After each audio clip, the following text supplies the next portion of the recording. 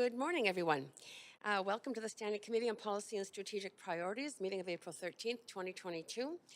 The committee meeting is being convened by electronic means as authorized under Part 14 of the Procedure Bylaw. As such, committee members may participate in person or by electronic means. Committee members participating by electronic means are reminded that in accordance with Section 14.13 of the Procedure Bylaw, video must be enabled in order to confirm quorum. Members are also asked to please advise the clerk if you need to leave the meeting. If a committee member loses connection during the voting process, staff will get you back online quickly while we suspend that voting process. The staff contact information has been circulated to you. Video of committee members speaking, presentations, and vote results will be projected on the live stream when available. Members of the public who wish to participate are encouraged to submit comments online or participate via telephone. Let me start by acknowledging that we are on the unceded homelands of the Musqueam, Squamish, and Tsleil-Waututh people. Thank them for having cared for this land and look forward to working with them in partnership as we continue to build this great city together. I also want to take a moment to recognize the incredible contribution of the City of Vancouver staff who work hard every day to make our city an incredible place to live, work, and play. Clerk, can we have the roll call, please? Yes, Mayor Stewart is on leave of absence. Councillor Carr is in the chair. Councillor DeGenova, I understand she's running late and will be here momentarily. Councillor Fry. Councillor Swanson. Here. Councillor Hardwick. Councillor Wiebe is on leave of absence until 1 p.m. today. Councillor Boyle. Councillor Dominato. Present. And Councillor Bligh is unwell this morning. Councillor Kirby Young. Present. The meeting has quorum, Chair Carr. Thank you so much.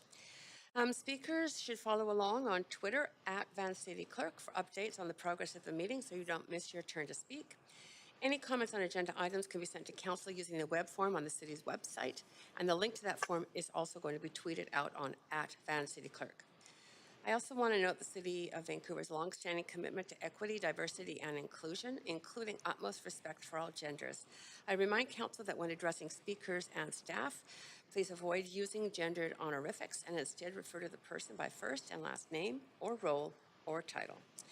So we have 11 items of business on today's agenda, 6 staff reports, and 5 member motions referred from yesterday, April 12th council meeting.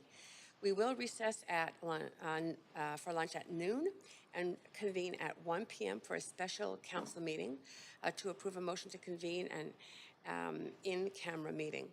We will then meet in camera and reconvene the standing committee at 2:30 p.m. Should the business not be completed prior to 5 p.m. today, we will recess for dinner at 5 and reconvene at 6. Should the business not be completed this evening, the meeting will reconvene next Tuesday, April 19th, 2022 at 3 p.m. Finally, I would like to remind council members that if amendments are brought forward, they must be submitted to the city clerk in final written form before you introduce them. Please ensure the clerk has received your amendments by using the council meeting amendments-DL. As chair for the meeting, I'm suggesting for reports that have no speakers and no presentations that we adopt the recommendations collectively in a single motion. Although report 3 would be included in that, it does need a 2/3 vote of council. Clerks, do we have 2/3 of council members present? Chair Carr, we currently have 7 members present, and we would require 8 for all members of to have 2/3 of all members of council. Thank you so much. So we cannot adopt report 3 on consent. That leaves reports 5 and 6 that have no presentations and no speakers. Does any member wish to hold the reports for debate or questions to staff? Seeing none. Move the recommendations, Chair Carr. Does any member wish to declare a conflict of interest on the consent items? Hearing none, I am now looking for that motion to adopt. So moved, Councillor Kirby Young. Okay, thank you. Second by, thank you. Chair, we don't need a seconder, do we? Oh, yeah, that's true. Thank you, Vice Chair Kirby Young. We are now looking to just vote then on the 2 motions that I mentioned, 5 and 6. All those in favor say aye. Aye. Any opposed, say nay. Carries unanimously. Just to say that we have adopted motions 5, contract award for pre-qualifying contractors for sewer pump station projects, and 6, contract award for consulting services for the PNE Amphitheater Renewal Project, phases 1 and 2. Great. So before we begin the rest of our agenda, I want to remind speakers you have 5 minutes to make comments. You should state whether you are in support or in opposition of the recommendations and can only speak once. Council members, we are in committee. You have 3 minutes to ask questions to speakers. However, speakers are under no obligation to respond. I will also ask if speakers are residents of Vancouver, if it's not noted on our speakers list. Following the last speaker on the speakers list for each item, I will go back through the list for those who were not present when their name was initially called.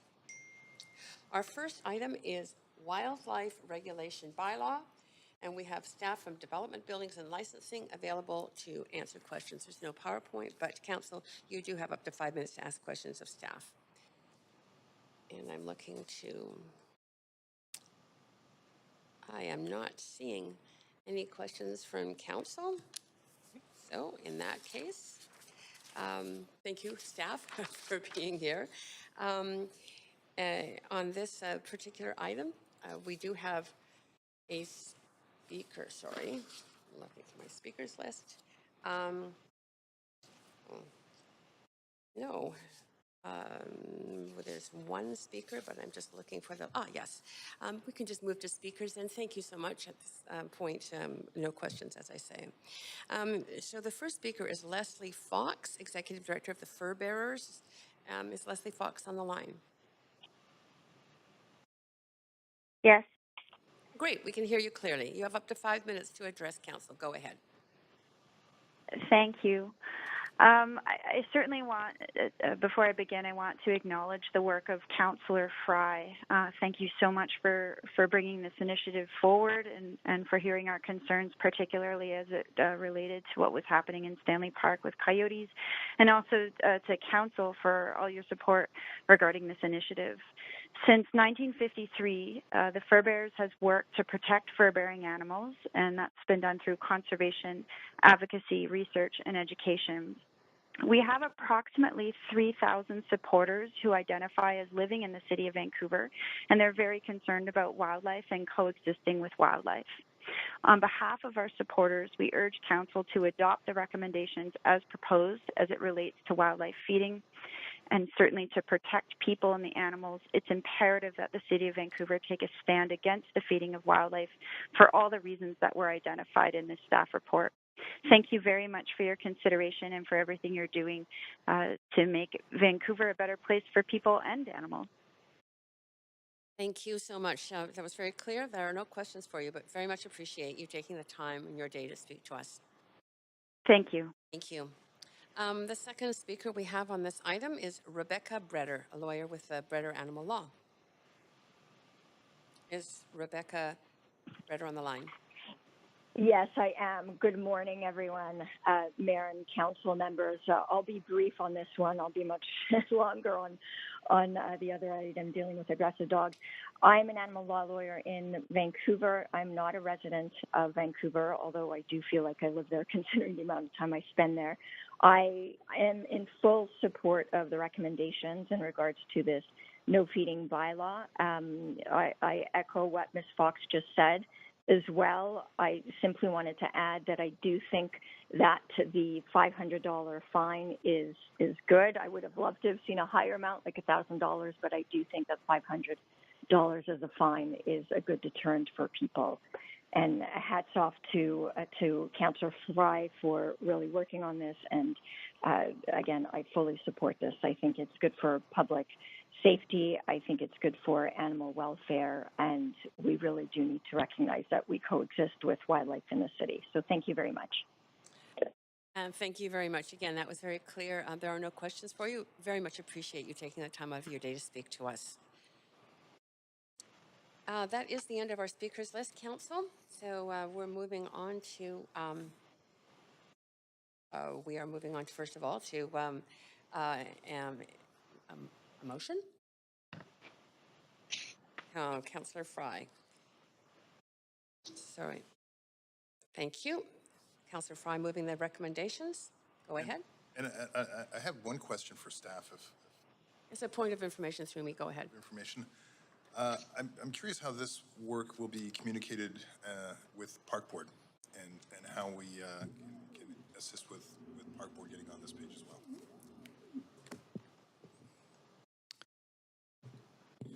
Thank you. Through the chair, we do work closely with the Park Board, and we have been in touch with them regarding this. Regarding any complaints that we get, if it's parks oriented, we would communicate with Parks. 311 already sends those to Parks. In terms of administration and management, we have regular meetings, so we do communicate fairly concurrently with Parks. Great, thanks, Koji. I appreciate that. I guess I'll just speak in support of these recommendations. I know the city was gripped with a lot of the anxiety around what was happening in Stanley Park with the coyotes, which we almost certainly circled back to the notion that they were being fed, and that contributed to their aggressive behavior. But it's not just coyotes. We see a lot of this. And in particular, in my neighborhood, we certainly see the unintended consequences of indiscriminate feeding of animals, leading to, quite frankly, an increase in rats and rodents and those kind of impacts, which are pretty significant. And I can't even count the amount of times we see buckets of noodles or rice that are dumped in the playground, and it's an issue, and it's a serious concern for public safety and health. Obviously, zoonotic disease transmission is something that we're all acutely aware of coming out of a 2-year pandemic that was arguably transmitted through a zoonotic infection. So I think this is a good move, and I appreciate staff putting it together. Thank you. Thank you. And on to Councillor Dominato. Go ahead. Thanks, Chair.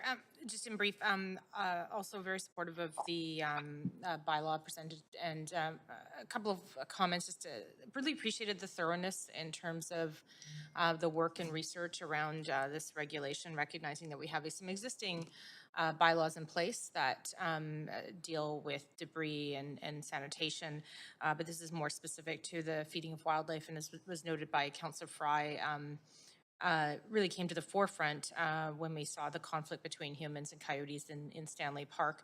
But certainly as a councillor, and over the number of years now being on council, I've had a number of concerns raised by residents about the impact of feeding wildlife, and whether it be disease, sanitation, property damage. And so, and I appreciated that in the development of the bylaw, there was a look to other metro jurisdictions and other jurisdictions around the province, and how they address wildlife, including the range of fees and fines that are levied. So appreciate this coming forward, and happy to support the staff recommendations.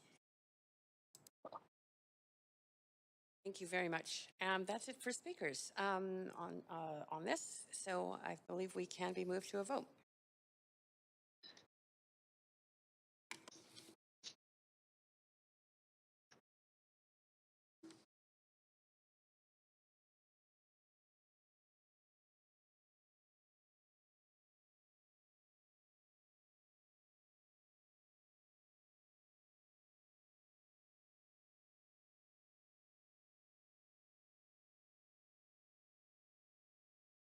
Great.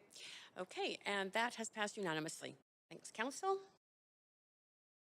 Moving on then to second item, relief and rehabilitation of aggressive dog designation.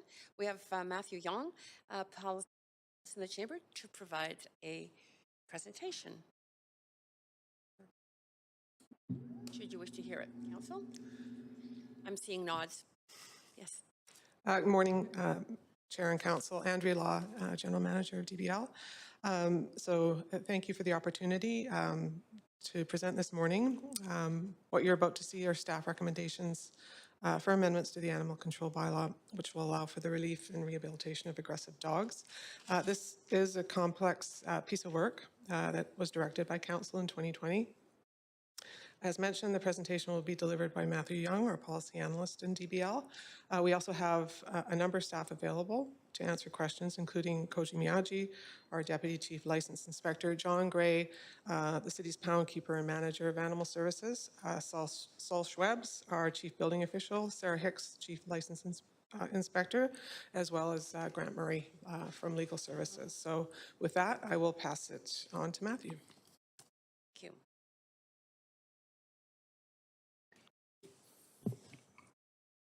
Thank you, Andrew.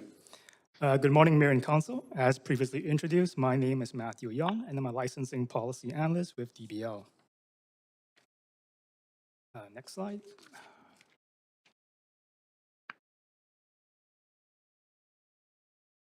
Just waiting for the slides to come up. So I'll begin today by providing a brief agenda of the council presentation, which starts with the operational context for Vancouver Animal Services, the direction provided by council, the jurisdictional context, an overview of our stakeholder consultation, the guiding principles for this initiative, and ending with the recommendations to council and how staff would implement them. Next slide. As you may already know, Vancouver Animal Services is the unit within DBL that provides critical animal control services. It plays many functions, including as a protector of public safety, as a regulator on the keeping and licensing of dogs and other animals. VAS is also a major animal care provider, including veterinarian care, and also through adoption services. And lastly, it's also a public educator on responsible pet ownership. In 2021, VAS licensed more than 23,000 dogs, received more than 800 calls about potential aggressive dog incidents. Through our thorough investigation process, designated 24 dogs as aggressive, cared for close to 500 dogs and other small animals in our municipal animal shelter facility, and is comprised of 19 full-time staff members, including 10 animal control officers under the direction of the municipal pound keeper. In March 2020, Council directed staff to bring back recommendations that would require an assessment from a licensed veterinarian or animal behaviorist prior to the city determining any dog as aggressive, allow for the rehabilitation of aggressive dogs 1 year after the determination if an animal behaviorist made an assessment that the dog is not aggressive, consider modernized animal control bylaws in other BC municipalities, and lastly, to consider and bring back recommendations on people who cannot afford the services of veterinarians and behaviorists. So how does Vancouver compare to other BC municipalities as well as the BC SPCA Model Animal Responsibility Bylaw? Vancouver currently has one single aggressive tier that includes dogs that have bitten a person or domestic animal without provocation, or if the dog has a known tendency for attacking without provocation. Other municipalities have escalating tiers based on the severity and damage from the dog bite. And because of those different tiers, there is also escalating levels of restrictions on the dogs, with dogs involved in less serious incidents subject to less onerous conditions like muzzling and shorter leashes, while those involved in more serious incidents could be required to show proof of spay or neuter or have liability insurance. In contrast, all aggressive dogs in Vancouver are required to be muzzled and properly secured on private property. Like Vancouver, the investigation is conducted internally by animal control officers before deciding that the dog is an aggressive dog. However, an assessment from an animal behaviorist is generally sought on more complex cases or when seeking a destruction order for provincially defined dangerous dogs. Lastly, dogs in Vancouver are not provided an appeal for relief or appeal. Note that the Vancouver Charter currently does not authorize an internal appeal, whereas such an appeal is authorized under the Community Charter. As such, other BC jurisdictions allow owners to apply for relief or appeal the decision that the dog is aggressive, depending on the severity of the aggressive dog incident. Next slide. Staff also consulted with a broad range of stakeholders, including the BC SPCA, veterinarians, animal behaviorists, dog trainers, and animal rights lawyers. The stakeholders consulted agreed that many aggressive dogs can be rehabilitated, that the city's current approach to aggressive dogs is too inflexible and detrimental to animal welfare, while also not being comprehensive enough to ensure public safety and accountability from the owner. However, There were also disagreements on which professions are qualified to assess and rehabilitate aggressive dogs, with different training philosophies and methodologies even within the professions themselves. This is further compounded by the lack of provincial regulations on dog trainers and animal behaviorists, which makes it difficult to codify their role in bylaw. In addition, there is also the difficulty of access, with there being less than 10 animal behaviorists with widely recognized credentials practicing in the province.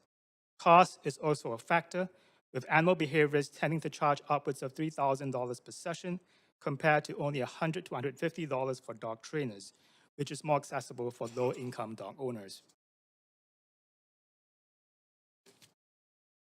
So with considerations on the jurisdictional research and the stakeholder findings, staff worked with 5 principles that guided the development of the recommended approach. Number 1, increase public safety by better preventing dog bites. Number 2, safeguard the welfare of aggressive dogs through the possibility of rehabilitation. Number 3, increase the accountability and responsibility of dog owners through risk-based regulations. Number 4, enable access to the rehabilitation of aggressive dogs for owners of all socioeconomic backgrounds. And number 5, ensure cost recovery of municipal animal services functions. So with that, staff are proposing amendments to the animal control bylaw that strikes a balance between the aforementioned guiding principles. On the process for determining aggressive dogs, staff do not recommend requiring an assessment from a veterinarian or animal behaviorist for every determination because of the extra costs to the city, estimated annually at around $150,000. It would also increase the time needed to investigate and enforce aggressive dog incidents, which is a potential risk to public safety. Instead, staff are recommending amendments that will clarify the criteria for determining a dog as aggressive, including consideration of any available history of the dog and its owner, available witness statements, and in more serious and complex cases, reports from qualified professionals such as veterinarians and animal behaviorists. If the dog is determined to be aggressive, a notice would then be provided to the owner, notifying them of the determination and the restrictions on their dog license. Next slide. Instead of the tiered approach that other BC jurisdictions, staff are recommending a similarly risk-based but unique licensing approach to aggressive dogs. The key components of the approach would include a broadening of the definition of aggressive dogs to include those that display aggressive behavior, for example, growling or snarling, which would allow the city to intervene before it escalates to a major bite incident. Next is the requirement for owners of aggressive dogs to obtain a new aggressive dog license, which replaces the existing dog license. And lastly, the flexibility for the city to impose different types of conditions on the license, which will correspond to the severity and underlying causes of the aggressive dog incident, including the living situation of the dog and its owner. These conditions can range from the current muzzling and enclosure requirements to shorter leashes, permanent microchip identification, retaining a dog trainer for the purposes of behavioral training, and liability insurance, among others. The owner of the aggressive dog is required to comply with the conditions on their license. Failure to comply can result in a recommendation to council for the suspension or revocation of a dog license. Next slide. As directed by council, the owner of an aggressive dog would be allowed to apply to the pound keeper for relief 1 year after the notice was provided. To protect public safety, the pound keeper will only approve the application if the city receives no further complaints in the previous 12 months, the owner complies with all conditions on the license, and the owner provides written documentation certifying that the dog has completed an acceptable behavioral modification course, or in cases where the dog has injured a person or domestic animal, an assessment by a qualified veterinarian or animal behaviorist that the dog is no longer aggressive. Staff are also recommending a one-strike approach, whereby a rehabilitated aggressive dog that bites and injures another person or domestic animal will not be eligible for further applications for relief.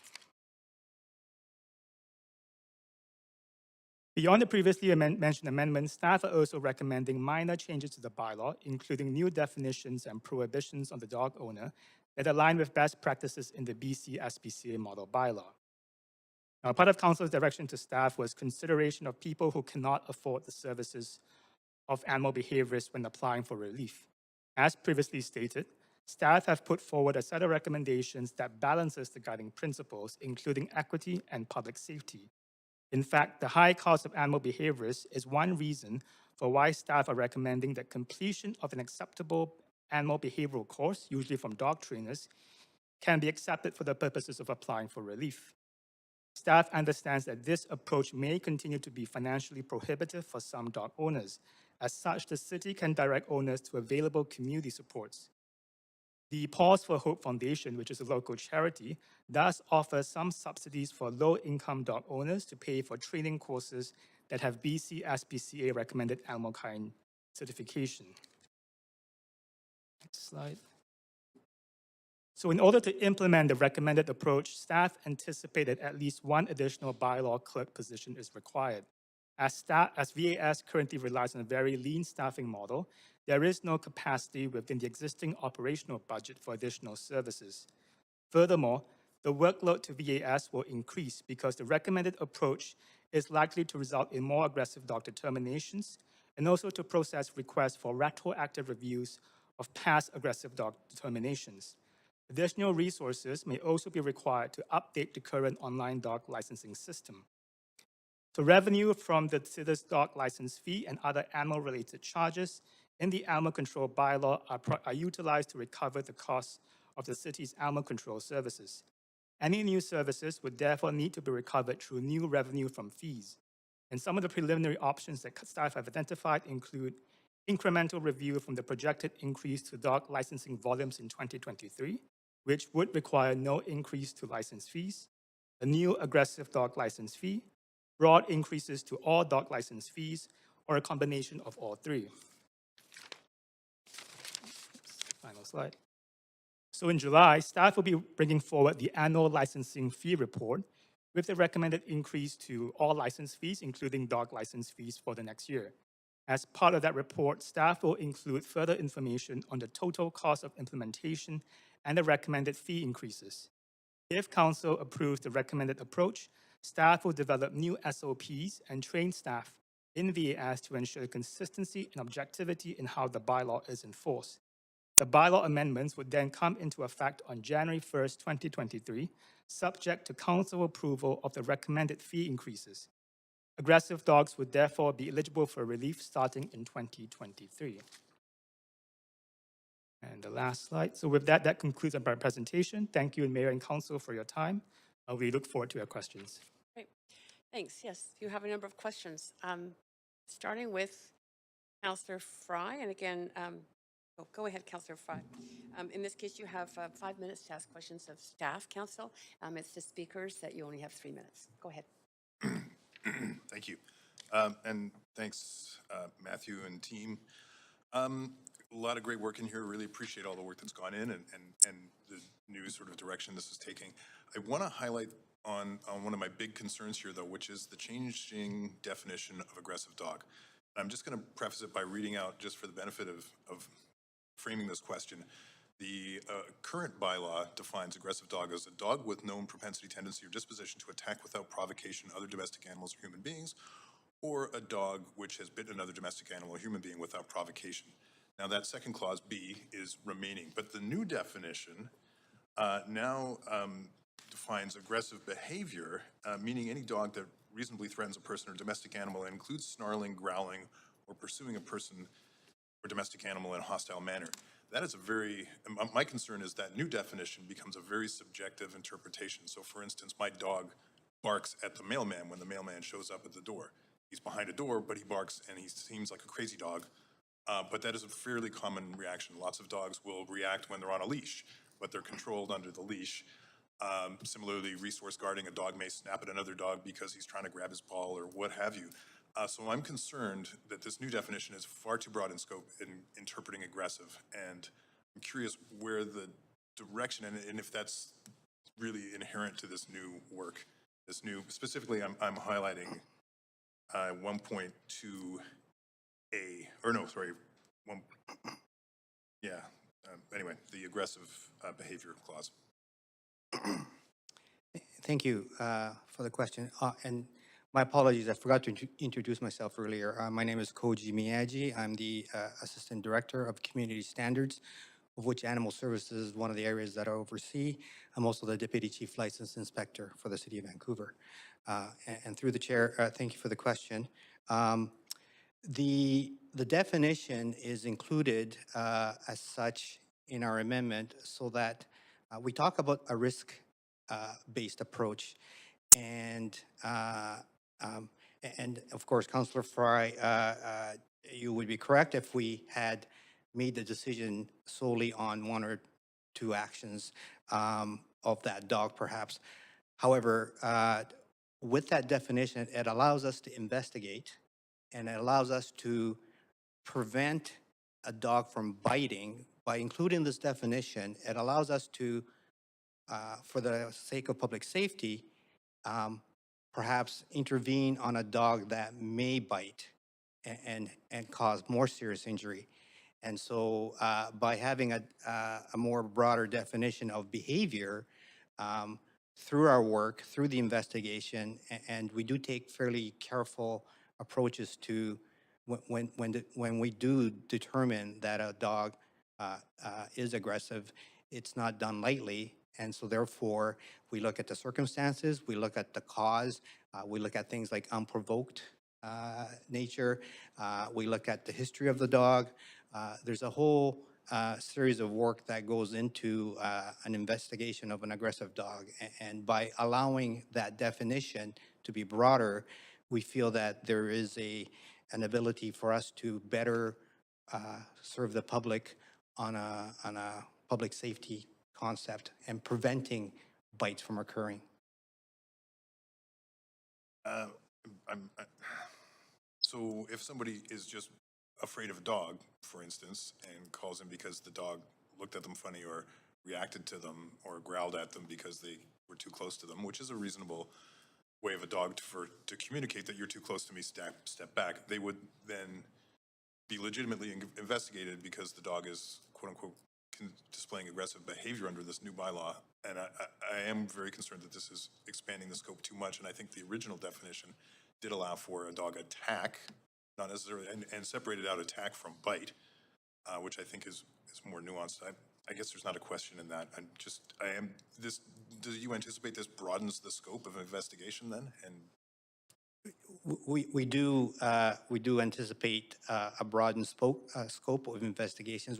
We believe that's a good thing in the sense that it allows our ACOs who are specialists in what they do to actually look at a dog through a complaint or even an observation. And we feel fairly confident that we'd be able to determine correctly whether that particular dog does meet the aggressive definition or that it was a reaction at times. And I do understand there may be subjectivity involved. Enforcement is based on discretion as well, but we try to err on the side of public safety, and we also want, the intent here is not to have a slew of aggressive dogs, but prevent more serious incidences from occurring. And so we do use a very trained approach, and we hope that this particular definition will help us look at those situations more closely. Great, thank you so much. That was over time. Councillors, if you could keep your questions not tight to your 5 minutes so that gives a chance for staff to answer, that would be appreciated. Councillor DiGenova, you're next. Go ahead, up to 5 minutes. Just move another round right now if possible. Just in case. All those in support of a second round, say aye. Aye. Opposed, say nay. Go ahead. Thank you, Councillor DiGenova. Thanks so much, and appreciate some of the explanations. I'm gonna, some of my questions follow up on Councillor Fry's questions, and specifically, I'm wondering, can you tell us how much training and how much time would an animal control officer have had to have been an expert in their field before they would be allowed to make a decision about a dangerous or aggressive animal? So what's the degree of training, and is there like, they can be on the job 6 days and make these decisions? Just wondering. Thank you. Through the chair, I should clarify too. In the report, it says ACOs or animal control officers will determine. Um, they will do the investigation. The determination is done by the pound keeper. And so therefore, it is not a random decision on the street. And that investigations, the information is collected by the ACOs.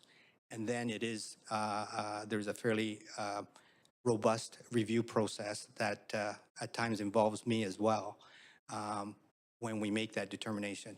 Now, with that said, the question of training the officers, Vancouver animal control officers are different than the other municipal bylaw officers where that also look after animal control, that other municipalities have bylaw officers that look after a gamut of bylaws, including things that our PUI inspectors do, for example.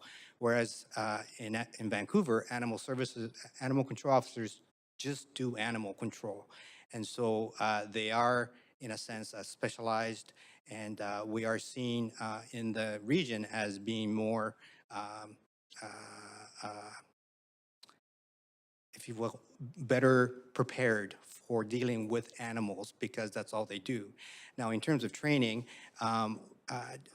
there are college courses that we ask them to look into. On the postings, it doesn't say that these things are required. However, when we interview folks and whatnot, we look for previous experience, and then we have in-house training that provides ability to work with animals, handle animals, determine aggressiveness and whatnot. There's no requirement for them to take these college courses? There is not a requirement written on the posting. However, that's the minimum requirement. And so when we have our hirings, we always hire people with experience. Sorry, I just have a few more questions. Sure. So I understand there's not a statutory requirement that a veterinarian has to be involved in a determination of a dangerous dog in the Vancouver Charter, but I understand a veterinarian may be involved. At what point did the animal control officer or the pound keeper say, oh, we need a behaviorist involved, or we need a veterinarian involved? And why wouldn't every animal have that opportunity then? Yes, through the chair. Maybe I'll answer sort of the latter question. Every animal is not assessed, unfortunately, because of the cost prohibitive nature. It would require close to $150,000 to $200,000 if we had to assess every incident. So how do you decide who gets what animal gets assessed and not? So on the dangerous dog, the ones that we refer to the courts for prosecution, those are the ones that so the serious ones that have serious bites, ones that end up going to court for destruction, those ones we use the behaviorists to get another opinion that we then layer into our prosecution case. Okay, and the ones that go to court, that would be on why would they go to court versus others that wouldn't go to court? It would be if they seriously hurt someone? It's based on the pound keeper's assessment on the investigation, on the serious nature of the incident. Okay. So not all cases go to court. And I'm glad I moved that second round, but I'll leave it there and come back on. Thanks, and that was perfectly timed, Councillor DiGenova. So I'm just going to go ahead and move myself off the list for now. Councillor Boyle, go ahead. Thanks. I also had a question, and I see there are speakers on the list I can ask this of too, but trying to understand the different expertise and roles that trainers and behavioralists and veterinarians play, and I guess who determines who is needed there to make sure we're getting sufficient advice from a qualified expert. Yes, through the chair, we have been using a behaviorist, and we use this one individual regularly. And unfortunately, this field is not regulated by the province per se, and so there is, if you will, qualifications that we look at. And so based on that, we go through and select a behaviorist.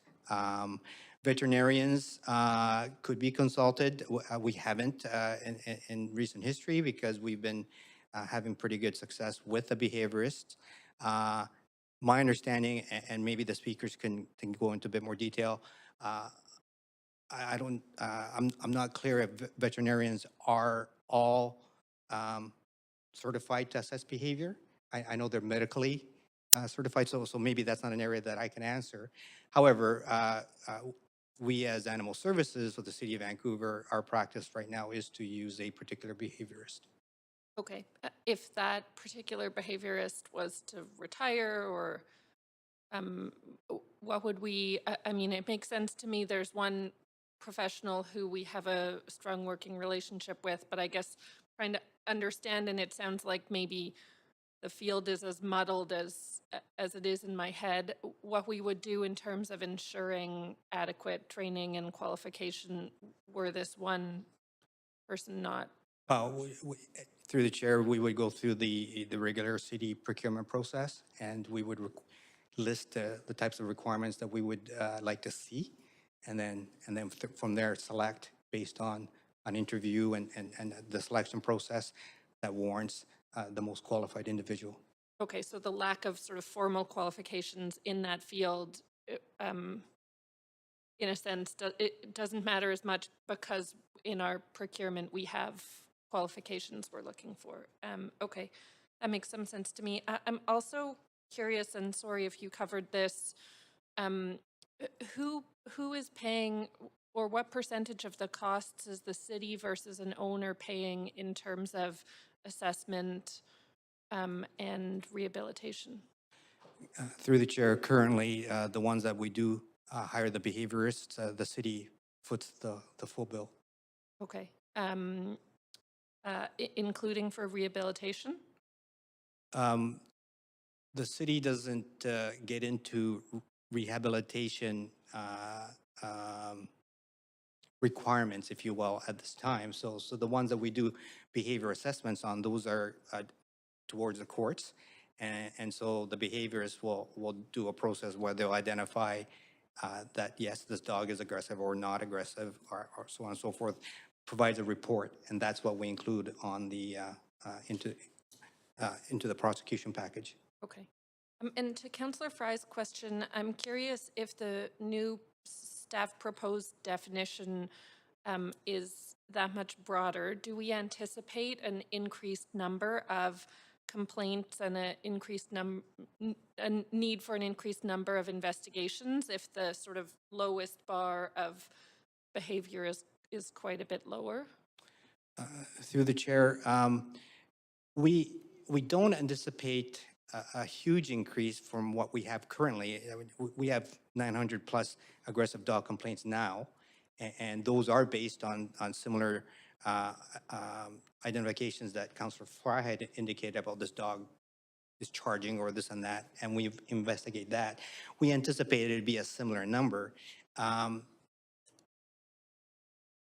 the other side, if we end up narrowing it just to bites, we may actually end up seeing fewer complaints because it may not fall into that definition of an aggressive dog because it hadn't been yet.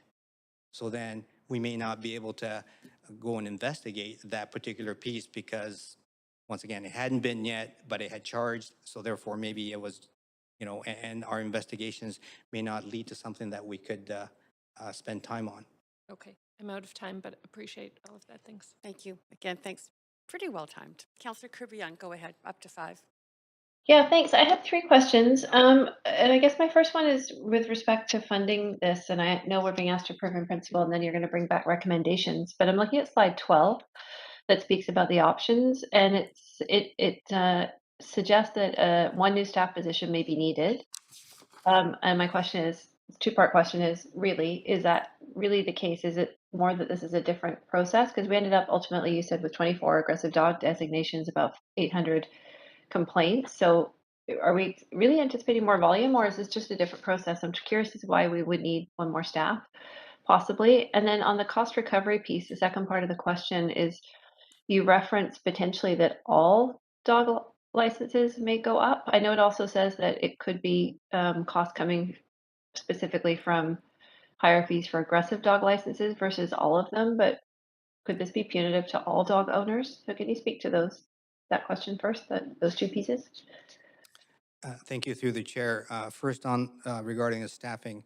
Um, Currently, this bylaw would create new processes that we do not currently do. It is a bit more complicated process, if you will. Right now, yes, the aggressive dog designation, once it's on there, it stays on the dog. And so then there's no need for a review. There's no need for an appeal process, if you will. Although that's not what we're calling it, but there is a whole complication of how do we then cancel or suspend the license. There's all these kind of things that we don't currently do right now. We also feel that through the bylaw, there will be reviews that are required of past animal or dogs that have been designated aggressive. And so that would increase the workload of maintaining that process. The record keeping and the, I guess, Okay, I have a yeah, sense of that. I'm just going sure. to keep moving for time. Can I get you to zero in on the other piece of the Sure. question, please, around what's the likelihood you're going to see a recommendation that we're going to increase all dog licenses and So everybody pay versus just the owners of aggressive dogs? thank you. Through the chair, the cost recovery piece, the dog license, owners of all dog licenses, I guess we don't interpret that as punitive, but we interpret it as a benefit that they would have. Now, it would be because all the dog licenses, there is a larger number of those folks that have licenses, 23,000 plus. A lower fee increase would enable a broader support ability to generate to cover the cost of this. We also see that all dogs are potentially can be aggressive, and so Okay, therefore, I understand that, but maybe I can just be very sure. clear. Are staff leaning towards one of these possible options for the funding mechanism? Is there one that you are thinking you are more likely to recommend than others, like increasing all fees or having the fees come specifically from aggressive dog owners, or where are you leaning?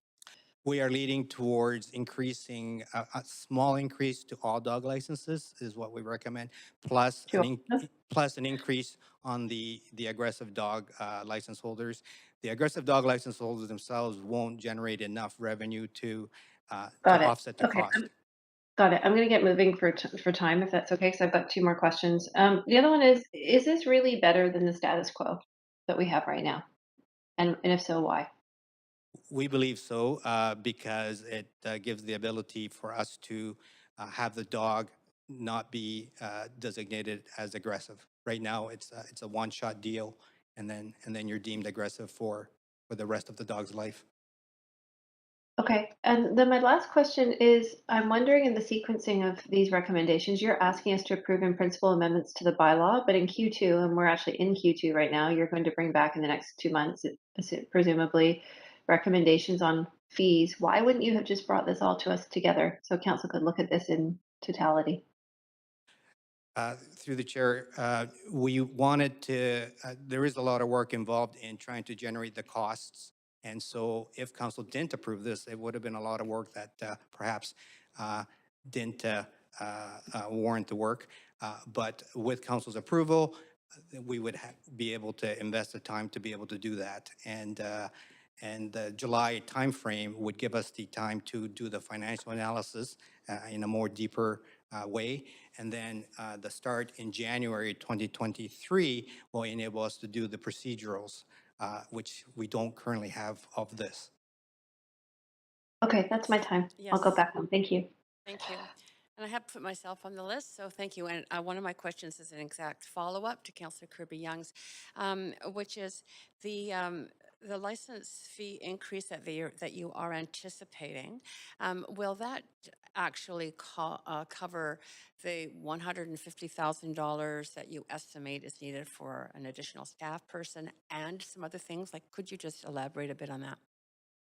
Yes, Madam Chair, the license fee increase will, what we're suggesting, which is a minor increase of a few dollars, will not cover the $150,000 or more of the behavior assessment.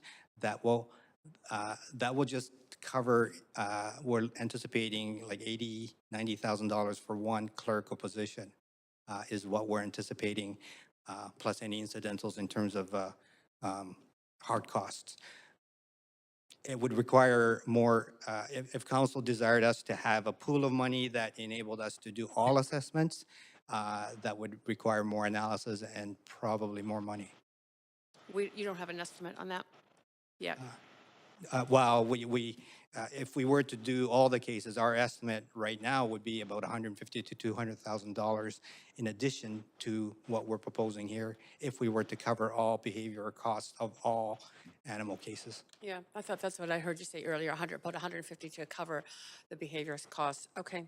Can you tell me why or what would happen in the case of getting a behaviorist who is not a medically trained a license holder, such as a vet is?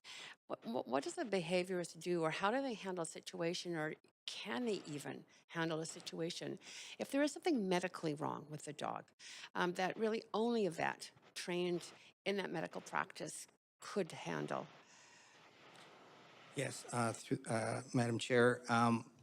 Currently, if we suspect there is a medical reason for a dog's behavior, we will approach a veterinarian as well. So it's not limited just to a behaviorist currently, and we would presume to do those practices in the future as well for the well-being of the dog. And once again, I think the speakers may be able to speak to this a bit more. The behaviors have certain, if you call it, I don't know, dog psychology type of approach to things and looking at their behaviors. The medical side, certainly the veterinarians that are trained on the medical side of things, I'm not qualified to speak on what they have taken on the medical behavior causes. And some veterinarians, I think, are similar to medical doctors, I think specialize in certain things. And so I would have to default to a veterinarian to maybe comment on that one. We could come back late, report back on that detail another time.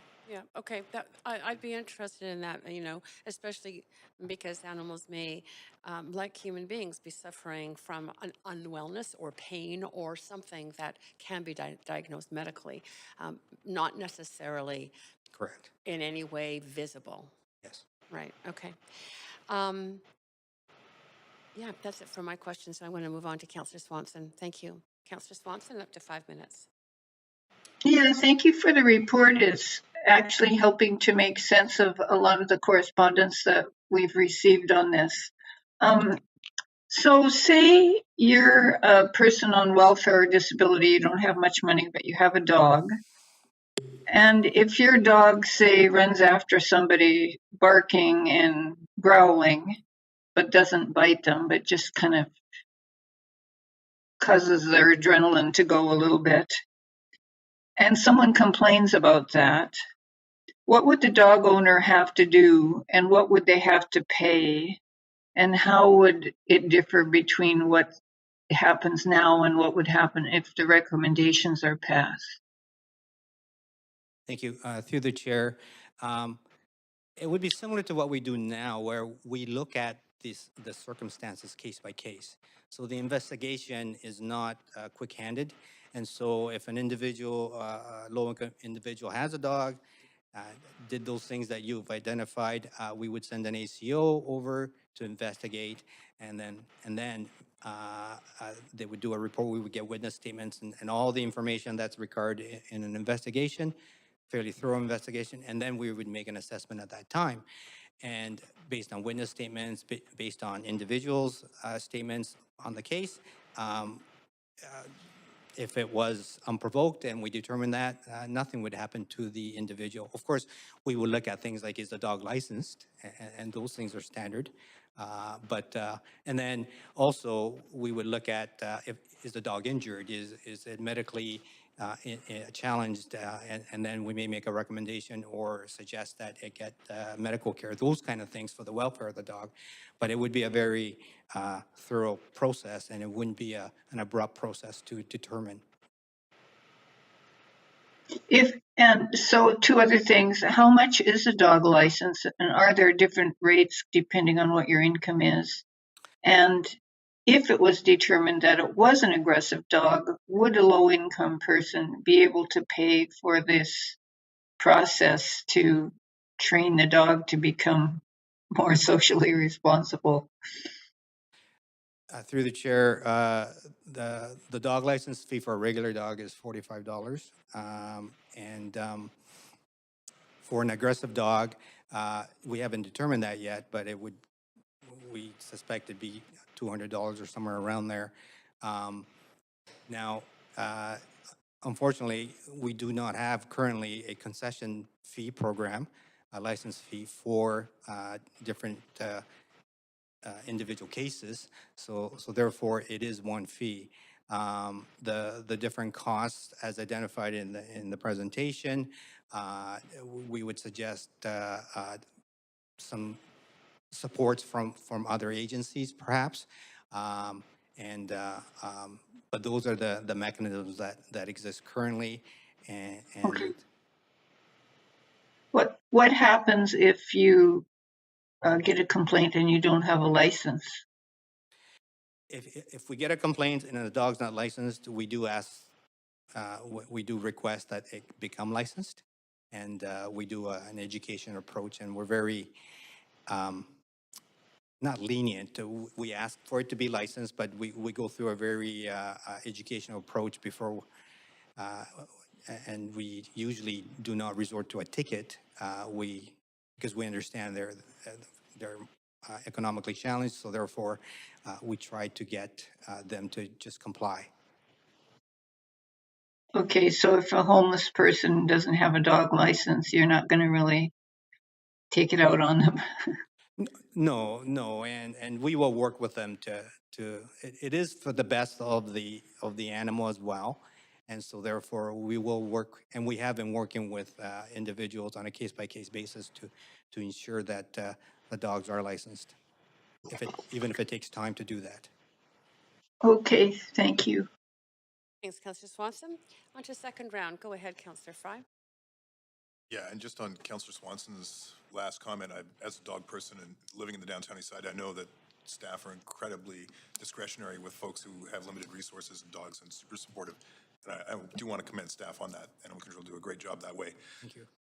I want to, and actually, just before I forget to mention this, if we're talking about the fee structures, I like C or D. I think those are for later. Yes. I want to just come back to the new definition of aggressive, and I'm still really struggling with it. I'm looking at the website, and it talks about how to report a dog bite or attack, and then 311 or Van Connect or whatever. So we would essentially be changing that messaging from report a dog bite or attack or growling at me or that kind of thing, and really expanding the definition by our own kind of portal. And that, I worry, and you don't think that would substantially increase the amount of complaints?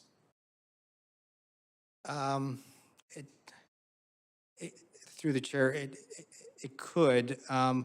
We do the screening where when we take the call, and we'll ask what the circumstances are as well. There is that triaging, if you will, of these cases. Could it increase calls to 311? Yes, it could. I believe they're capable of handling that, but But that does cost us money at the end of the day. There could be a slight cost increase. I think for the overall benefit of the welfare of the animal and public safety, I think that's something that we're prepared to work with. Okay, well, I'm gonna shift over. And so looking at this also, what is our percentage of licensing, and could we be doing a better kind of outreach to talk about aggressive, I'm fond of saying we should be licensing dog owners, not dogs. Can we be doing a better job at outreach to encourage positive behavior and that kind of thing? Yes, through the chair, we do have a very robust approach to responsible pet ownership, if you will. And we work with other agencies to get that message across as well. There is no question that we'd like to do more. And it's always an approach that we take. Our bylaw enforcement approach is towards compliance. And so therefore, it's not an enforcement where we ticket right away or we designate right away. We always take the education and understanding approach. So with that, this new bylaw will also enhance additional education materials to go out. Okay, I want to hone in on a couple of articles in the bylaw. Number one on 4A.2, review before notice. As I interpret that, that does, if there is a veterinary opinion, that it would be qualified as a professional input that we're already prescribing. So I know there's been some concerns from the veterinary industry lobby group that it's not bring, but my interpretation is correct then, that we would consider a veterinary input? Through the chair, we would, for medical reasons or for those specializations that the veterinarians are very qualified to make. Yes, certainly, and that's why that definition is in there. I don't know if our legal wants to comment on that or.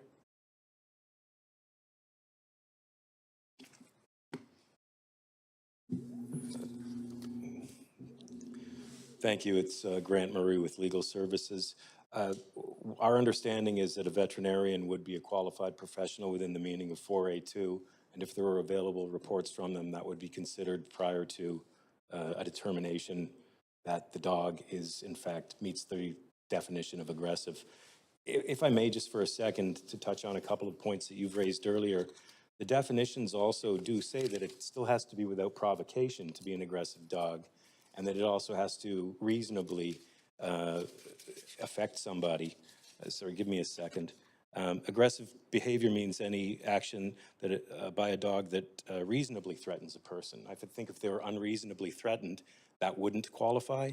And it still includes the fact that it has to be, in the aggressive dog definition, it has to be without provocation. So admittedly, we are casting the net here a little wider, but part of the reason we're casting the net wider is in order to better impose particular license conditions as a result of the new development of the conditions of license that will be authorized under the new bylaw to target certain things to certain dogs that may not have bitten anybody, but could still be aggressive dogs. So I think a lot of fish will still swim out of the net, but the net will catch more, I believe, and then afterwards we can process them back at the fish place better. My whole analogy just fell apart, but there you go. Thank you. Thanks, Grant. That's it I'm out for of your time. time. Great. Thank you. Councillor DiGenova for your second round. Go ahead. Thanks so much. I'm just wondering how the behaviorist. So there's, let's say someone is told that their animal should receive, I mean, aside from medical reasons, as Councillor Carr had asked in her question, that can be related to incidents. I'm just wondering, how are people supposed to go out and actually find a behaviorist if they were able to pay for one? I understand that there's only 2 in the entire region that really practice and have all of the credentials. And I understand that it also is in the thousands of dollars for a behaviorist. So even if we assess an animal and we take on that cost, how are people supposed to continue to follow up on that? I'm just wondering. Through the chair, yes, it is a small field is my understanding. Um, we can certainly refer individuals if they want us to provide that information. We've also included dog trainers as possible behavior modifiers in this bylaw. And dog trainers, once again, aren't necessarily regulated by the province. However, there are a larger number of those, and they do cost less as well. So that's another option. And so sorry, but what are the credentials needed to be a dog trainer? Can anyone just put an ad up on Craigslist and call themselves a dog trainer? Through the chair, that may be the case. We do have a recommended list of qualifications, if you will. Okay. That we have, that we say, look for these credentials on these various trainers, and that should be good for you. This kind of approach. I'm also wondering, why are we not charging back the cost of consulting a behaviorist in making an assessment or a decision? Why would that cost not be charged back to the owner? Maybe I could defer that to our legal folks. Our prosecution, I think they do ask for that, and I don't know if that's granted through the courts or not, but these behaviors are for the court prosecution. So we pay up front, but if we do get something back, then it might be covered. Correct. But it may be very hard, and we may actually spend more money trying to recover that. Correct. And the actual cost would be. Okay, and then I'm just wondering about the fairness. So basically, an animal gets to see a veterinarian if there's a court case, but if there's not a court case, there might not be that option for that animal, although that animal could be ordered to be destroyed. Is that correct? I would say that for all serious cases, and when we deem it serious, that would include an injury or a bite, then yes, we would have an assessment done. Now, ones that go to court certainly are the ones that definitely will have a behaviorist based on our current practice. But it's to our discretion if we feel that this dog may not be prosecuted. However, it's shown fairly aggressive behavior, history, whatever the investigation shows, we may have an assessment done, or even a veterinarian take a look at it, say, what are the medical causes that's doing that? How many dogs have been destroyed in the past 10 years? By us? Dangerous or aggressive dogs, how many have been ordered destroyed? Through the chair, I may have to get back to you on that one. If you could, that would be great. I'm happy to ask that as a point of information after in my time. And I'm also wondering how many complaints have come through or incidents with aggressive dogs have come through the Vancouver Police Department?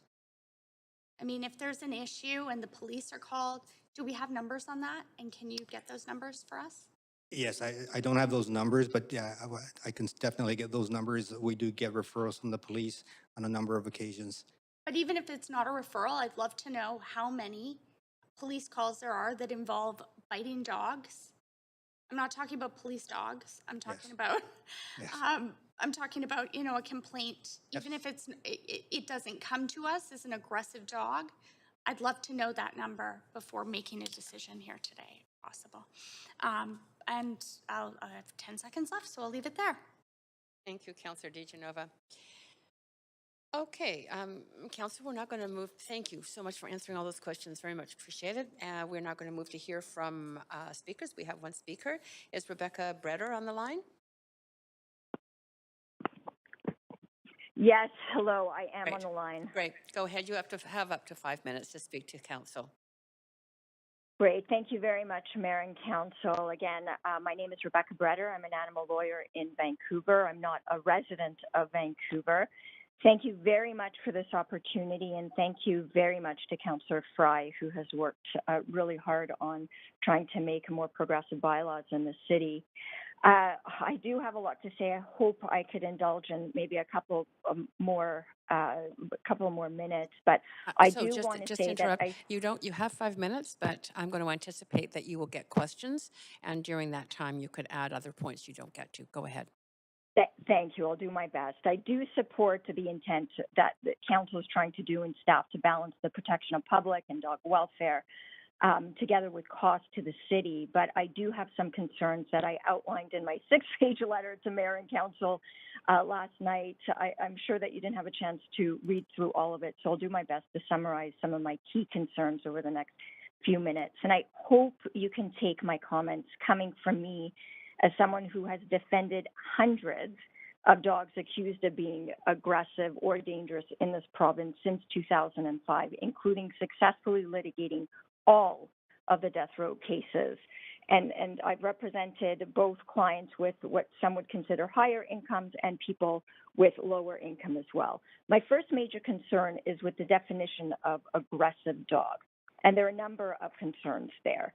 And the first concern that I have is that the current definition under the proposed bylaw does not require a qualified professional to be involved before a dog is considered aggressive, even though a professional like that should be involved. With respect to the chief licensing inspector, the reality is that animal control officers are not trained enough or qualified to understand behavior well enough to designate a dog as aggressive. They sometimes take a college course, and to be clear, that college course is not, a couple of years. It may last a couple of months. I know Dr. Ledger teaches one at Langara College. Some may or may not take them. But in turn, because of these lack of qualifications and experience, it turns into serious implications for dogs' welfare, the rights of dog owners, and a continued risk to public safety. In regard to who should be a qualified professional, and I know this theme has come up even today, the proposed bylaw right now, when dealing with when animal control officers issue aggressive dog notices, leaves it as general, and it should remain like that because it can include both veterinarians qualified in animal behavior as well as qualified animal behaviorists depending on the circumstances. It would be dangerous for both public safety and animal welfare to only include veterinarians as the qualified professionals. And this is because the reality is that most veterinarians are not qualified in animal behavior to properly assess a dog as aggressive. And like I said, I've been involved in so many of these cases since 2005, and never has a dog been euthanized under my watch. And I say that not because I think I'm a great lawyer, but I say that because courts have agreed with me that the qualified professionals who I have used in my cases are the ones in the best position to determine whether a dog poses an unacceptable risk to the public. That is what courts care about. And I have rarely used a veterinarian as my main expert. Now, veterinarians do play part in some of the cases in this process. They're there to physically assess a dog at the beginning to make sure that a dog is not sick and that there aren't underlying conditions attributing to the dog's aggressive behavior, or if medication is required, then they prescribe that medication and on we go. But it's the animal behaviorist who is the main expert who provides a behavioral assessment. And it's wrong to say that only a veterinarian can conclude whether a dog is aggressive.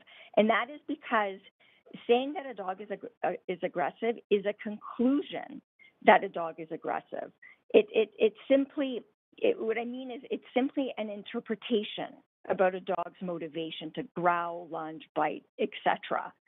And so let me just make a point that it came up now, and I know it's a point that's of concern, is cost to the city in regards to these qualified professionals.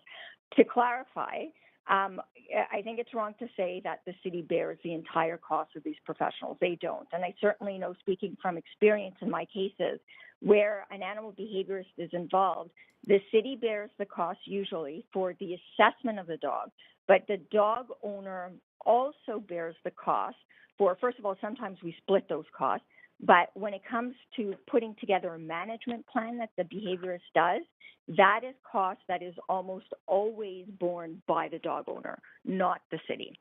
The other major concern that I have about the aggressive definition is, like Councillor Fry already alluded to, is that the definition of aggressive behavior is now included in the definition of an aggressive dog. It is far too subjective. It really leaves the ability for a person to just feel threatened, and that person then, and then that dog, sorry, is then considered aggressive under the new bylaw. Rebecca, I'm gonna have to stop you here. Yes. But you do have questions, so I'm going to move to Councillor DiGenova to ask you questions, and perhaps you can work your points into the answers. Go ahead, Sure. Councillor DiGenova, for up to 3 minutes. Thanks, Rebecca. And I appreciate it. What I hear you saying is you're not here to say that it's all about the law, but basically it shouldn't have to come to you sometimes. Is that correct? Like, it shouldn't have to go that far down that route where you have to fight for a dog. Is that correct? Is that what I'm hearing? Of course.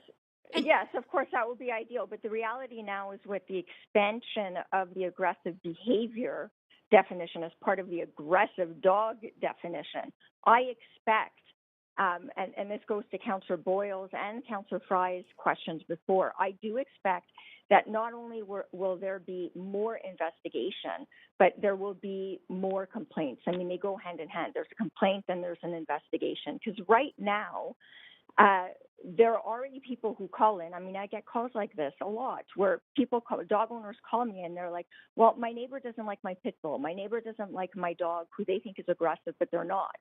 And so an investigation starts. Sometimes it turns into something. Sometimes it doesn't. But right now, under the proposed bylaw, animal control will, let me rephrase that. Right now, under the proposed bylaw, the fact that someone makes a complaint like that will automatically mean that the dog meets the definition of aggressive. Because what council needs to understand, and this is what I wanted to say just before I was cut off because of time, is that a dog is, in law, a dog is considered aggressive even without animal control sending a notice to dog owners saying that their dog is considered aggressive. As long as the dog's behavior meets the definition of aggressive dog, in law, that means the dog meets the definition. Okay. That's it. And so I just want to make that clear because council may think that, well, a dog is only going to be considered if animal control is involved and issues that designation.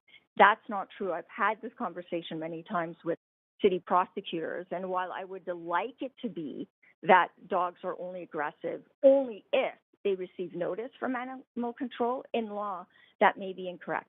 I have 1 minute left, and I want to ask you, do you think we should make this decision today, not knowing how many dogs actually have been ordered destroyed or designated aggressive or dangerous by the pound keeper or by the city?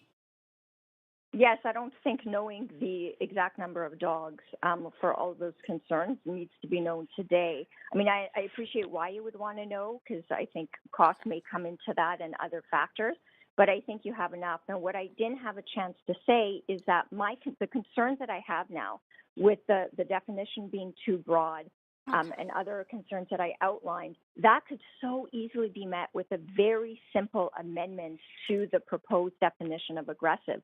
And all I wanted to propose is right now, if you look at the definition, the proposed definition of aggressive dog, there should be, so right now it says a dog that has without provocation displayed aggressive behavior or bitten another domestic animal or person, leave that as is, but also add something like and a person received a notice under section 4A.1. That 4A.1 is the provision that deals with animal control may issue a notice of the dog being aggressive. And under that provision, before a notice is given, animal control needs to look at any available witness statements, any available reports by qualified professionals, which again could include veterinarians and animal behaviorists, or those with some expertise in animal behavior. So if that is included in the definition of aggressive dog, that means that implicitly there would be a qualified professional that is involved in the true designation of an aggressive dog. Okay, I thanks. explain it a bit well more in over my letter. time. I hope I that makes didn't sense. want to interrupt, but thanks for indulging me, Chair. And Yeah, Councillor Fry, over to you for 3 minutes. Go ahead. Yeah, thanks, Rebecca, and thanks for the letter overnight. It was quite thorough and raised a lot of interesting points, and thank you for the work you do. I just want to kind of zoom out to just take a little bit more of a kind of layperson overview of this, because I think we are getting into the weeds on a lot of complex stuff that is important, but I think what, for the interest of the city governance and public safety and stuff, we need to sort of focus on what it actually looks like. So a dog goes and attacks somebody or bites somebody, and the process, and I think the intent behind this was to rehabilitate, to provide an avenue for potentially rehabilitation, understanding that there may be different circumstances in what led a dog to bite or attack. Is that still reflected in this work, notwithstanding the definition issue of aggressive behavior? Sorry, can you, I just want to make sure I understand the question. So is the question that the overall concern about the city, well, I guess whether that's met with the... Maybe some of the comments to the effect of like qualifications of animal control officer. I mean, I think if a dog attacks or bites, that reasonably qualifies it as aggressive behavior, and yes, should be investigated as such. Yes, exactly, and I think on that point, qualified professional right now is not defined in the proposed bylaw, and I think that's fine. I think that's fine, because that leaves discretion to animal control to consult with the experts who need to be consulted, as well as providing the option for dog owners to provide their own witness statements and perhaps more importantly, their own reports from their own animal behaviorist or expert who they want to use.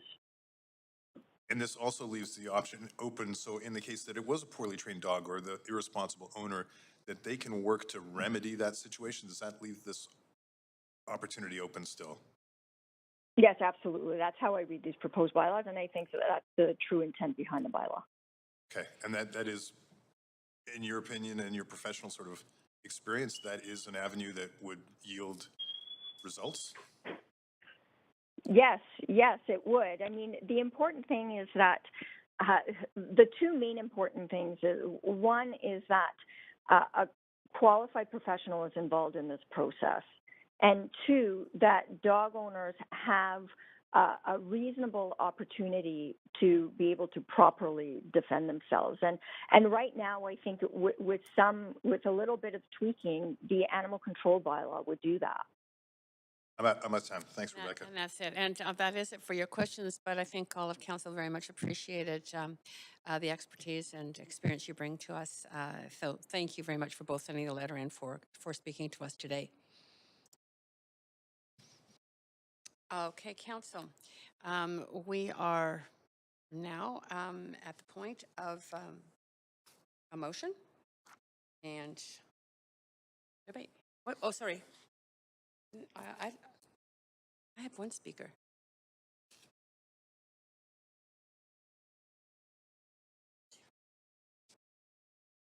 I have 5 speakers on my list. Sorry, I was given earlier the wrong list. Just Thank checking. You so much.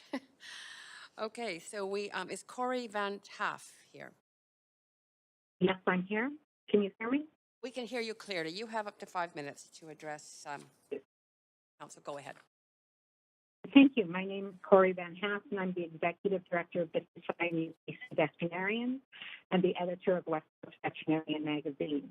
I wanted to share a bit about me first. In the late 1990s, the provincial government appointed me to represent the public interest as a lay member to the veterinarians regulatory body. Then I was appointed to hear allegations of misconduct against veterinarians and did so for 7 years.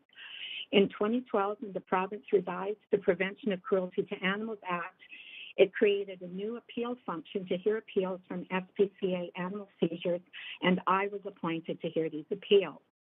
Concurrent with these appointments, I worked as a print and radio journalist, writing primarily about business, medicine, and of course, dogs for Modern Dog magazine.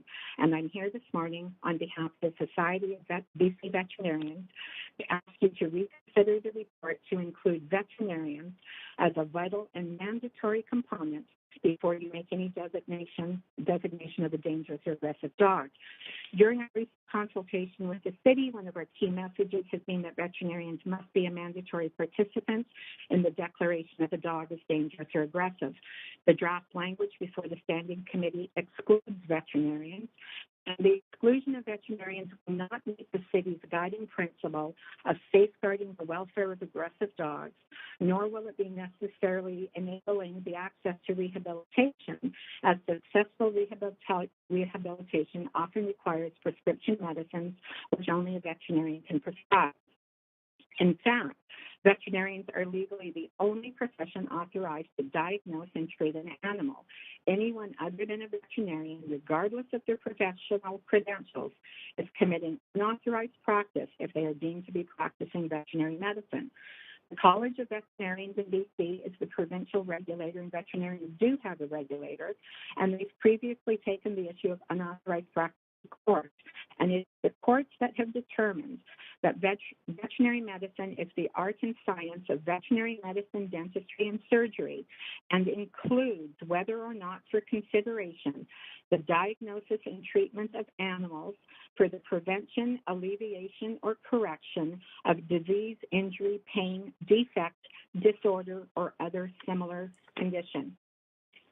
Your draft report also says that ACOs must take into account any available reports from qualified professionals.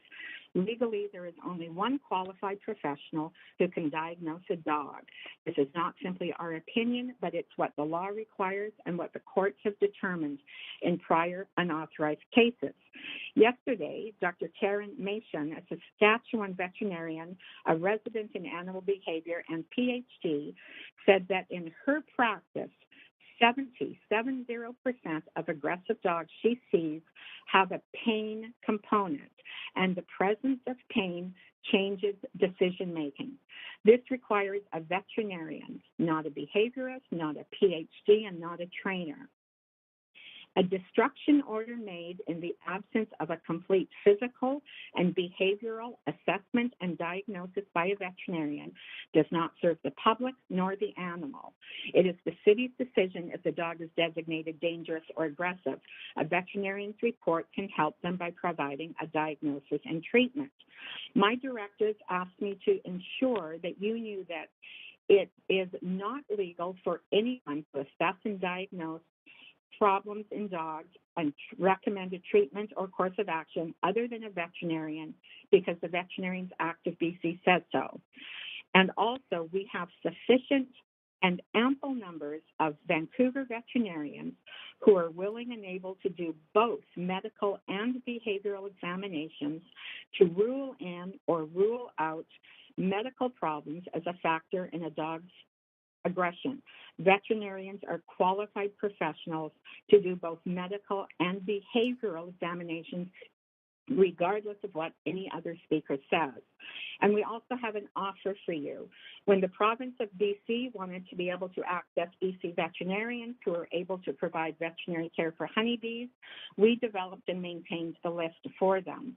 We did the same during our recent floods by providing the province and specific parties with a list of veterinarians who are able to assist with both companion and large animal veterinary care. And my board has offered to develop and maintain a list of qualified and capable Vancouver-based veterinarians who could provide the medical and behavioral examinations necessary to support the city's decision-making. Thank you. Thank you. And you do have questions, so just go ahead.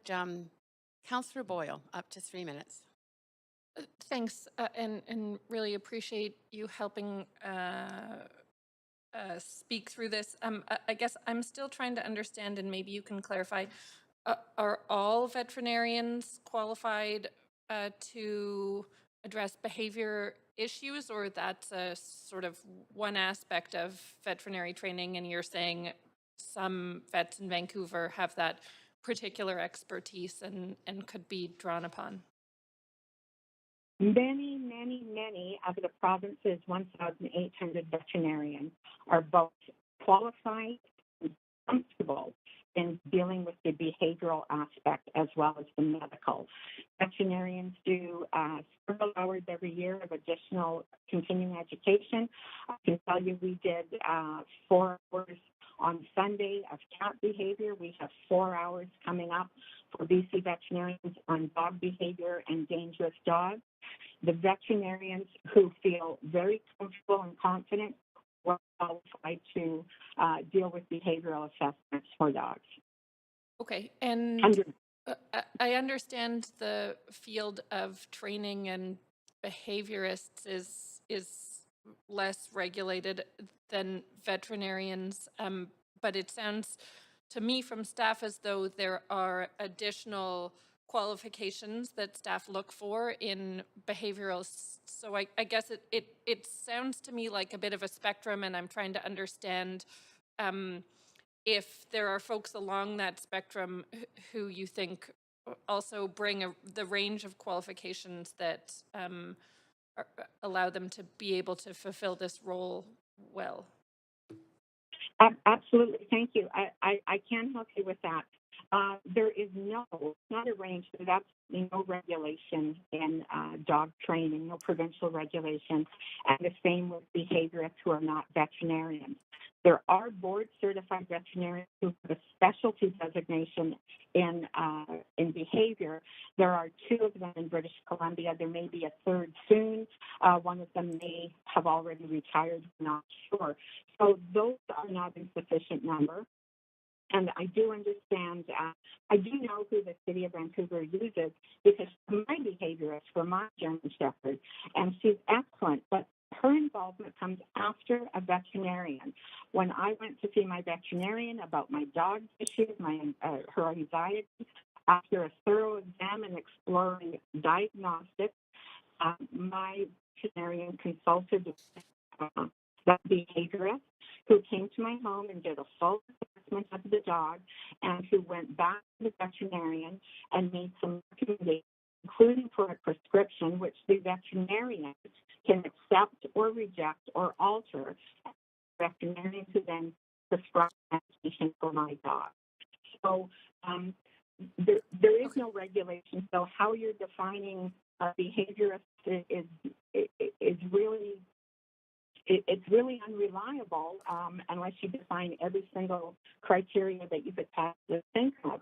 And the same with I'm going to have to. I'm sorry. I'm going to have to cut you off. That we're running over on time. But thank you. And you do have more questions. Councillor DiGenova, over to you for up to 3 minutes. Thanks so much. I'm just wondering, first of all, I had asked a question about the Vancouver Charter, and I understand our staff's answer was that there is no requirement to consult a veterinarian in a dangerous dog designation or an aggressive dog designation, regardless of the outcome. Is that what the Veterinarians Act of BC says? Is that the same? And what holds up in court? The veterinarian, what holds up in court is the expert judge, but the Veterinarians Act says only veterinarians can diagnose and treat animals. Nobody else can. I heard one of your staff say that in practice they haven't used a lot of veterinarians. They rely primarily on one behaviorist. This is really frightening when you look at the session I took yesterday. 70% of that veterinarian's dog aggression cases had a pain component, a medical component for causing that behavior. So that 70% that had to have a veterinarian examine, diagnose, and treat that underlying reason for aggression. It is not possible to look at a dog and without being a veterinarian in any exam, it's not possible to say whether it has pain from osteoarthritis or whether it has an infected toenail base or an inner ear infection or a mouthful of rotten teeth that causes it to bite and growl when you touch its mouth. Only a veterinarian, and if you're not using a veterinarian, you're missing the opportunity to help and fix those animals, those dogs. Okay, thanks. And just so the chair knows, my timer kept running, but I'm only at a minute. Okay, so I'll just keep watching. I tried to get your attention. My next question is, about the fact that right now, even to what we heard from Rebecca Breder earlier, if, as she suggested in Section 4A, Part 1, if that issue was, or notice of issue was given, that would not right now require a veterinarian. Is that correct? You would have to check with your legal department if what she said is correct, but I can tell you if you do not require a veterinarian, you're missing an opportunity to help more animals to overcome reasons behind their aggression. And veterinarians are quite capable of doing behavioral assessments and treatment plans, and they're also quite capable of consulting with behaviorists and trainers, and always have. And the cost of a veterinarian is significantly less than a behaviorist. Is that correct? You could walk in and get the first appointment for $80. They could certainly diagnose an ear infection or an infected mouth. The treatment of that animal will cost more. But when I've asked veterinarians, they say probably less than $400 to deal with a behavioral assessment of an animal and develop a plan. Okay. Thanks so much. I only have 20 seconds left, and Councillor Fry's on for questions, so I'll leave it to him. Thanks, Councillor Dominato. I'm sorry about that timer. Councillor Fry, go ahead.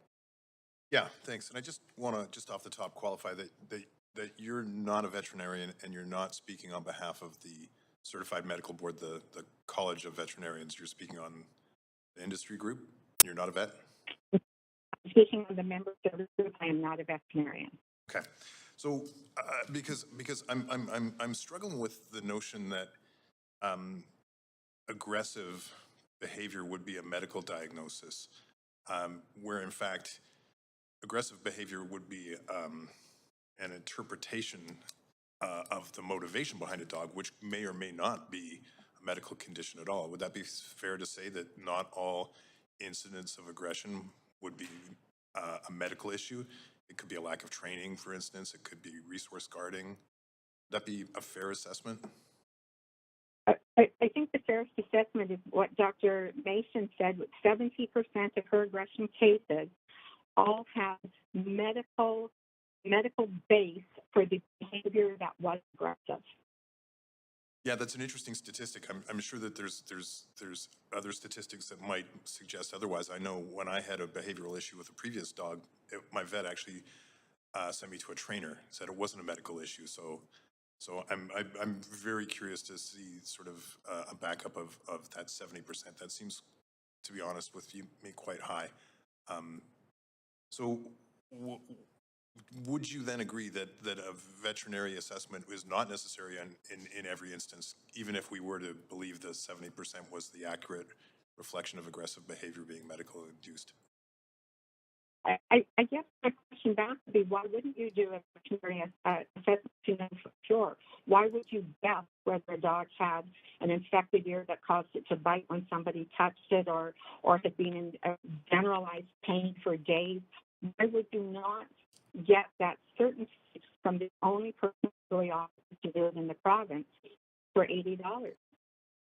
Yeah, no, and I've had dogs all my life, and I've always sought the advice of a veterinary professional. I think the point is that is currently articulated in the bylaw. In the actual bylaws as written, it does provide the animal control officer must consider the professional inputs, which in the case of a dog with an infected ear or whatever, it would be a veterinary diagnosis. So I'm just curious if the intent of your submission is that it must be mandatory for every single case, regardless of of the actual root cause of the behavior. So two responses. I heard your staff say that they decided if it looks like the dog needs medical care. I would suggest that probably your staff could not look at a dog and determine that, but a veterinarian could determine that. The Canadian Veterinary Medical Association, which is the national body, just updated their position statement on dangerous dog legislation. They said you should have a veterinarian in every instance. Okay, and so that is our position. Is we think you should. Yeah, and that is it for your time, Councillor Fry. And there are no more questions for you, but very much appreciate you taking the time to call in to us. Thanks so much, Corey. On to speaker 3, Victoria Schroff. Is Victoria Schroff on the line? Yes, hello. Yep. Good morning. Yep, we can hear you. Go ahead. You have up to 5 minutes. Very good. So have you received my letter? I assume you have. I assume that my letter has been received. I don't appear to be getting confirmation, but I will assume that my letter has been received. And what I had written in about was... You might want to... I've just... sorry, I'm just checking for you. Okay, but I don't seem to have... I don't seem to have a letter in the inbox from you, so perhaps you want to repeat your points. Go ahead. Okay, it was written to council correspondence at vancouver.ca, and my letter was surprisingly rather similar to what I ended up writing and appearing in council in February 2020 about, and that was that, again, I enjoy and I appreciate the idea behind this motion, the city's relief and rehab of aggressive dogs designation. I think it's a good idea. I appreciate Councillor Fry sending me the motion on April 6th. And so just by way of an introduction as to who I am an animal lawyer of 22 years in a practice in downtown Vancouver. I also teach animal law most years or whenever it's offered at the Allard School of Law, and I teach animal law at Capilano University, where I'm faculty in the School of Legal Studies. I'm also founding chair of the National Canadian Animal Law Study Group. I lecture all over the world in animal law.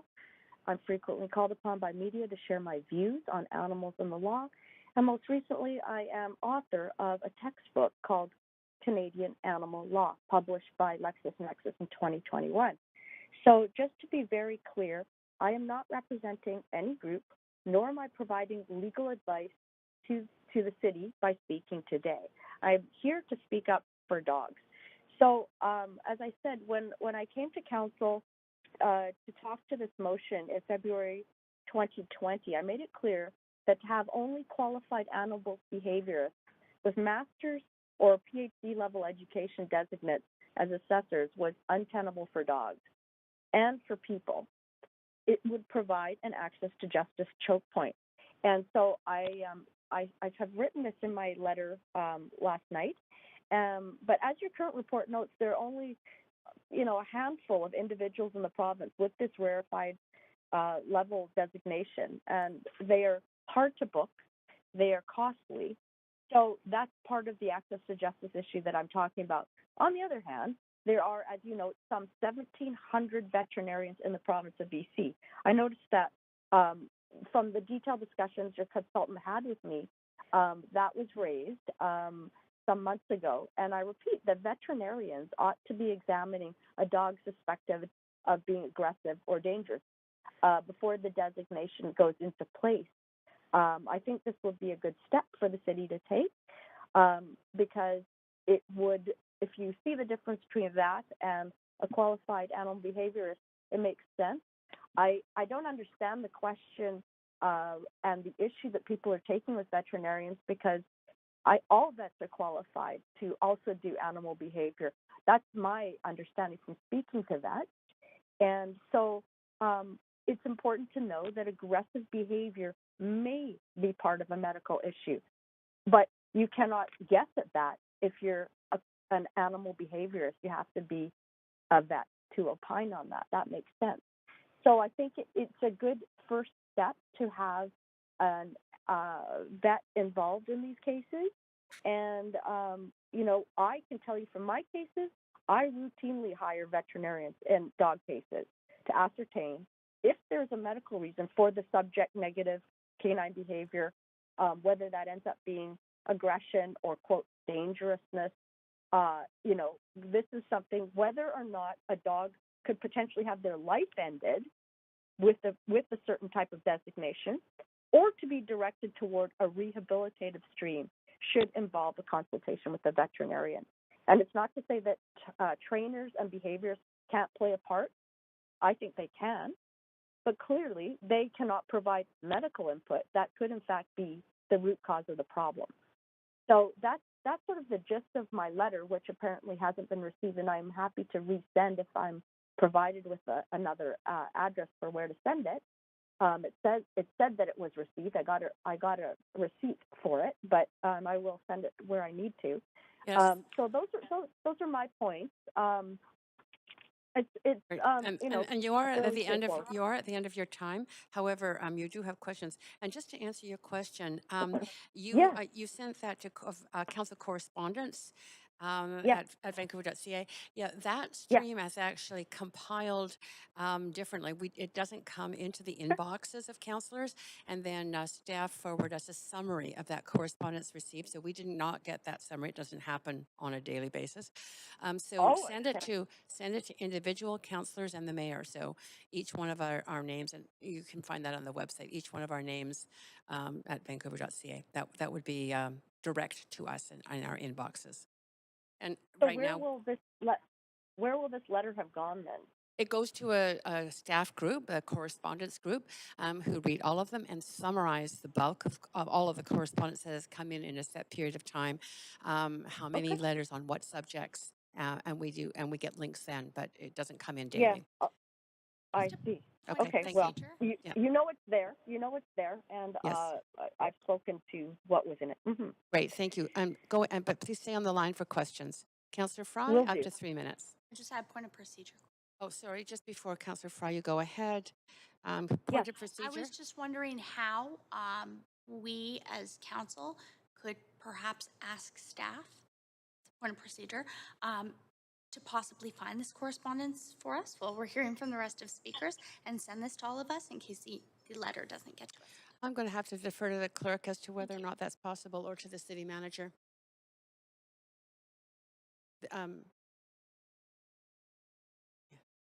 Just 1 second. Okay, we'll send a request to the correspondence clerk to forward that to us. Thanks for that question, Councillor DiGenova. Okay, Councillor Fry, over to you for up to 3 minutes. Go ahead. Sure, and thanks, Victoria, for taking the time to join us. I want to hone in because I only have 3 minutes. On the issue of the actual bylaw, not the substance of the report, but the actual bylaw in the new section 4A, under 4A.2, review before notice, where it actually cites before delivering a notice under 4A1, an animal control officer must consider the available history of the dog and the dog's owner, any available witness statements, and any available reports from qualified professionals. Does that, by virtue, does that include obviously vets then? Is that kind of covering the vet issue as necessary? It may. It may, Councillor Fry. I don't know. Well, I mean, okay, so from a legal perspective, would you interpret it to be reasonable grounds to include the opinion of a veterinarian in the case of an aggressive dog designation under 4A.1? I'd have to take a closer look at that before I did that. Presumably the legal department has looked at that. I would have to, before opining on something, take a closer look about that notice. My understanding from legal department is it does include veterinarians, and that's been the kind of conversation thus far. So it does provide that option, and of course, as per the previous caller's assertion that maybe 70% are medical and 30% are not, then it sort of gives that leeway for the non-medical thing. I want to just skip, and I want to acknowledge that you did work on the very sad Punky the dog case, and I'm wondering if you think that just overall, zooming back to this, the intent of this bylaw, how would that make a difference in the case of a punky type case? Yeah, that's a good question, and I think that this would have made a difference at the time when Punky was designated dangerous, because it would have provided an avenue where it looked like there wasn't an avenue. So I think that that's an important aspect of this, is to actually try to provide some hope that there could be, in a year's time, a review of the situation, because if people are serious about wanting to have their dogs re-socialized, managed, better able to be part of the public, that they are going to take the process really seriously. I can tell you that people that come to me are very serious about getting their dogs back. For example, once they're designated or they're at the pound, or for whatever reason they are there, that people who do end up going to a veterinarian, hiring trainers and so forth, are very much wanting to get their dogs back. They take the process very seriously. And I think that, Sorry, with my again, last time, like I said, though, was the Punky case, was it a veterinarian issue or was it a behavior issue? I was not part of the case when that was at the trial, I think you're referring to. I wasn't on as a lawyer at the trial. I only came in at the appeal level. I'm sorry, Victoria, I'm out of time now. Okay. Thank you. Thank you, but Okay. you do have other questions, so thank you, Councillor Okay. Fry. Go ahead, Councillor DiGenova, up to 3. Hi, thanks. I Hello. also only have 3 minutes, so I'm going to ask these questions. I understand right now that City of Vancouver sometimes uses a behaviorist, and I understand a behaviorist, the cost of that can be much higher than a veterinarian, but we only use behaviorists for some dogs. Some dogs get, if there's a court case, get seen by a vet or at the discretion of certain officials. But would you think that it might be better and more fair across the board than to have every animal see a vet and then have the vet sort of make recommendations as to which animals should maybe see behaviorists, because there could be medical reasons, just like people, Yes. right? That Yes, we look yes, at I agree with mental you. health and illness as a medical issue. So just wondering. Right. No, I agree with you, Councillor DiGenova, and I think that one of your questions back in 2020 was about the prohibitive cost, which I appreciated. And I think that, first of all, from what I've seen in the cases where my client has been suggested to see this behavior, the price of seeing the behaviors has been incredibly high. And I don't think that that's reasonable. I also think that, unless the vet has seen the animal, there could be medical issues that are missed. I think this has been made very, very clear by Ms. Corey Van Haft of the CVMA. And it's, an important point to know that what if only one animal is seen by the trainer and one is seen by the vet? We're getting a kind of disconnect for some of the animals that they might have missed something. So it seems to me that out of the 1,700 vets in the province, a list could be put together by the city. I have 1 minute probably- left, and I have an important question for you, so I'm sorry to cut you off, but Go ahead. you are an animal law lawyer. Would the courts consider it if a dog was designated or that led to a dog being destroyed or something happening? Does that bring you concern for how that could be viewed if there wasn't veterinarians involved in all cases, or not all cases yes, it does. had the same treatment? Do you believe that the courts would look at that? I think it's of great concern, and I think that was part of the reason why the BC Veterinarians Association, intervened in the biggest animal law case we've had out of BC, which is Punky Santix and the Court of Appeal in 2019. There's a reason why they intervened to bring their points into the case. I was not the lawyer for them. I am not the lawyer for them now. But the reason for having a veterinary voice on a dangerous dog case makes a lot of sense to me. And as I say, I use veterinarians in my cases that go to court and the ones that don't go to court behind the scenes, which is the vast majority. The vast majority don't end up in court. And that's an important point to understand, that a lot of this already is going on behind the scenes. Yeah, and that is it for your time and the questions. Thank you so much for taking the time to be with us. And just a note to council, the letter that Victoria Schroff mentioned has been circulated to you just a few minutes ago by our clerk, Teresita Burke, so you can look for it there. It's also was circulated as part of a package at 8:54 this morning from council correspondence, understanding committee correspondence, and you'd have to scroll down to licensing and permits. But thank you, Teresita, for circulating it as a single item, so you can read it, council, in your inboxes. Great, and we are now moving on to Rebecca Ledger. Is Rebecca Ledger on the line? I'm on the line. Can Great. you hear me? Yes, very clearly. You have up to 5 minutes. Go ahead. Thank you. Thank you so much. My name is Dr. Rebecca Ledger. I'm going to talk quickly because I've got a lot to say. I'm a Vancouver-based animal behaviourist. I have a master's degree and a PhD in applied animal behaviour and animal welfare. My PhD was specifically in the behavioural assessment of aggressive dogs, which led to the development of a validated test which is used by organizations across North America to assess dogs where their personality traits need to be understood. I was manager and acting general manager for behavior and welfare at the SPCA. I've had 3 postdoctorate positions in animal behavior, including the treatment of dogs with behavioral problems using medications. Since then, I continue to consult with the SPCA, various humane organizations, and the City of Vancouver to assist in various matters, including the assessment and management of dogs that have bitten people or other animals.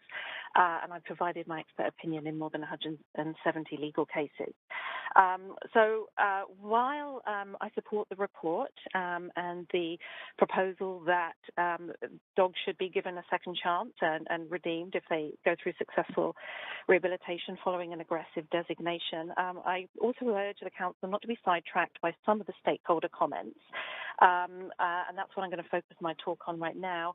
The first is regarding the assessment and management of aggressive dogs. I understand that the CVMA have raised concerns about the current proposed bylaws, that they admit veterinarians in the process of assessing dogs, but this is not the case. And I want to make the point that vets do not necessarily have a good understanding of animal behaviour. I have 3 peer-reviewed research studies in front of me that have all been published within the last couple of years that state as such.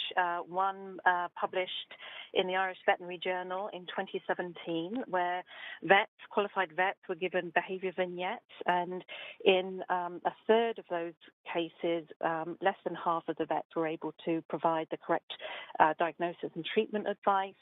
Another paper published that did case studies with veterinarians showed that 2/3 felt that they varied in terms of their experience and confidence in providing behaviour support for clients, and 5 out of 6 felt unable to meet client expectations and did not feel that their training had prepared them sufficiently to do behavioural assessments of animals and treatment. So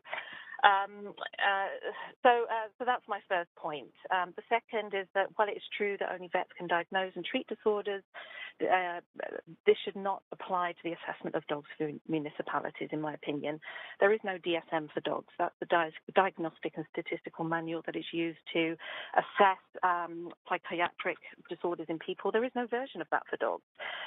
There are only sort of very broadly accepted behavioural problems that explain dog behavioural issues. The law does not state that only vets can assess dogs. The law does not state that only vets can make conclusions about a dog based on its behaviour. To interpret the law as such is overreaching, in my opinion, and the consequences would be quite ridiculous. It would mean that no dog trainer, no professor, no shelter worker, no professor of animal behaviour, not even Jane Goodall herself, would legally be permitted to observe, assess and interpret the behaviour of non-human animals. This is, of course, ludicrous. I also want to make the point that I do assessments for the City of Vancouver. I think I only did one last year. I'm really kind of bewildered about what this huge cost is, and really every case that goes to court does not require and does not entail a behavioural assessment. I also want to draw attention to the figures that are highly inaccurate in the report regarding the costs of seeing a behaviourist versus a vet or a trainer. I see that trainers are quoted as being about $100 and $150 an hour. In my experience, they're more like between $125 and $200 an hour. That is less than my hourly rate. So I'm not quite sure where this $3,000 figure is from. There seems to be a lot of focus and emphasis on access to justice and that cost. It is highly inaccurate. And the shocking thing is that actually someone with my level of qualifications, my rates are comparable to those of dog trainers. So I think that needs to be revised in the report. I also want to just mention that in terms of the Punky Santics case, 3 veterinarians assessed Punky and his behaviour before he bit his last person. And one of those veterinarians did come to court, and at least one of its veterinarians did advise that the dog was euthanized. So, you know, it's always the option of every dog owner to get veterinary opinion on their dogs if they are showing aggressive behaviour. And certainly every single dog that I have assessed through the City of Vancouver, I always request that the dog has a physical exam by a veterinarian first as well, to rule out the possibility that there is a painful condition, a metabolic disease, or something that is treatable by a veterinarian that could ultimately lead to the dog's recovery. I'm just going to have to, yes, great, thank you. I was going to say we've run a bit over time, but you do have questions from councillors. So first from Councillor Kirby Young, go ahead, up to 3 minutes. Yeah, thanks so much for speaking to council. It's really helpful to hear directly from people that are doing this work. You had mentioned that your hourly rate, just wanted to pick up on that, was quite a bit lower, for example, than, or was lower than trainers or otherwise. Do you think the reference could be like, is there, just to understand when you're doing an assessment, is it something that, what's the process, takes an hour or two, or is it a course of visits and sessions so that they cumulatively add up to a higher amount? I'm just trying to get a sense of what's involved in identifying and sort of classifying a dog versus a sort of a treatment program, and is that where cost might come in, and what does the process look like? Absolutely, yeah. So an assessment is slightly different from a test. A test involves the assessment of the testing of a dog's behavior in specific contexts, and a validated test means that we understand the degree to which the dog's behavioral response under certain circumstances is predictive of its behavior at other times. So an assessment is a much broader look at a dog and its general personality, and it involves speaking to veterinarians, trainers, dog walkers, neighbours, the pet owner, in addition to doing an assessment of the dog itself. And when we have that much broader understanding of a dog, so the reliability and the validity of the assessment is subsequently enhanced. So when we, typically if we're going to court and we're doing assessments, the judges, the courts very much appreciate when we've done that very broad, comprehensive assessment of a dog, so that we're not just relying on, you know, what the next door neighbour said they think the dog is like. We're relying on a sort of a broad plethora of information. I have a limited amount of time, so in that much broader comprehensive assessment that you've described that gives a better indication of the dog, does that take place over a number of different sessions, number of hours, or what's a typical cost look like for a process like that? For a process like that, it really does depend. It depends literally on how thick the file is, because another thing that's considered is the dog's bite history. So sometimes I might be given like an inch thick volume of complaints about a dog and information on previous bite attacks. Sometimes it's, you know, the dog's 6 months old, there isn't much history, there's been one reported incident. So it really does just depend on the thickness of the file and how much information the behaviourist has to go through. The hourly rate is absolutely comparable with that of trainers and of veterinarians. There really is negligible difference in terms of the hourly rate. And, you know, just because I agree with that, but there's no sort of frame of reference or, you know, high end, low end, or kind of perspective you could give us. Like, is this a several $100s, several $1,000 type of process or exercise? I'm just looking to get a bit of a pragmatic sense here. So for an initial consultation, which involves the vet sending a request for me to do an assessment of a dog to me, review of the dog's medical and behavioral history, reviewing questionnaires that the owner completes in advance of a visit, visiting the dog, doing an assessment of the dog, and then writing a very thorough report for the veterinarian as well to involve them on the rehabilitation management process, and then liaising with the vet and then liaising with the owner afterwards. $395 plus GST. Thank you. You are out of time, but that was great to get that information. Thank you, Councillor Kirby Young. Over to you, Councillor Fry, up to 3 minutes. Mr. Chair. Hi, Rebecca. Nice to hear from you. Hi. Thanks for joining us.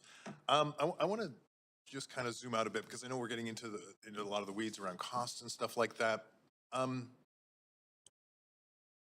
Does this, I mean, coming back to the real intent of this motion, which is the relief and rehabilitation of dogs that have been deemed as aggressive, and notwithstanding some of the definitions and the issues around some of that, does this meet a need that will, in fact, allow for that? And does each rehabilitation, as you know, we don't give people any instruction manual or license to actually have a dog. We've licensed the dog, but there's not a lot of instruction. How many of these cases are simply resolved by better training? Do we provide that option through this? So the difference between what a behaviorist does and what a trainer does is that the trainer typically does focus just on training. A behaviorist focuses on not just training, but also other aspects of what goes into helping dogs to improve. So there may be some level of dietary intervention, supplements, liaising with the veterinarian regarding medications that may be required, not just basic operant conditioning training, which is sit, stay, and lie down, but more like the dog version of CBT, so counter conditioning, systematic desensitization, those kind of therapies as well, which are sort of more akin to what clinical psychologists do. They are, so, you know, you can go to different people and you will get different types of expertise. I certainly work a lot with trainers where I think it would be more valuable for a client to work one-on-one with somebody who is especially good at working on recall, for example. So I would say just about every case I see has is a situation where training the owners and the dogs to make better decisions and behave better.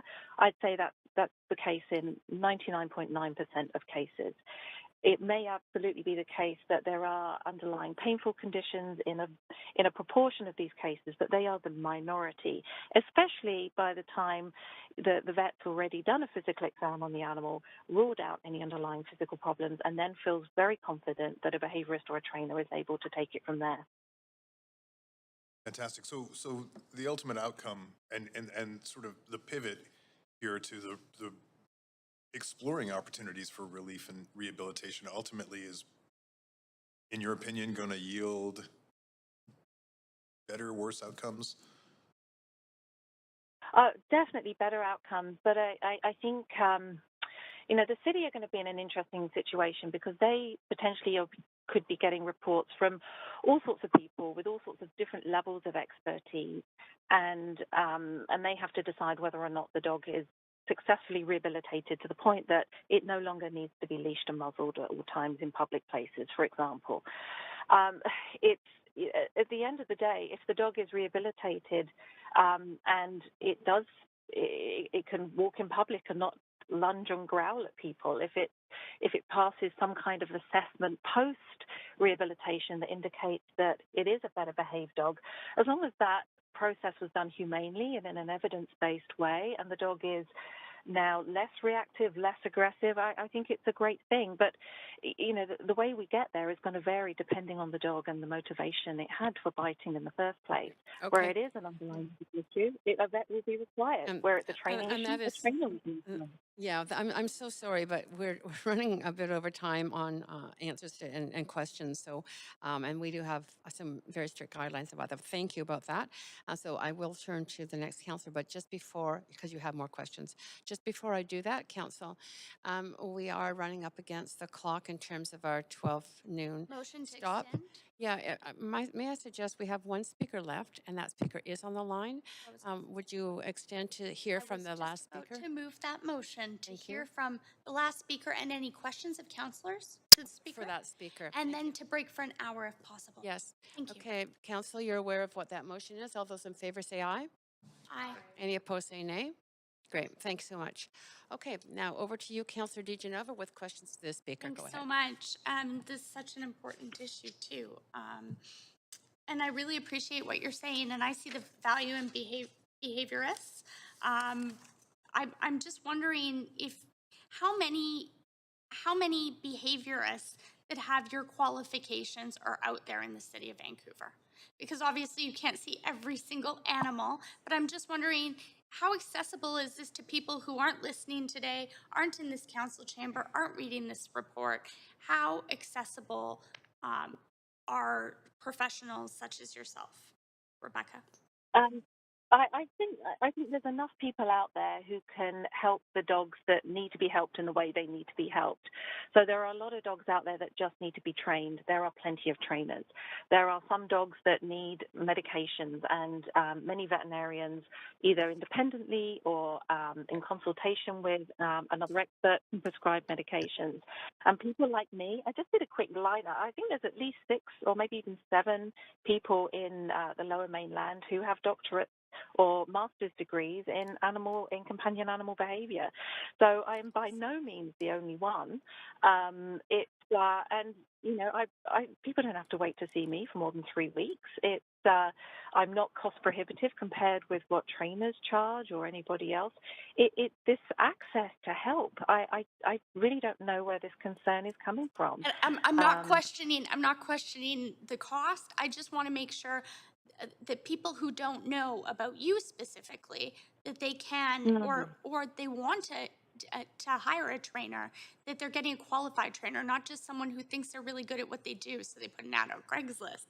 That's what I'm saying. It's about how do we get this education to the public? And also, I mean, as you just said, you work with vets. So I'm wondering, how many vets are behaviorists? How many vets are behaviorists? Yes. Oh, gosh. Well, I don't know. I know that there was one board-certified vet in BC, but I understand that she's about to head to the States. There was a lady who retired and moved to Nova Scotia a few years ago, and as far as I know, there's one person currently training who's not yet qualified as a veterinary behaviorist in BC. So there are many vets who have an interest in behavior, who do continuing education, and who may also be willing to take on these cases as well. So, I think there's a plethora of expertise, and Sorry, I just have 30 seconds left. I was wondering, I hear you offering very helpful solutions, but you're not saying that vets shouldn't be consulted. You're saying that vets should be consulted, and in some cases, behaviorists should be consulted as well. Is that correct? Every case I see has come through a veterinarian. And that veterinarian has been the first point of contact for the client and ruled out an underlying medical issue for the pet, and then decides that a trainer or a behaviorist is more than competent to take the issue on. When I assess dogs for the city, I always request that the dog has a physical examination by a veterinarian as well. In the vast majority of cases, there is no underlying medical issue. Thank you very much. Sorry, that's my time. I wish I had more. Yes, I think a lot of us are feeling that we're really getting a lot of great information. And that is it for your questions. Very much appreciate you taking the time to answer all those questions and to speak to Council. Council, we are on to our last speaker on this item, Kathy Wickley. Is Kathy Wickley on the line? I am. Great, go ahead. You're nice and clear, up to 5 minutes to speak to Council. Thank you for hearing me today. I may be able to answer some more of your questions, I hope. My name is Kathy Wilkie. I'm a veterinarian with a practice in Vancouver. I've been practicing in BC for over 25 years now. I'm very much in favor of this provision of some kind of relief for the owners and the dogs that have been designated as dangerous or aggressive. I wanted to address some of the comments that we've been talking about already in the stakeholder section. The writers of the report have consulted with the SVDC, which is a group that advocates for veterinarians. It cannot be said to represent all veterinarians in the province on every issue because not all vets are actually members of the SVBC. So I thought I would provide the opinions of one very average veterinarian with a vested interest in behavior. As much as some of my colleagues want to make animal behavior diagnosis a domain of veterinarians only, the fact that there are professionals that are equally as qualified or more qualified to assess dog behavior, it's not the sole domain of veterinarians to assess behavior problems. In my opinion, most vets are actually poorly qualified to perform an in-depth behavior analysis of an at-risk dog. It's not that they lack basic education or the ability to gain knowledge and skill, as evidenced by a number of vets that certainly do have advanced training and special interest in behavior, but most vets lack the necessary experience and training to deal with advanced behavior issues. Behavior is no different than any other specialty like neurology or reproductive medicine. Without a lot of training beyond what we get in university, vets have only a basic knowledge of how to assess and treat abnormal behaviors. If we graduated with an ability to perform in-depth, complex behavior assessment, there wouldn't be a demand for specialist veterinarians and other behavior specialists like Dr. Ledger, and there would not be the current 6-month delay in getting a dog in to see a qualified veterinary behaviorist. Veterinarians would just be assessing and treating these dogs themselves. I'm in no way denigrating the veterinarians who do take advanced training on behavior and work to apply that training. They're perfectly qualified to make assessments, medical and behavioral. I'm also not denigrating the run-of-the-mill vets like myself who have seen a wide variety of behaviors, dealt with many animals with behavior problems, taken lots of behavior continuing education, and still don't consider themselves properly qualified to do an in-depth behavior assessment of a dangerous dog. It's a recognition of the reality of our own limitations. We can't all be great at every aspect of animal health, and that's okay. It's why we have specialists.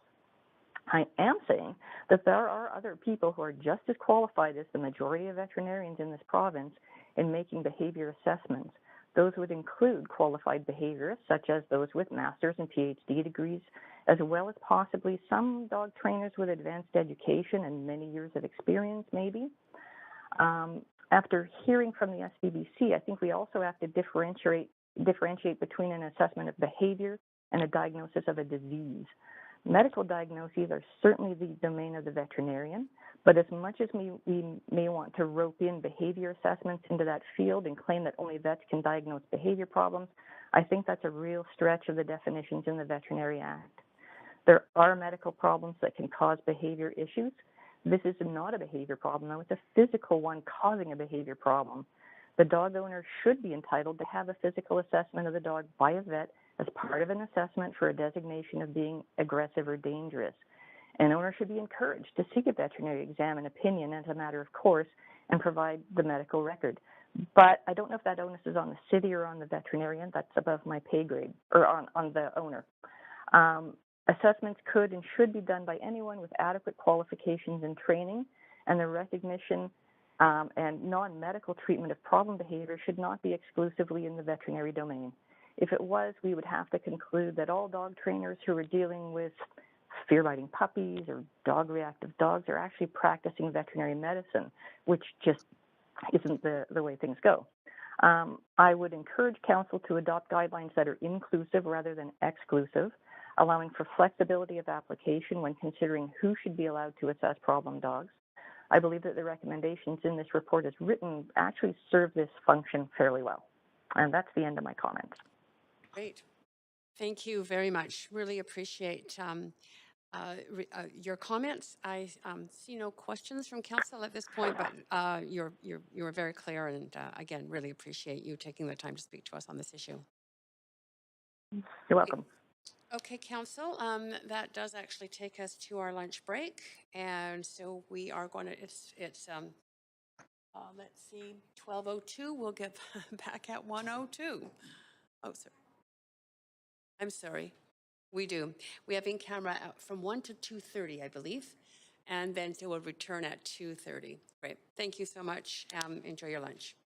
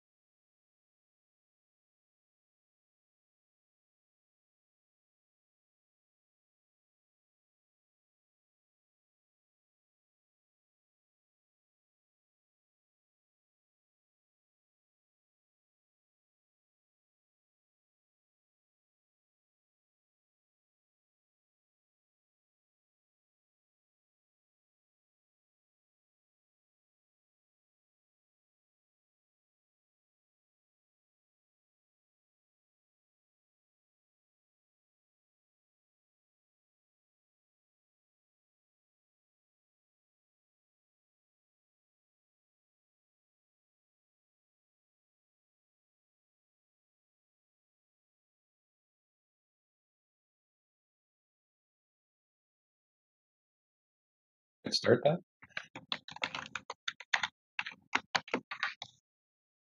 Tina, are you guys good to go?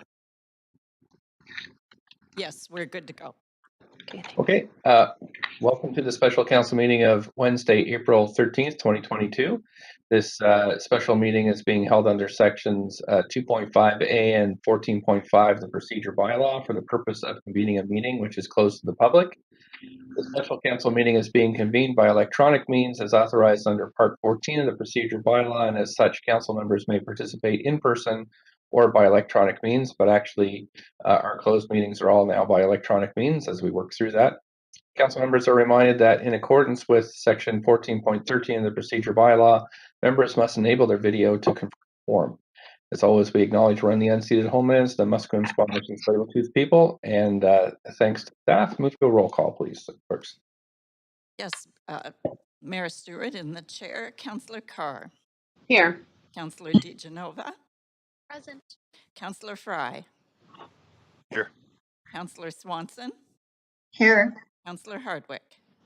Present. Councillor Wiebe. Present. Councillor Boyle. Present. Councillor Dominato. Present. Councillor Bligh. Councillor Bligh wasn't feeling well earlier today. Councillor Kirby Young. Present. The meeting has quorum. Mayor Stewart. Thanks very much. There's only one administrative item of business today on today's agenda, a motion to meet in camera. We're required to meet in camera later today, and the reasons are listed in the agenda. Would someone like to move that motion, please? So moved. Second. I heard Councillor Hardwick, seconded by Councillor Carr. All in favor, yay. Yay. Yay. Yay. Opposed, nay. Great. So could I have a motion to adjourn, please? So moved. Motion to adjourn. I heard Councillor Dominato, seconded by Councillor Hardwick. All in favor, yay. Yay. Yay. Opposed, nay. Great. So we're adjourned. Thank you very much, Council. And now we're just going to take a few minutes to move in camera. Mayor, do we stay on this line? I believe so. Yes. Yes, please stay on this line. Thanks. I am here, but my computer just decided to restart, so I will be back on my computer in a moment, but listening and present and alone. Thanks so much. Clerks, I'll just wait for you to let me know, and I'll move ahead whenever we're ready.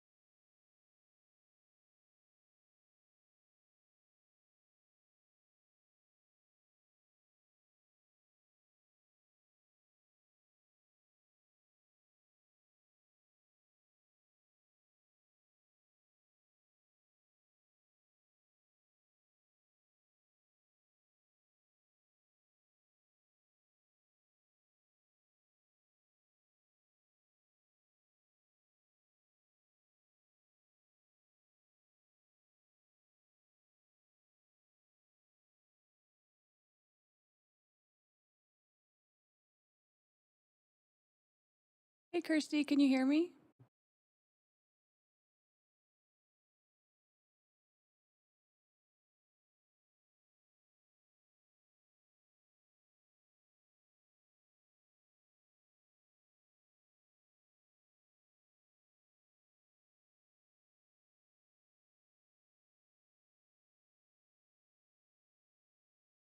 Can you hear me now?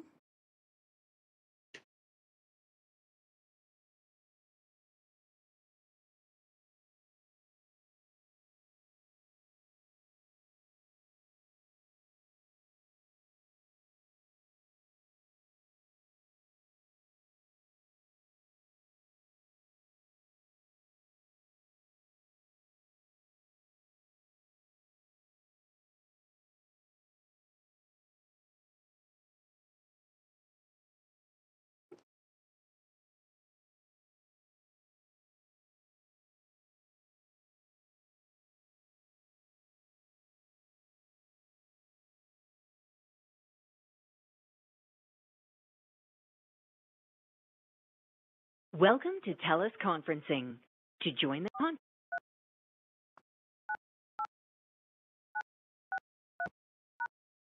Can you hear me? Hello, I can hear you. Can you hear me? Yes, I can hear you. Okay, good. Perfect. Thanks.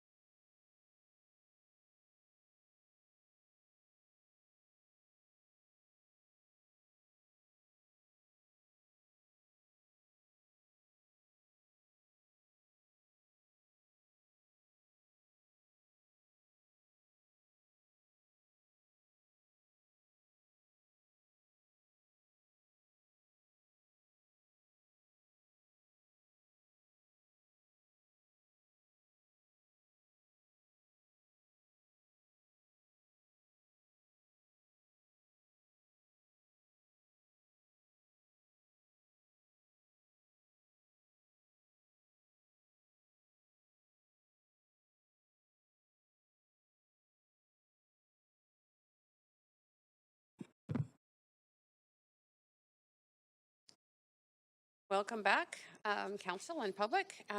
We can now move through, having ended the speakers list for this this item, which is the relief and rehabilitation of aggressive dog designation. We're now into discussion or moving a motion. And I'm not seeing anyone in the queue.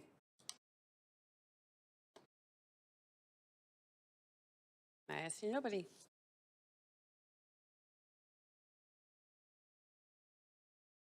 So hold on, clerk. I'm not seeing anybody on my queue. Chair, I see Councillor Fry, then Councillor DeGenova on my queue. Yes, I see that you all see him, but not me. Oh, sorry.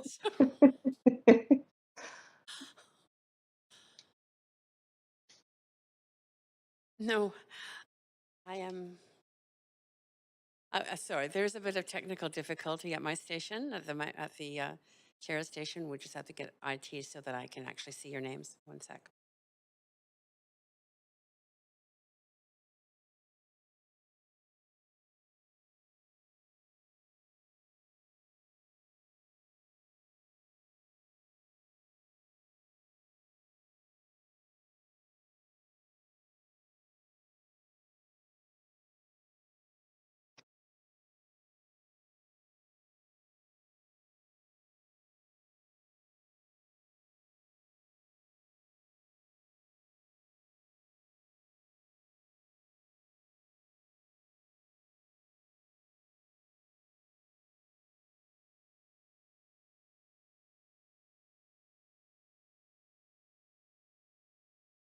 Okay, thank goodness for IT staff. I'm now seeing Councillor Fry on the queue, and I'm advancing you, Councillor Fry. Go ahead.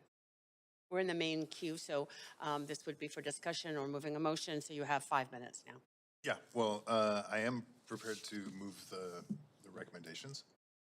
And then secondarily, I do have some amendments that I've submitted to the clerk. Are you going to discuss those now? If we'd like to move to an amendment queue, Yes. I will. I'll put you on.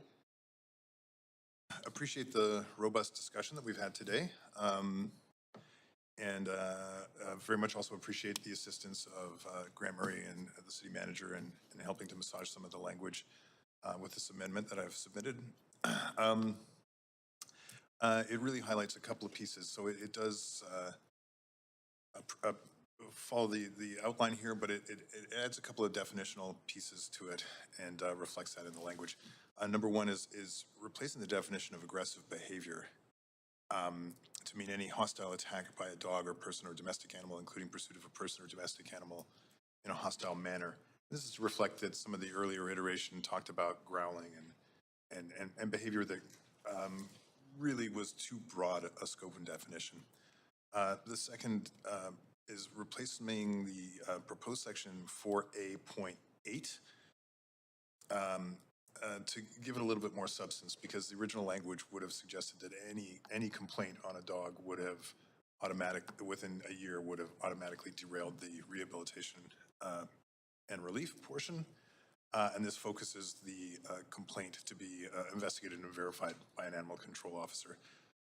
So it's not just my neighbor's dog is barking and I don't like it, so I'm filing a complaint. So really just a little bit of clarity there, and a little bit of clarity around aggressive behavior, because it is quite nuanced and there was quite a bit more to undertake on that particular file. And I think that explains the gist of the definitions or the amendment. That's it, Councillor Fry? Yeah. Great, thanks.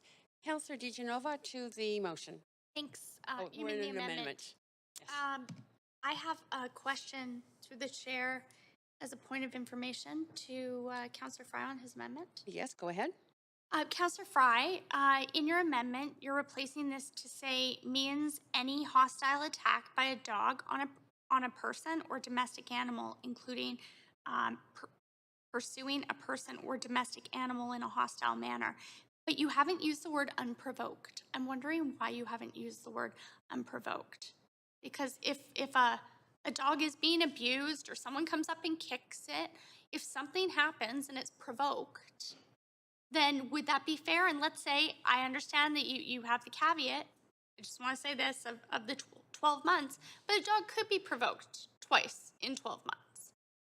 So I'm just wondering why you've chosen not to have unprovoked in there.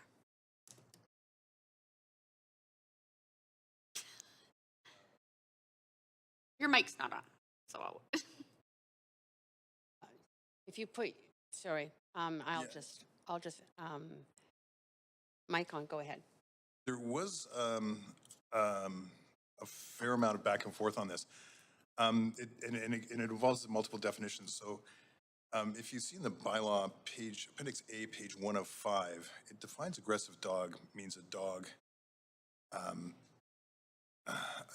that has, without provocation, displayed aggressive behavior. So it would be sort of redundant to put without provocation in the aggressive behavior because it's being. But now you're changing the definition, as you say in your own amendment, of aggressive behavior. So if you're changing the definition. I'm changing the definition of aggressive behavior, not of aggressive dog. Yes, but is aggressive behavior unprovoked behavior or provoked behavior? Aggressive behavior is not defined as provoked or unprovoked. Aggressive dog is defined as. But without unprovoked in here, it could possibly be that a dog is provoked and has aggressive behavior, and then they would be subject to everything under this section. If it was more than twice in 2 years, in 12 months, they were provoked. Is that correct? That's not my understanding based on the back and forth that we had. So again. Just checking. Just a second. It's not really supposed to be a discussion back and forth.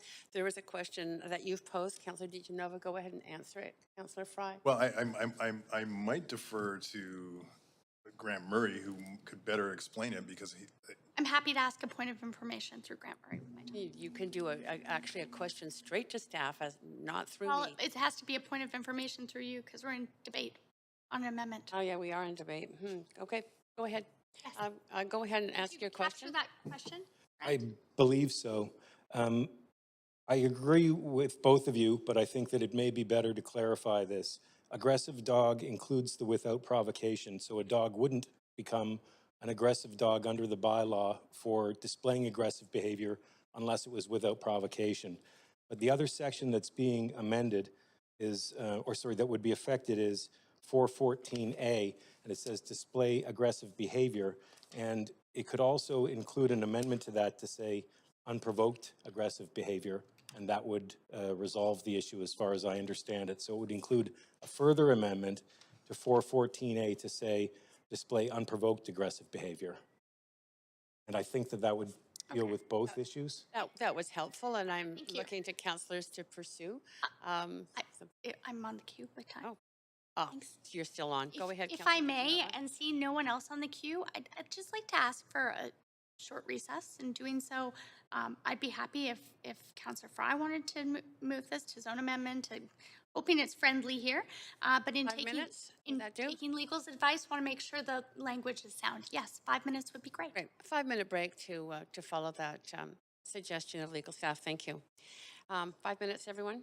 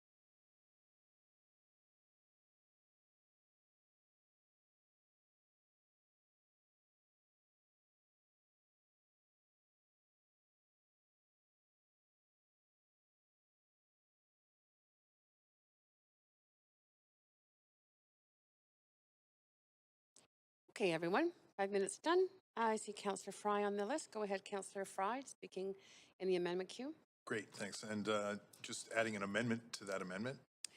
Just 1 second. I'll move us to amendment Q2. And Go ahead. Thanks to Councillor DiGenova for catching that, and thanks to Grant Murray for providing the new language for the insertion of a new lowercase c to A, which is inserting the word unprovoked before aggressive behavior in the proposed section 4.14A. So that just qualifies that last definition piece. Closes off that loose end. Great, okay. Don't see it on the screen in case anybody's looking, but it has been circulated. We'll wait till it gets up on screen.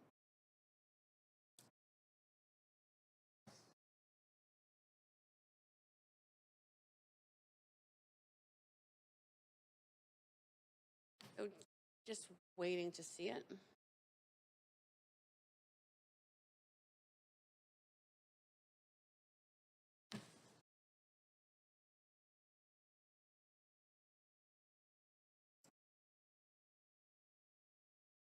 It's just a moment. It's on the public screen, but for the in-chamber screen, it just takes a moment to warm up. I've been informed, so we are just waiting for a second. There it is. All right. So, Council, you'll see it on the in-chamber screen, an addition of C. Speaking to the amendment Councillor DiGenova. Thanks. I appreciate Councillor Fry including this wording in his original amendment and bringing this forward. I think that it is really important, especially when we're in an unfortunate situation that can be very emotional for both the person who, the victims, and I say victims because sometimes an aggressive dog can be a victim as well, and that's how they got to be an aggressive dog. I think that it is important that we note unprovoked, because I have seen animals that have been provoked before, and unfortunately, the blame doesn't lie on the person or other animal or circumstances provoking them. It ends up falling on them. So I think that this is important, and I think that this also hopefully goes to speak to the fact that, while we're going to, try and do what we can to make sure all of the bases are covered here today, there may need to be tweaks over time, and we'll learn about those maybe through individual situations. I hope not, but that includes behaviorists and vets and all sorts of different questions that I've had today. I've learned a lot, but on this, I'm just making my comments on the whole amendment at the same time here. I appreciate Councillor Fry including this, and I will support this. Great, thanks, Councillor DiGenova. Seeing no one else in the queue, Clerk, if you can move us to a vote on the amendment to the amendment. So everyone, we're voting on adding the word unprovoked. That's what this is.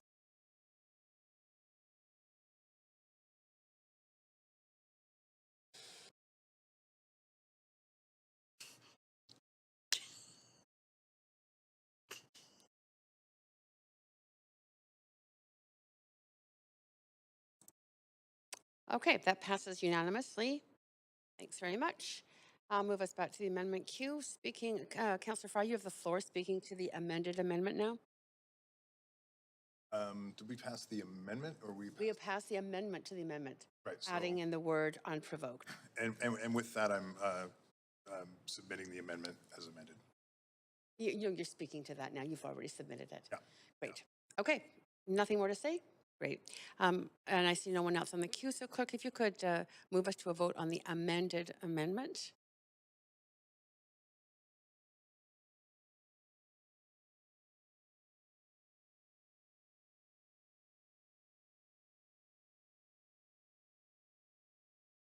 And that passes unanimously. Wonderful. And we are back now. Councillor Fry, do you have anything else to say about? Yeah, I'll just close. Oh, sorry. I'll move us back to the main queue. So we've got Councillor Fry, go ahead. You are in the main queue as the key speaker right now. Yeah, sure. Just to close, and I want to thank everybody. I know this has taken a big chunk of the day, and I definitely want to thank our staff for all the work that's gone into preparing this, and thank all the thoughtful speakers.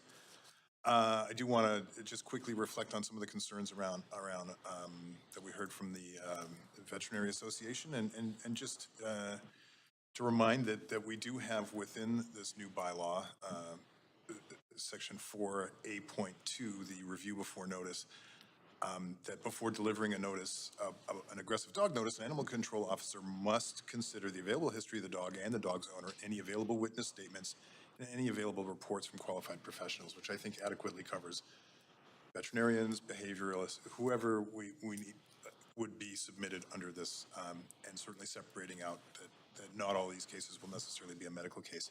And I just want to lastly reflect on the whole intent behind this. And this, I'm just going to quickly share the personal story about a dog that we adopted a number of years ago from the animal control here in Vancouver. Her name was Ruby. We were the third people to adopt her. She'd been adopted twice, returned twice.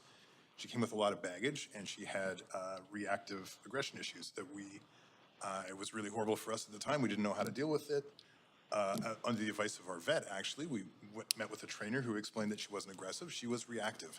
And we worked really hard, and we got her to a place where she was an amazing dog.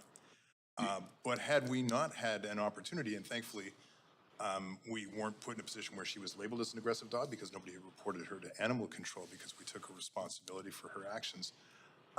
But I can say definitively that had she been put on a muzzle and restrained and not socialized for the rest of her life would be much poorer.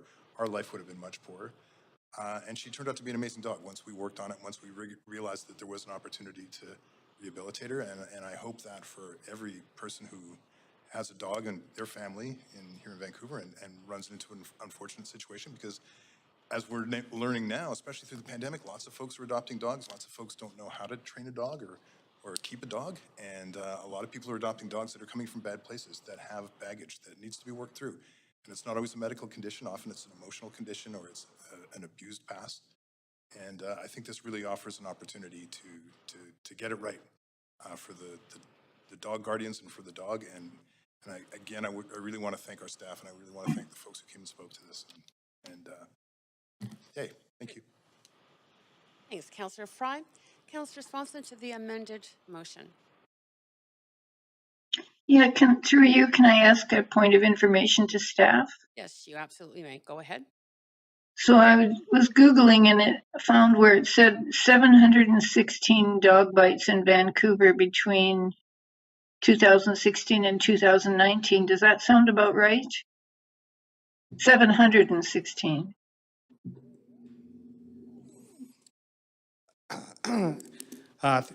Through the chair, I would have to check my numbers to be honest. The dog bites. A bit less than one a day. I suppose that is possible. We get 800 or last year we had 822 aggressive dog calls. So okay. Yeah, so out of there, okay. Yeah. Okay, good. That's just what I want to know. I'll just say a few words. So in my mind, the most important thing is no bites. And I think the staff is handling that well. And then the second most important thing is saving dogs.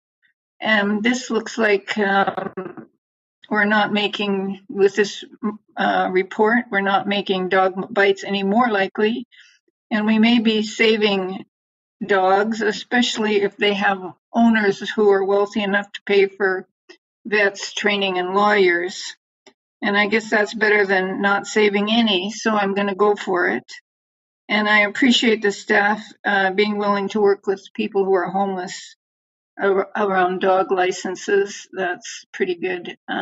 So yeah, thanks for the report. I thought it was a very good report, very knowledgeable. That's it for me. Thanks. Thanks, Councillor Swanson. Councillor DiGenova to the amended motion. Thanks. I wanted to thank staff for all of the information. I've received more education, I think, about this than I've had in a long time. And also thank Councillor Fry for his work on this.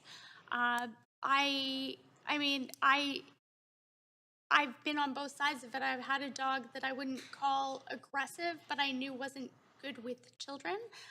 He's since passed on, but I did actually do everything I could to be a good pet owner. That being said, I had resources and the ability to be able to afford a vet. I didn't need to take him to see a behaviorist, although I have invested in one for another animal at one time. When I was much younger, I had a cat that actually saw a behaviorist, and let me tell you, it was quite the expensive bill.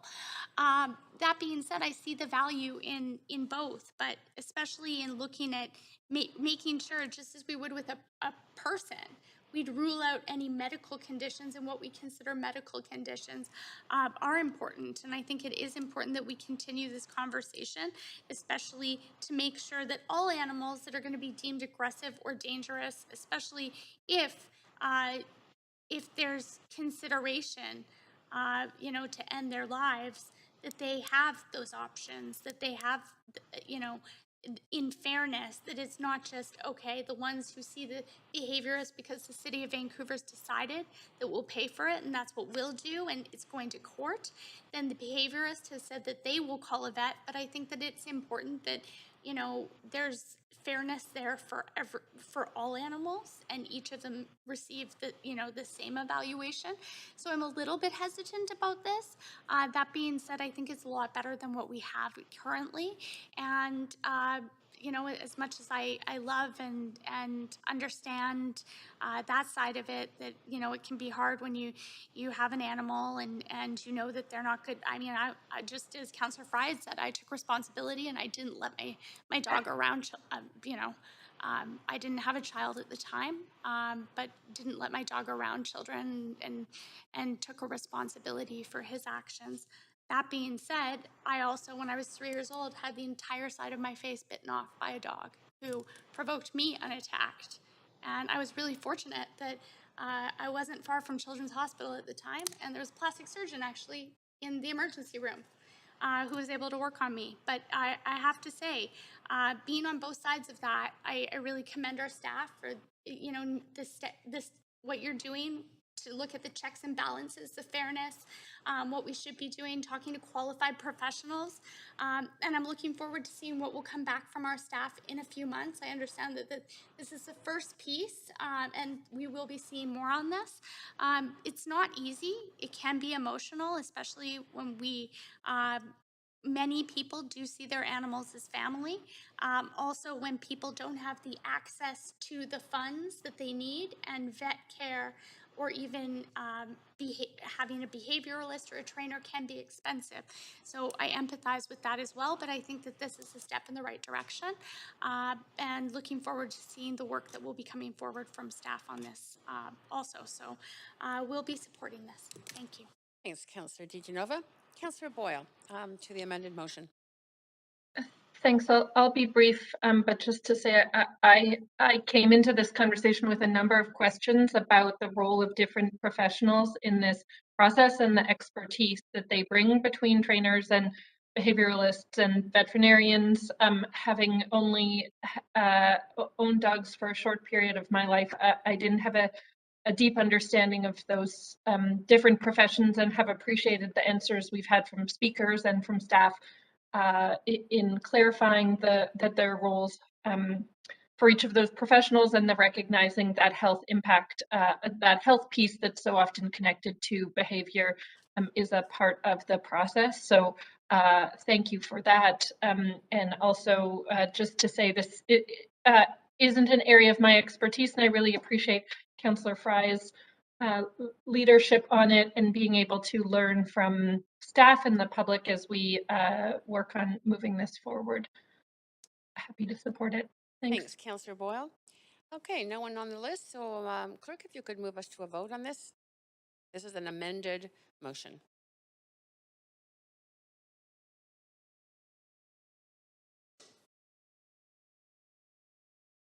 And that passes unanimously. Thanks, staff. Thanks, council. We've moved through the second item on the agenda. So we are now in the third item, and the third item is a 2022 Animal Welfare Grant This requires 8 votes. Clerk, if you could just verify me that we have 8 councillors on the line, please.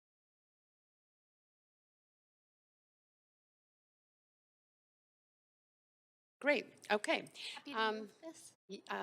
Absolutely. Councillor DiGenova, you're on the queue, and I'll move you forward.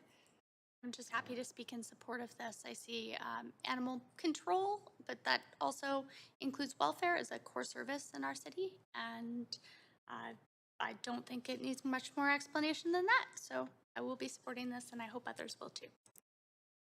That's great. I see no one else on the list, Council. So if we could move to a vote, Clerk.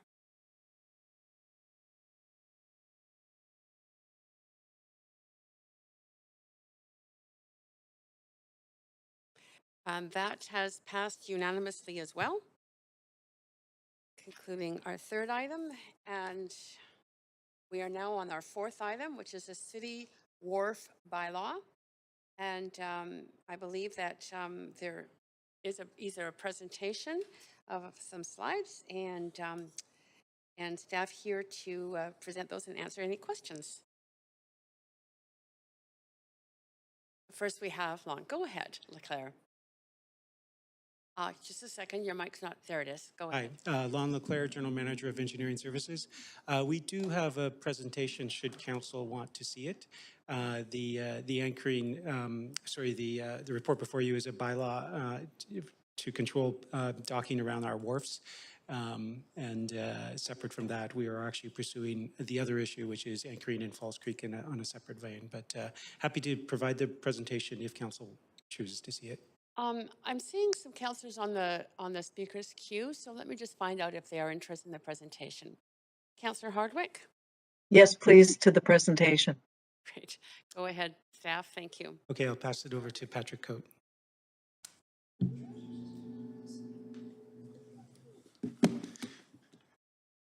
Good afternoon, Chair Carr and councillors. My name is Patrick Coates.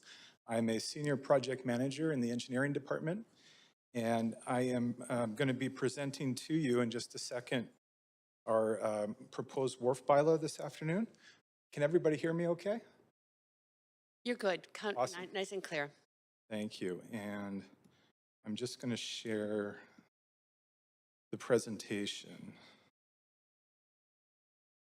with you.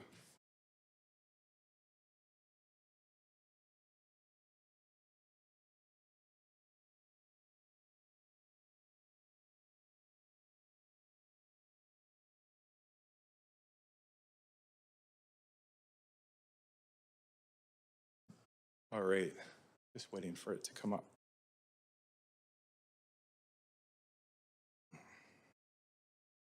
Just takes a moment to load. We'll all be patient.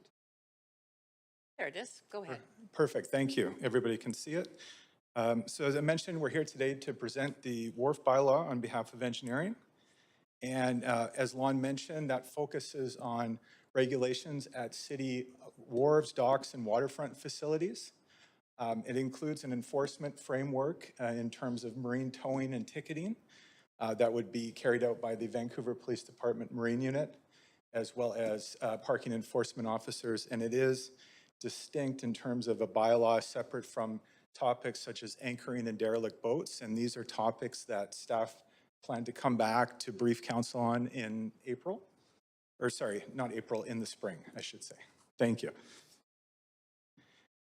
So in terms of the city wharves and waterfront, a key reason why we're here today is there is no specific bylaw regulation for the city wharves. And specifically, the city owns and maintains 6 wharves in Falls Creek, which accommodate short-term public moorage. And a key part of this is that we're often seeing boats tied up both at the wharves and along shorelines in essentially an ad hoc manner. And I can talk about that a bit more. And this is part of boaters and waterway users seeking access to and from shore. And in addition to the boating community and marine users, we also have the water taxi ferry service, which is a key user of city wharves under the ferry license with the city. They transport thousands of passengers every year. In terms of location, you can see on the map here, We have the 6 wharves I mentioned, all the way from the Aquatic Center, reconstructed in 2020, to Science World in the East Basin. In terms of some current observed practices, you can see in the top left, we've got a number of dinghy users, including underneath gangways, and essentially access, other members of the boating community are not able to access wharves due to some of these boats being tied up for extended periods, days and weeks, as well as larger boats than docks are able to accommodate. So you see the top right, we have about a 30-foot sailboat tied up at a dock with a size limit of 12 feet posted. And then just other areas around Falls Creek where we see boats tied up to retaining walls and debris booms meant to protect dock structures. And posted at all of these docks is signage, basically including a time limit of up to 3 hours, a maximum length of 12 feet or 4 meters, as well as designated tie-up areas. So these signs have been in place for a number of years now. And what our proposed bylaw seeks to do is really formalize a lot of these existing regulations. So the 3-hour tie-up limit, the size limit of 12 feet is retained in the bylaw. In addition, there are a number of other provisions focused on preventing items like marine pollution, dumping and debris, and the use of those wharf facilities. And as I mentioned, the bylaw establishes a new framework for the towing of boats as a last resort, as well as a corresponding amendment to the ticketing offenses bylaw for the city. And I should also mention there are a number of exemptions in the bylaw: city crews, emergency services, and those who enter into moorage agreements with the city. Example, what you see here, outlining designated moorage areas. Where you have the ferry service or moving gangways, we don't have boats permitted, but we do have boats in the green areas. And as part of our external engagement for the bylaw, we undertook targeted outreach. We were able to learn from the work that was done for the Park Board on-water strategy. So we were able to reach out to many of the same marine stakeholders, boating community, and we also posted signs for the public linking to a designated web page.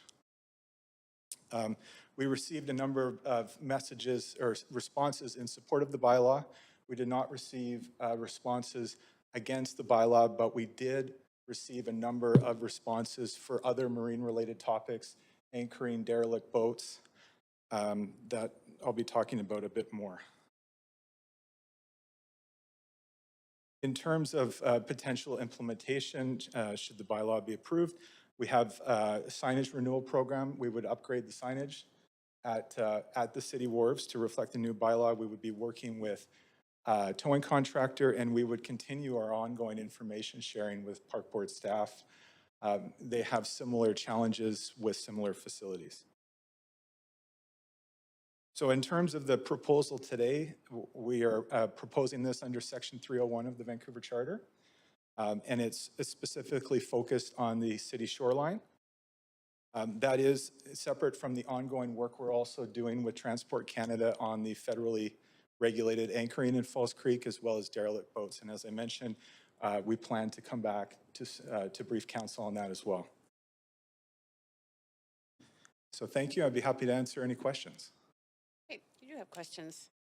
Councillor Hardwick, you have up to 5 minutes. Thanks very much. Adjacent to some of the wharves that the city has are boat launches. I'm thinking in particular down by the Coast Guard station on Vanier Park Point. Are there implications in this bylaw that would affect any boat launches? I believe you're thinking of Vanier Boat Launch, and the answer to that question is no. The Vanier Boat Launch is owned by the Park Board, and that is part of our key information sharing with them on this bylaw. Great, thank you very much. Thanks, Councillor Hardwick. Councillor Kirby Young, up to 5 minutes. Yeah, thank you. And thanks for the work on this. This is something we had a lot of conversation about when I was at Park Board. And I just want to verify that these are public docks that are intended to be used for sort of primarily public recreational purposes and not for commercial purposes. So, for example, when there was issues that came up previously with the wear and tear that was happening from the ferry back and forth, private operators from Bowen Island, and the pressure that that was putting on sort of the lifespan and of public facilities that were designed for commercial use, that this is intended to be for recreational public use. That's my first question. Is there anything that precludes in the bylaw that precludes commercial usage of these 6 public wharves, other than any specific agreement, such as with the harbor, small sort of False Creek ferries or groups like that? Thank you, Councillor. I would defer to our legal group, Kimberly, back on that question. I believe there is language in the bylaw.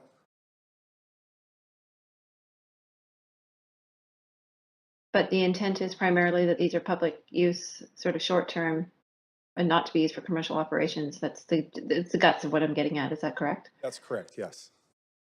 Okay, so I shouldn't think if I'm a private operator that I can be running a ferry from Bowen Island, or I could be running a sightseeing tour and using it, you know, sort of hour in, hour out on a summer day for tours, for unloading people or things of that nature. That's correct.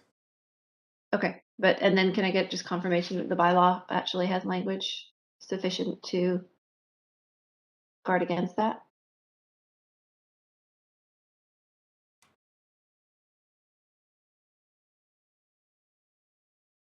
Is that a question for legal or? Staff are just looking up that answer.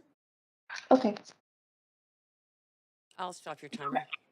Should I go back on, Chair Carr, to keep this moving while staff have a chance to look that up? Like Councillor Weebo. Would you prefer that, staff? Yes, they would prefer that. Thanks, Councillor Kirby Young, for that offer. No problem. Thanks. Councillor Weeb, you're up next. Yeah, I have a few questions. One, I'm actually interested in, can we have commercial boats go to Bowen Island, recognizing that they wanted to do an electric boat transfer? And I know when we were on Park Board, there's conversations of bringing on Harbor Green. So on the city website, there's 11 marinas or docks. I'm just wondering, recognizing that they are city owned, but jurisdiction Park Board, why all 11 aren't included in this bylaw and working collectively with the Park Board? Councillor, the information sharing that we've done with Park Board was meant to collaboratively bring forward a similar bylaw to the Park Board.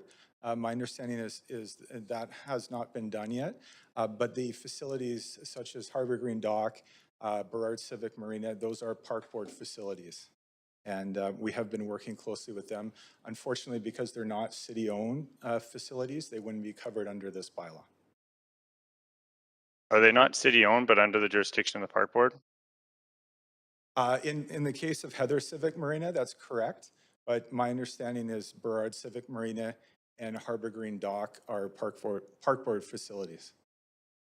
Okay, because it's obviously, when you look at the website, it's confusing. It'd be good to have a bylaw that works across all city facilities. The second one is under 3.23, discharge of holding tanks. What happens if boats don't have compliant holding tanks? The boating compliance aspect is regulated by Transport Canada. So that would be under their regulatory framework for boats, including discharge. Okay, I just saw that as one of the bylaw tickets. Recognizing in March of 2015, there was a motion passed at council to include Burrard Inlet to the Canadian Shipping Act schedule as recognized as a no discharge zone for boating. And I'm just wondering, recognize we're talking about mooring, and that's a big issue right now on the derelict boats and some of the stuff in the report. How have we advanced that work from that 2015 motion? I would have to check. Yeah, we'll have to get back to you on that, Councillor. Okay, and recognizing a lot of the work that's happening on the Fraser River, do we have a plan to expand public docks to Fraser River, as well as New Brighton and Crab Park, so that there's more access for people from East Vancouver to have public access to docks. We would have to get back to you on that as well. Okay, thank you very much. Thanks, Councillor Weeb. Back to you, Councillor Kirby Young. And staff, are you prepared with that answer now? Yes, staff are just approaching the podium. Councillor Kirby Young. Thank you. Yes, Paul Storer, Director of Transportation. On the question about commercial activity at the docks, the proposed bylaw prohibits both using that space to provide commercial services, so vending and things like that, and it also prohibits the owner from a vessel, using this space if it's being used for business or commercial services. Using the space if it's being used? Yeah, if it's being used for business or commercial services. So, in other words, it cannot be used for business or commercial services. Yes, that's correct. Okay. And then that would be presumably an infraction and could be enforced accordingly. Yes, that's correct. Okay, I'll leave it there. Thank you. Thanks, Councillor Kirby Young. Thank you, staff. And that is the end of the speakers list. So at this point, I think we'll turn to, we have speaker to this item. Registered is Nathan Davidowicz on the line. Hello? Hello, yes, Nathan, we can hear you. Go ahead, up to 5 minutes. Okay. Thank you very much, Carl and Mr. Council. There are commercial operations on the docks. You have two ferry companies, Falls Creek Ferries and Aquabus. They are commercial. They are not public transit. That's the whole problem. Halifax has 4 routes that are public transit. Sydney has 7 routes. We have to differentiate between commuter traffic and ferry boat that it's for pleasure and for sightseeing. The present ferry companies, they sell monthly passes as well as daily fares. So they cater for many commuters to take the ferry from Fort Creek to downtown, like to the aquatic center. And that's where the problem is, because we don't have a ferry integration, and people have to pay 2 fares to take the ferry to the aquatic center, and then they have to take a bus from there to the city center. And the city can mandate, this was discussed 30 years ago, and nobody acted on that, of having a ferry integration so people don't have to pay 2 fares to go a short distance. And the city could mandate and could have rules for these docks. So there is a ferry integration, and that TransLink cooperate with these independent ferry boat companies, or otherwise TransLink can put on their own commuter ferry boats and leave the other companies just to operate for pleasure and sightseeing and tourists. This is nothing new. Before the Seabus that was operating by TransLink, the city of North Vancouver used to operate that service from 1900 to 1958. So the city of Vancouver could operate it together with TransLink, but something has to be done, because it's just not the right way to operate public transit when this is not public, what's available right now. So these are my comments. Thank you very much. Thank you. You do have some questions, so just 1 second. Councillor Kirby Young, go ahead. Up to 3 minutes. with questions. Actually, I think that was a holdover, sorry, Chair, from before. Okay, no problem. It looks like there aren't any, Nathan, but thank you for your incredible diligence in coming to speak to council on a wide variety of topics. Thanks so much. Thank you. Yep, council, that takes us to the end of our registered speakers. So at this point, we are now open to discussion and to Happy to moving move the motion. recommendation. All right, then we are in the main queue. Go ahead, speaking to the recommendations. Councillor Kirby Young. Yeah, thank you. Can I follow up on a point of information through you to Yes, staff? of course, go ahead. Thank you. I did pose a question, and sorry, I forgot to ask for the answer back, and that was I'd mentioned, for example, the False Creek Ferries or the Aquabus. Can we just clarify the status of those? I neglected to ask for that follow up when I came back on. Great. Staff are going to answer that. Go ahead. Yes. Thank you, Councillor. Both Aquabus and False Creek Ferries have long-term agreements with the city under the ferry license. So both are licensed to use the city wharves for passenger ferry service.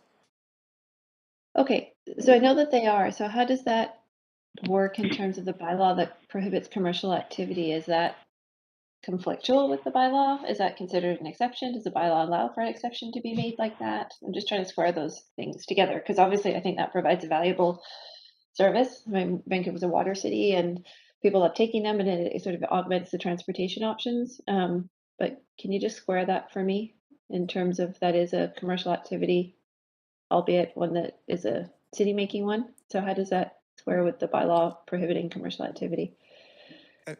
Absolutely. There is an exemption in the bylaw for the ferry service, similar to moorage agreements at, for example, Heather Civic Marina. Okay. And does that also mean then that future exceptions similarly to that could be made Correct. on a case-by-case basis, and those would have to come back to council? It would be a case-by-case basis, correct. Would they have to come back to council, or would that be something that's within the purview of staff to do?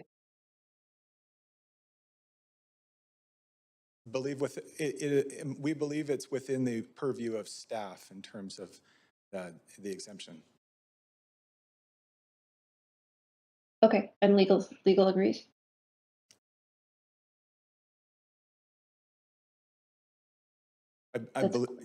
Yes. That's a question.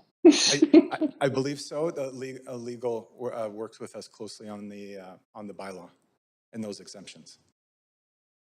Okay, that's clear. So it kind of maintains. So I'm just summing that back up. I have a clear understanding. So that maintains to what I asked earlier. My follow-up point of information is that the intention is that these are primarily public docks, but there are, for sort of good city benefiting purposes, there is the opportunity to have specific considerations and specific circumstances. Is that a fair statement then, in terms of where we are and what this bylaw will do? Yes, that's correct. Okay, super. Thank you. Well timed, Councillor Kirby Young. Councillor Weeb, over to you for 3 minutes. Yeah, point of information to staff. Recognizing we're seeing more and more groups wanting to utilize our wharves for longer than 3 periods and seeing that other municipalities have moved forward with kind of parking meters on their wharves for more pleasure craft sizes. Is that something that we are looking at a longer term strategy? I know some of the Swale-Tooth board members and councillors have talked about wanting to come to meetings and utilizing private docks. So is that something that we're looking as a long-term strategy, or how are we going to incorporate more people wanting to travel by boat to visit Vancouver for longer than 3 hours? Hi, thank you for the question. Most of these areas are fairly small. Like really, they're only intended for kind of dinghies and that sort of thing for boats that are anchoring within False Creek, for example, or recreational, small craft. There isn't a whole lot of space there to allocate to either larger vessels or really enough. It would be challenging given the lack of space to really implement a comprehensive pricing scheme. So right now we're only looking at regulating that space so that people can use it and stay the 3 hours, and that we can enforce that if people are abusing that. Are we looking at utilizing some of our water lots, like beside Stamps Landing or Harbor Green, to create possibilities for more access by water? Yeah, we're always looking for opportunities. You know, Vancouver is a water-based city and has a lot of interaction with the water, both from a, you know, local recreational use, a lot of events, and, you know, people visiting and this kind of thing. So we're always looking for those opportunities where they arise.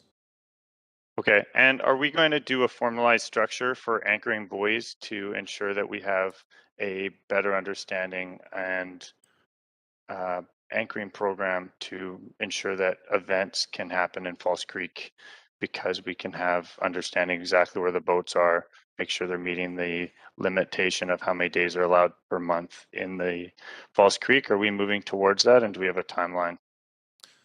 Yeah, we're in the process of renewing the navigation buoys out there so that we can better delineate the navigation channel. And we're also working with all of our partners, including Transport Canada, the police, and several other groups, Park Board, to improve how we manage that space. And we plan to report back to council on that through a briefing or memo in a few months. Okay, and final question. There has been conversation of creating an opportunity to use TransLink on the two ferries. I'm wondering, has that conversation continued of having kind of a one pass so that we can have more seamless transportation options for people that are multimodal? Yeah, through the contract renewal with the ferry companies, we've talked to them about looking for opportunities to integrate fares. So, you know, is it possible to say use a compass card on a ferry? They're not quite there right now, but we're keeping our eyes open and keeping the conversation going with the ferry companies to try to at least integrate payment systems. And what is the timeline for the renewal? So this contract was renewed about a year ago. I think it's a 5-year? Sorry, it's an 8-year contract. Okay, thank you very much. Appreciate that. Thanks.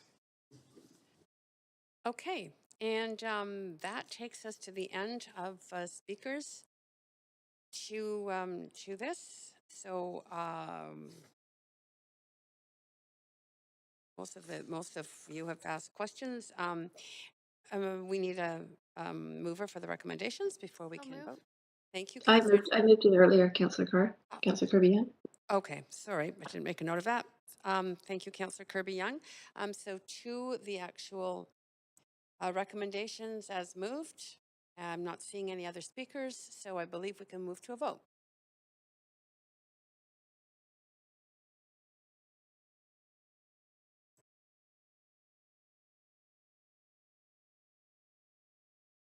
And that is unanimously passed. Great, thanks so much, staff. We appreciate your work, and thank you for being here in person. Very nice. That moves us, Council, on to our next item, fifth item was passed on consent, so we don't have to worry about that one. And item 6 was passed on consent too. So we are now dealing with our referred items, which are 5 items transferred from referred from yesterday's council meeting to today's meeting in order to hear from speakers, which will then be followed, of course, by debate and decision. A reminder to all of you, if you've got amendments, to bring them forward in a final written form before you introduce them, submitting them to the city clerk. The first referred item is motion 7, asking for a change to the Vancouver Charter to allow the city to levy a progressive property tax, which was previously members' motions B2, moved by Councillor Swanson, seconded by Councillor Boyle. We are now looking to the speakers on motion motion 7, and we start with a public body representative speaker, Tanya Webking, co-chair of the Renters Advisory Committee. Is Tanya on the line?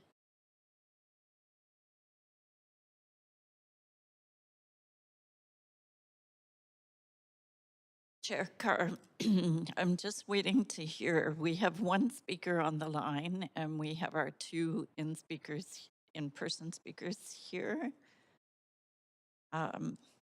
If you could just go through the list, we're uncertain as to who the person Okay, is on so the line. Tanya Webking, not responding. Can you hear me? Oh, Hi. is that Tanya? Hi. I don't. Yeah, this is Tanya. I'm sorry if you can't hear me. No, no, no. Now we can. Now you are Oh. perfectly audible. So that's great. You're nice and clear. You have up to 5 minutes to address council. Oh, wonderful.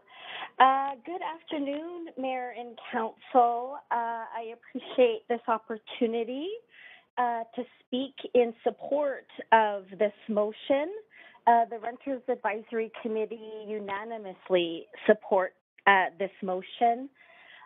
We desperately need creative ways to increase funding to address homelessness and affordable housing, and having a progressive property tax that only affects those at the top 1% of the city seems more than reasonable, and it therefore would not affect most of our struggling homeowners.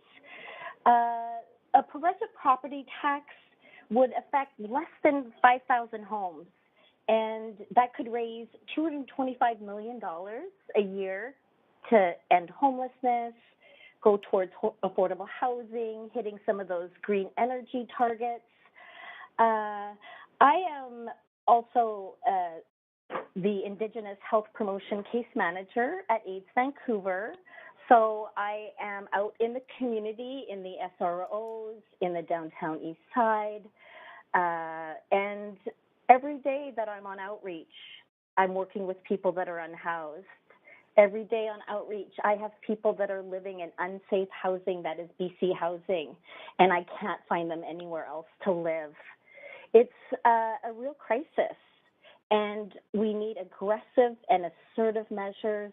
This one seems so easy and such a big win for our most vulnerable citizens.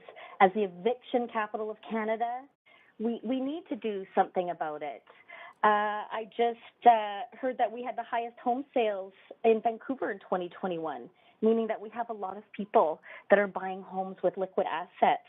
And then on the other end of the scale, we have people that are literally dying on the streets. I am witness to that trauma every day at work. So yes, we need to address this housing because it's critical. We can also see this live in action with the Winters Hotel, another Atira property that completely burned to the ground. They had to demo that building for safety reasons. So as many of you may or may not know, many of those residents from the Winters were the ones that were displaced from the Balmoral. So, and now they have nowhere to go. All the other BC housing listings are on hold. This is a desperate, desperate situation, and we desperately need some equity building and some true housing options. I hope, and I really hope that this goes through. I hope that you can see that we need to be a livable city for all. And I just hope that the homeless can be as shielded as much as millionaires and billionaires are in the city. It is time to have them pay for the money that they earned on unceded territories. Over 30% of the downtown east side are Indigenous. This is a city of reconciliation, and my clients are literally dying on the streets. HIV rates are 6 times the national rate. We don't have any mental health housing. We just have so many needs, and yes, we need a multi-government level approach to these. But as far as what can be done here and doing this amendment in the charter, we applaud Jean Swanson and really appreciate her efforts to really go after ending homelessness and truly to look after our most vulnerable people. So thank you so much, Renters Advisory Committee, full support of this motion. Masi Cho Haichka for your time. Thank you so much. And if you would stay on the line, you do have some questions. Councillor DiGenova, up to 3 minutes.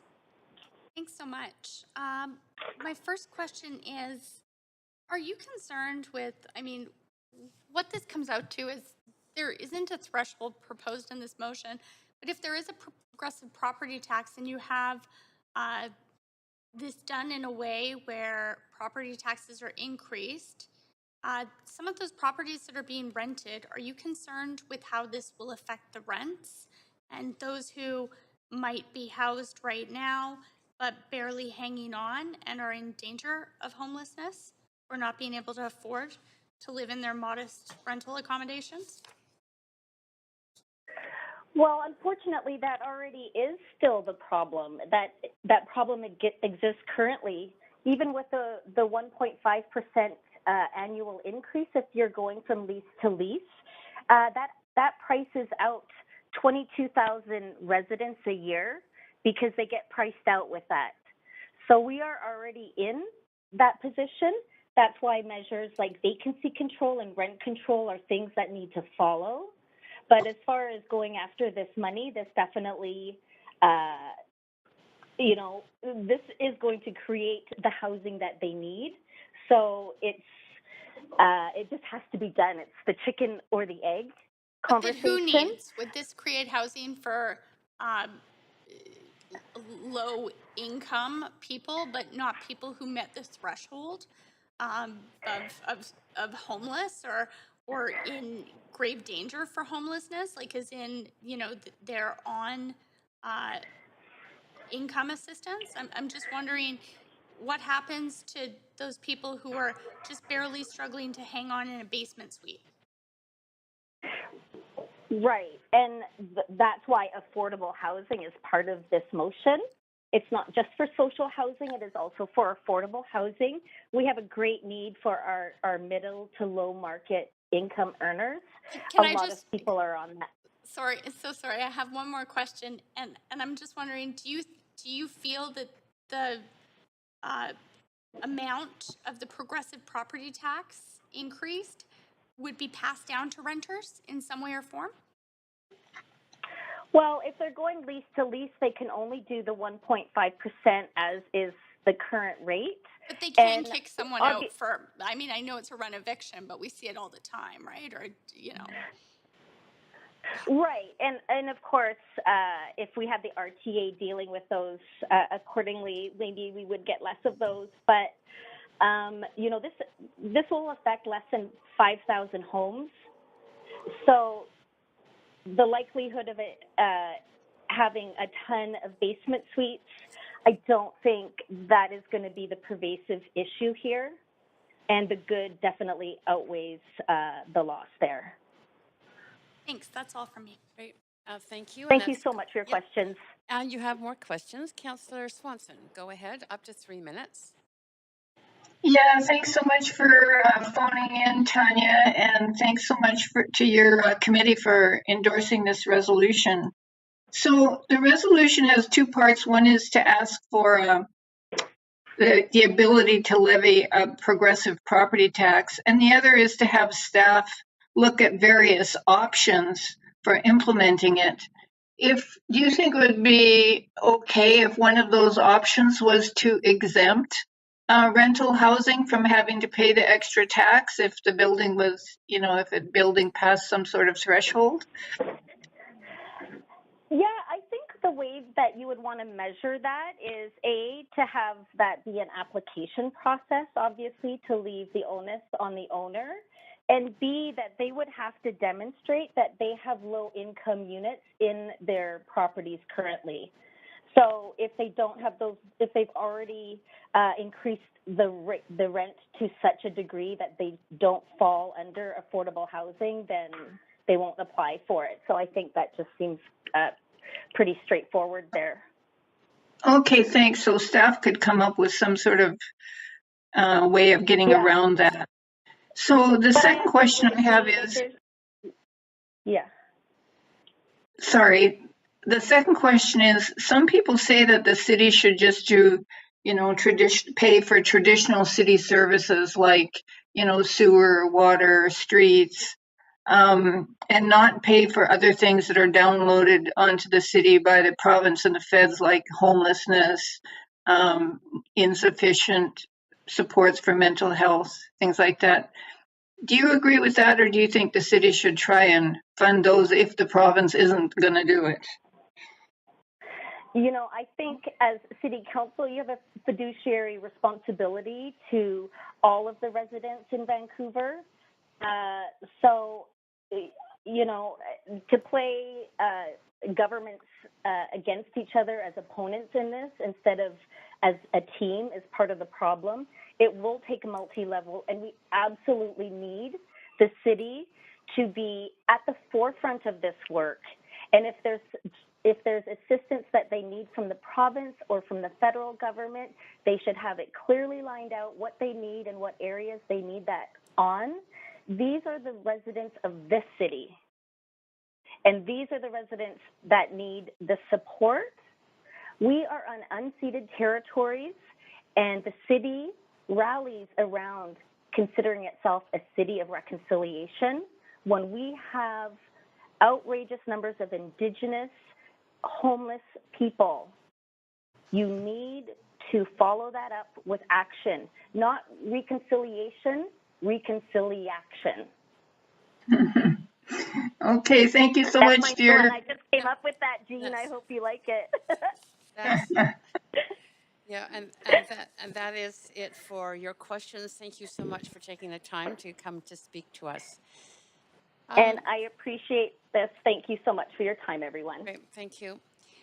We're now turning to speaker one on the regular list, Abigail Joffrey. Is Abigail Joffrey on the line?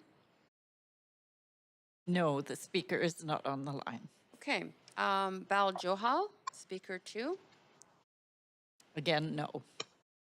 Speaker three, Jerome Wolfman. In person? Yes, we do have Jerome Wolfman in person. Please do approach the podium. It's the one where you saw staff. Yes. Thank you, Chair Carr, and thank you, councillors, for letting me speak today. I currently live in my family home on the west side at 5358 Angus Drive with my wife. I'm here today because I've always through my whole life believed in fair play. And when fair play is not on the table, I believe I have to come and speak. This proposition to me is extremely unfair and will affect a lot of seniors in the neighborhood in which I live, where over the years property values, in no fault of our own, have risen and risen and risen.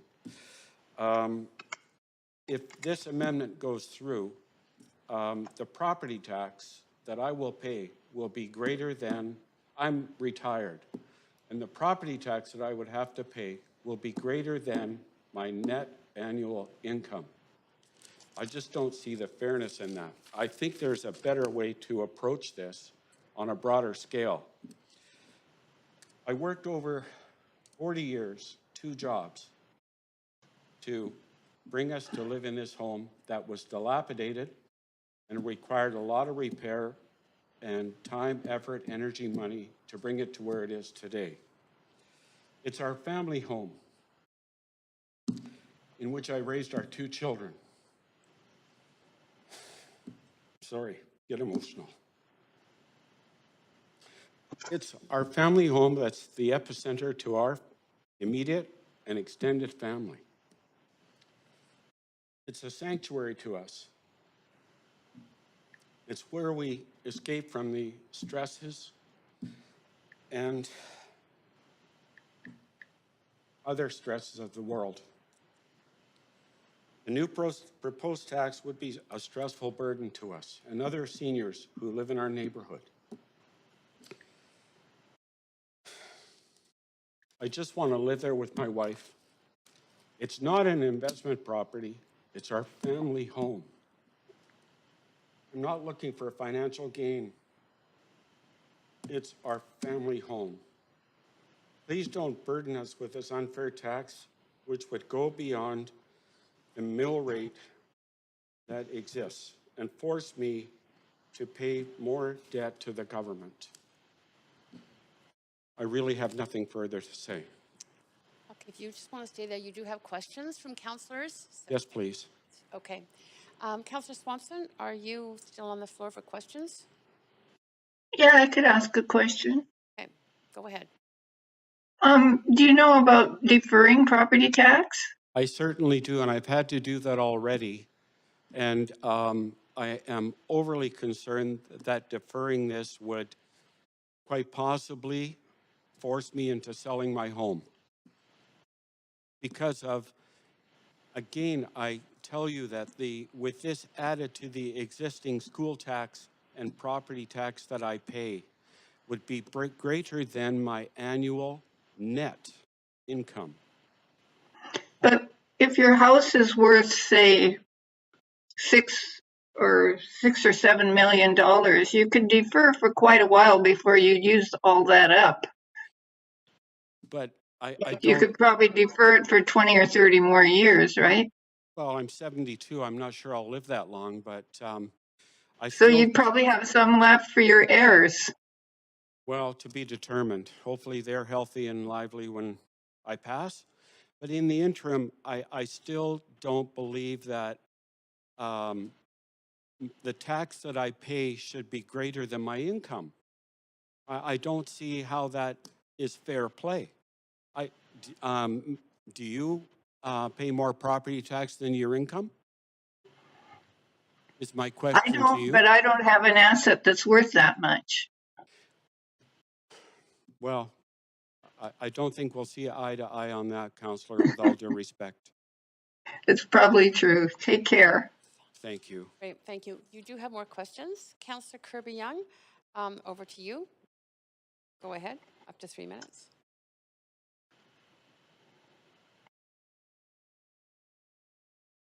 You may be on mute. I'm sorry, yeah, we can't Sorry. hear you. Can you hear me now, Chair? Yes, go ahead. Okay. I'll restart your Thank- timer. Thank you very much. Thank you for coming to speak to council. I know this is a deeply personal issue and topic, and I was actually going to ask the question that Councillor Swanson got into, and I was going to ask it a bit of a different way is, what do you say to some of my colleagues who suggest that you can simply defer your taxes? And, you know, philosophically, do you think that that makes sense in terms of chipping away at oftentimes an asset? And what do you think of the argument, well, you've gained some windfalls through no hard work of your own, and so therefore the government should just be able to chip away at the asset that you're sitting on? What if the deferment program was canceled? What then?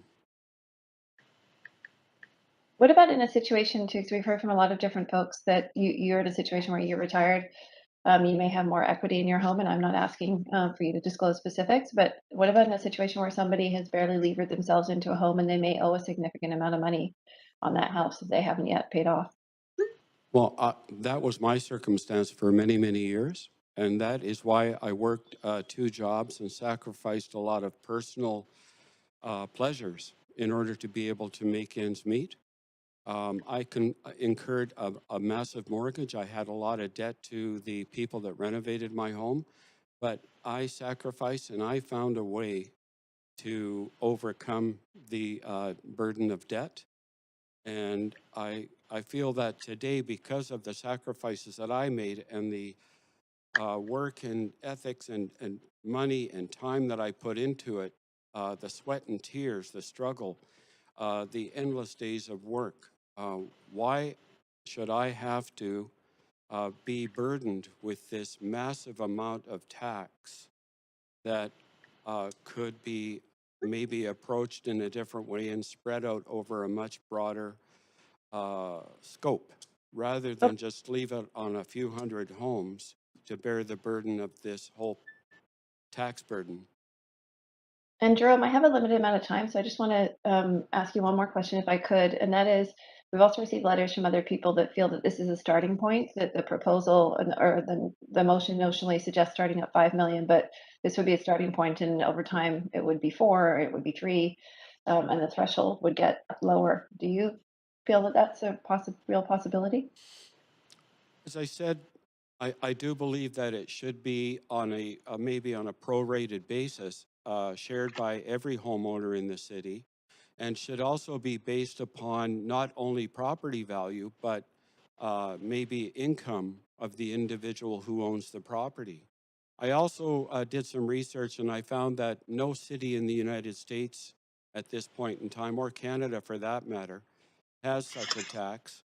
But I did read that in states like New York, there is a progressive tax on the sale of properties of 1% and up, all depending on the value of the property that is sold. And that's speaking only about residential properties.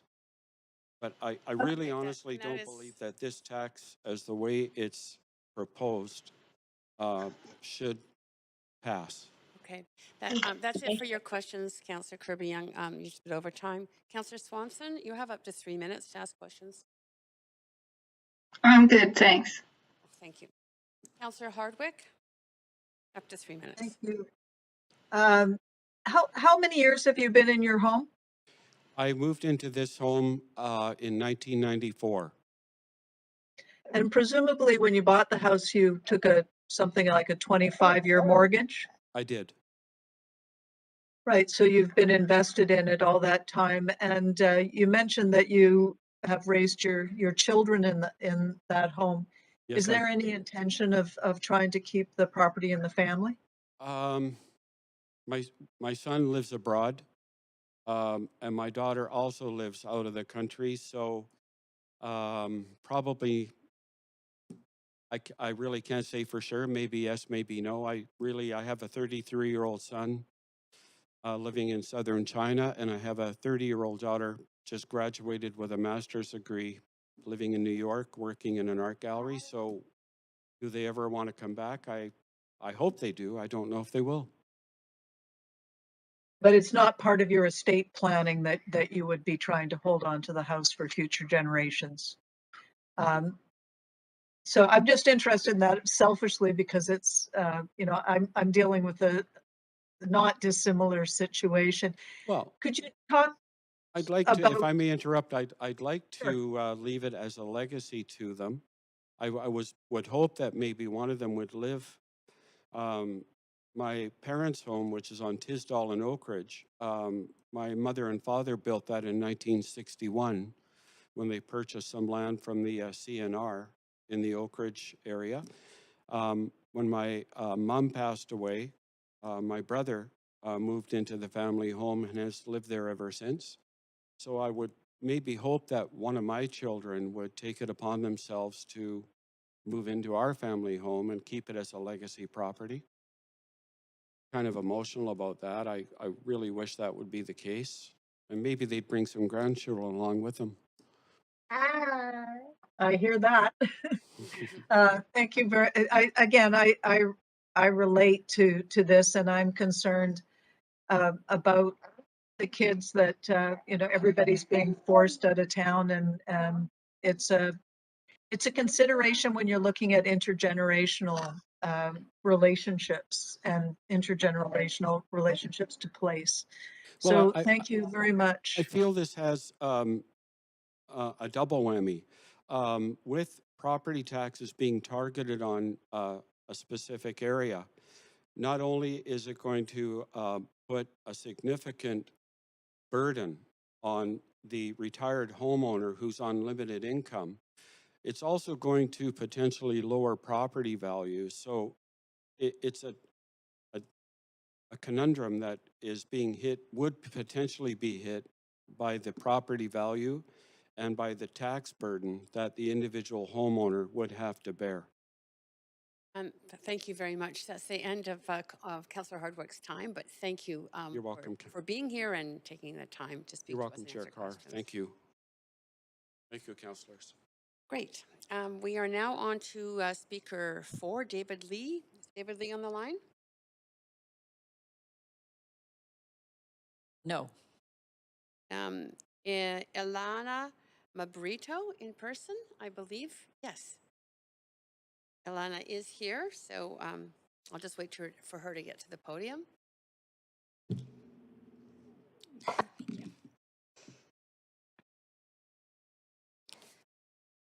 Hi, my name is Elena Mabrito. I'm a resident of Vancouver, and I'm here to voice my support for the progressive property tax. Over the past few months, myself and other volunteers have been taking a petition around the city and collecting signatures in support of this motion. So I have the petitions with the signatures here with me today, and with your permission, I would like to present these to a clerk so that council may take a look and see the support for this motion. Overall, we collected over 275 signatures on our petitions. As well, over the past few months, folks have been emailing into council, sending letters, emailing into council, their letters in support. And I also have those names with me here today. Over 850 letters in support sent into council over the past few months for this motion. So all in all, in front of me right now, I have over 1,000 names and contact information of Vancouverites who support this motion. Personally, I believe that the progressive property tax is a just and equitable way to increase tax revenue in this city. Right now, there are over 2,000 unhoused folks who are unhoused in this city, and I think that a progressive property tax could build enough affordable housing so that every resident of Vancouver has a permanent roof over their head.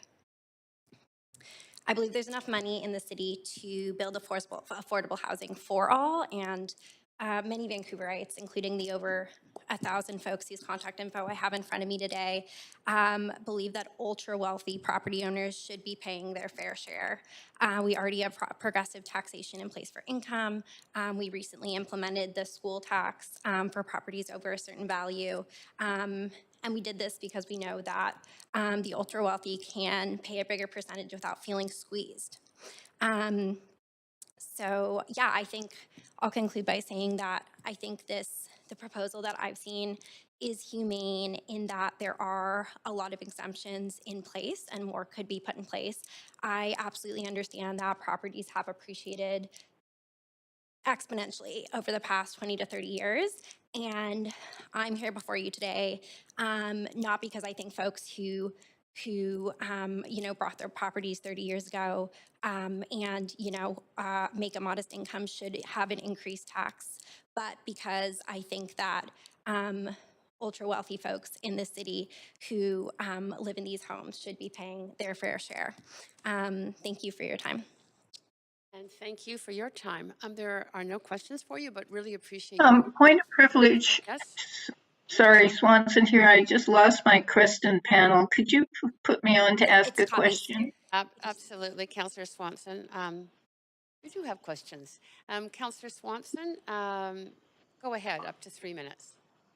Yeah, thanks so much, Elena. How many people did you say have signed the petition to support the mansion tax? The petition specifically was just over 275 people. Did you help get some of the names signed? Yeah, I did. Myself and other volunteers, went to different areas of the city. And I think something that really stood out to me was the support for this motion in different parts of the city. So we canvassed downtown, we canvassed on the east side, we canvassed on the west side. I think across the city, there was a lot of support for, taxing these homes further. Did people who signed the petition say some of the reasons why they were signing it? Sorry, so did they say some of the reasons they were signing it? Yeah, like why did they want to sign it? I think folks felt that with the current proposal with the 1% to 2% surtax, I think people felt like it was a pretty reasonable measure. I think folks also felt like it wasn't going to negatively affect folks who, are the term income poor, property rich, whose properties have appreciated, but it really is only going to affect the folks who can afford it. And I think looking at the proposal, this is such a negligible property tax increase on the folks who would be paying it, that I think people just think it's common sense. Okay, thanks so much for all that work and for coming and sitting around for so long. I really appreciate it. Thank you. You have more questions too. Thanks, Councillor Swanson. Councillor Dominato, up to 3 minutes. Thanks, Chair, and thanks for coming in person. It's nice to actually see people in person again and here. Just the one question I want to ask you is, You acknowledge that there are people who, like with the gentleman before us, who bought their homes long ago, had lengthy mortgages, worked full-time, 2 jobs. Absolutely. But you described homeowners, and I took it as a general term, as ultra wealthy, and I'm wrestling with that. Is that how you see all homeowners who might be subject potentially to taxes ultra wealthy? No, I want to be super clear. I feel like this petition is equitable because it would be this proposal, excuse me, this motion, the way I understand it is that it would only be taxing the ultra wealthy homeowners. So I think there are homeowners and I think there are ultra wealthy homeowners. And I think why going around the city and talking to people, why this has so much support is we chatted with homeowners, we chatted with people who own condos and apartments in the city. And looking at the way the proposal is now, they wouldn't be affected. And so there are actually quite a few homeowners who are on board with this because, yeah, they would be exempt. And I'll just also add, like, my understanding of this motion today is that council is voting whether to take it to the province to ask for the ability to levy this. And I think that there has been enough support by constituents that it's worth the city to discuss it further and take it to the province. Okay, thank you. Thank you. Great, thanks. You do have more questions. Thanks, Councillor Dominato. Councillor DiGenova, up to 3 minutes. Thanks so much, and really appreciate you coming and staying so long, and also bringing the petition. And it's really great to see people in the community engaged. So thank you. My question for you is it's a follow-up to Councillor Dominato's question. Where would you set that threshold for ultra wealthy homeowners? I know homeowners that, they don't really feel like they own their home. The bank owns their home and they're paying a mortgage and just trying to make it. So, and they're also renting part of their home. Totally. And it's creating affordable housing. So I'm just trying to understand, are we talking about, homes of a certain assessed value, like 4 million, 6 million, 10 million? What's your perspective on that? Yeah, absolutely. So my understanding of the proposal is that the progressive property tax would affect homes over 5 million. With that being said, I understand that there are a lot of homes over 5 million that are that much money because they've just appreciated significantly. So again, my understanding is it's homes over 5 million, but there would be folks who would be exempt. I think that's a really interesting question. What designates an ultra wealthy homeowner from not? I think I'm not really sure what that, it would need to be sauced out further in a proposal, but I just want to be super clear that, like, the why I stand behind this proposal is I don't want anyone who lives in a $6 million dollar home who is, retired and not able to afford the increase to be paying more. I want folks who are, making millions living in the city who wouldn't feel the squeeze from this tax. That's who the proposed tax would be affecting. Thanks. And then Councillor Swanson, in answering another question, had said maybe there was a way to exempt rental buildings. Rental buildings, I mean, that's great. That's a whole other story. Commercial-owned properties or people who own secondary properties, not just their home. But I know people who own homes. I'm not sure how much they amount to. I saw some political campaigning on the news that showed a teardown somewhere on the west side was $5 million. But if you're renting your basement suite and you get charged this tax, I mean, basement suites, although they might not be the best places for people to live, I know people who like living in them and can find the most affordable rents. So how would you think this might hurt people who are living in basement suites or in suites in homes that would be targeted by the tax? Do you think that would be passed down to them? Is that a concern you have? Yeah, absolutely. I think that's a really interesting point. And kind of just going back to the previous conversation, I think my understanding is that there would still be a lot that could be kind of sauced out in this proposal in terms of exemptions. And I think that might be an area that might be a great exemption is if you are, you have a home that's just over the cutoff, it's a $5 million home, and you rent out your basement suite to help with the mortgage because, your income can't fully cover that or whatever. I think that, in my mind, that seems like a very reasonable exemption. They'd have to be licensed, I suppose. I think that's it. Oh, sorry. I keep mixing up the 5 and the 3. Thanks. Thank you. Thank you. But you do have more questions. Councillor Kirby Young, up to 3 minutes. Yeah, hi. Thanks very much for speaking to council. I just wanted to follow up on something that you said and just clarify so I understand it a little bit. You had said that you didn't want, and I'm paraphrasing back to you, just to frame the question, somebody who's, for example, retired, lower income, living in their home to necessarily be unfairly punished, but somebody that could afford it, for example, in the same home value, if that home was valued at $5 million or six, could pay. But that requires us to know people's income, which is pretty private information. But the city of Vancouver doesn't actually have the ability to ask for that income information. And that's why the senior governments have income taxes that are progressive and people make more money. So does that change your opinion? Because we actually don't have the ability to do that. Yeah, and again, so I guess the thing I would say to that is, my understanding is that the proposal would come with an exemption. I'm not sure if in that, so folks would have to apply for an exemption.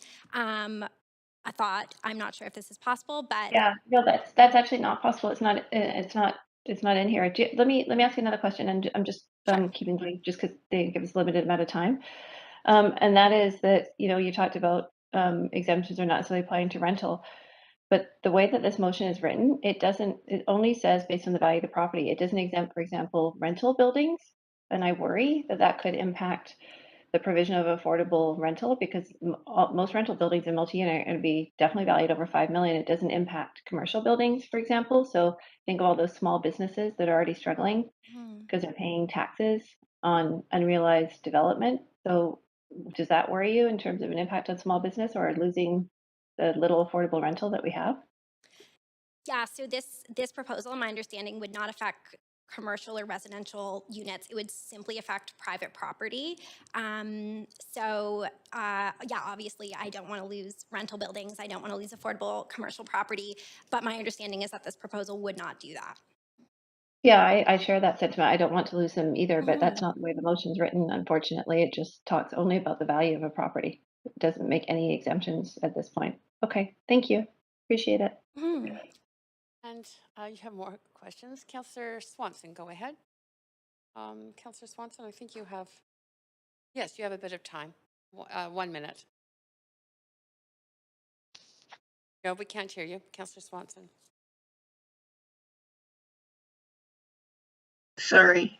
There's two parts to the motion. One part says that we ask the province for the ability to impose different rates of property tax based on the value of the property. So there could be 1,000 ways of doing that with 1,000 different types of exemptions and stuff. And then the second part just says that staff investigate some of these options and come back with a report on how to do it and how it could help end homelessness. So given that that's what the motion says, do you think it means that the tax would necessarily apply to apartment buildings? No, I don't. I think that there is a lot of room for council to discuss, to make these choices. I'm simply here in support of council moving forward with a report to discuss different ways in which progressive property tax could be implemented. But personally, I don't think this should be applied to apartment buildings or commercial buildings. And I think that's something that council could decide on. Okay, and Councillor Swanson, you're out of time. I'm sorry. Yeah. Okay. Thanks so much. Councillor Weeb, up to 3 minutes. Yeah, and thanks for bringing us the all the names. Can you talk about how it's a political campaign and when people aware of that when they were signing up, recognizing that it was paid and funded by a political party?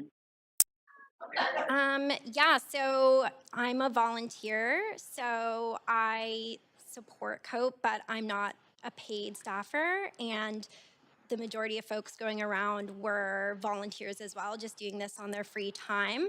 So I support COPE and I'm vocal about that, but this was completely unpaid. I printed everything on my personal printer. So no money in this campaign actually came from a political party. Thank you. It's great because obviously it's good getting out there and getting message.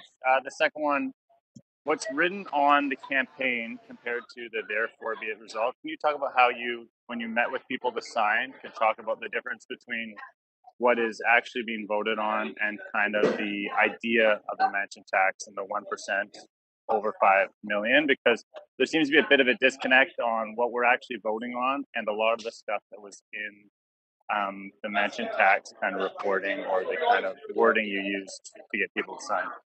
Yeah, for sure. And I think that's really important, why we found it really important to go around and actually speak with folks and to kind of explain that it is a really multi-pronged process, that the petition that folks were signing was simply would be taken to council, and council would decide to take this to the province, and that council would be generating us a report. So I absolutely hear you that the wording on the report is a bit condensed, but I think that in going around the city and talking with folks, our volunteer team was quite well informed on the issues and did explain to folks kind of the breakdown of how it is a multi-step process, and this is just the first step. No, that's really good, and I really appreciate the way you answer the questions and are really knowledgeable in this. So thank you so much. And thank you. Appreciate those answers. Great. And you still have more questions. Councillor Bligh, over to you. Up to 3 minutes. Thanks very much, Chair, and thanks for being here to speak. And I appreciate your sort of having to deal with a lot of different questions, but you have definitely presented a pretty strong view in terms of supporting this. After hearing all of these questions, I guess what I want to do is just preface that this council for 4 years has been trying to get some sort of what we call split class assessment for commercial properties so that the taxation rules are more fair for very small sort of like mom and pop shops, we'll call them local businesses, versus like the Walmarts of the world and people like that, or businesses like that, for 4 years with almost zero movement really, and it's all in the provincial hands. So given that, the likelihood of the province being able to sort of move this one forward, I guess my question is, are you aware of this council supporting split class assessment for commercial properties for our entire term so far?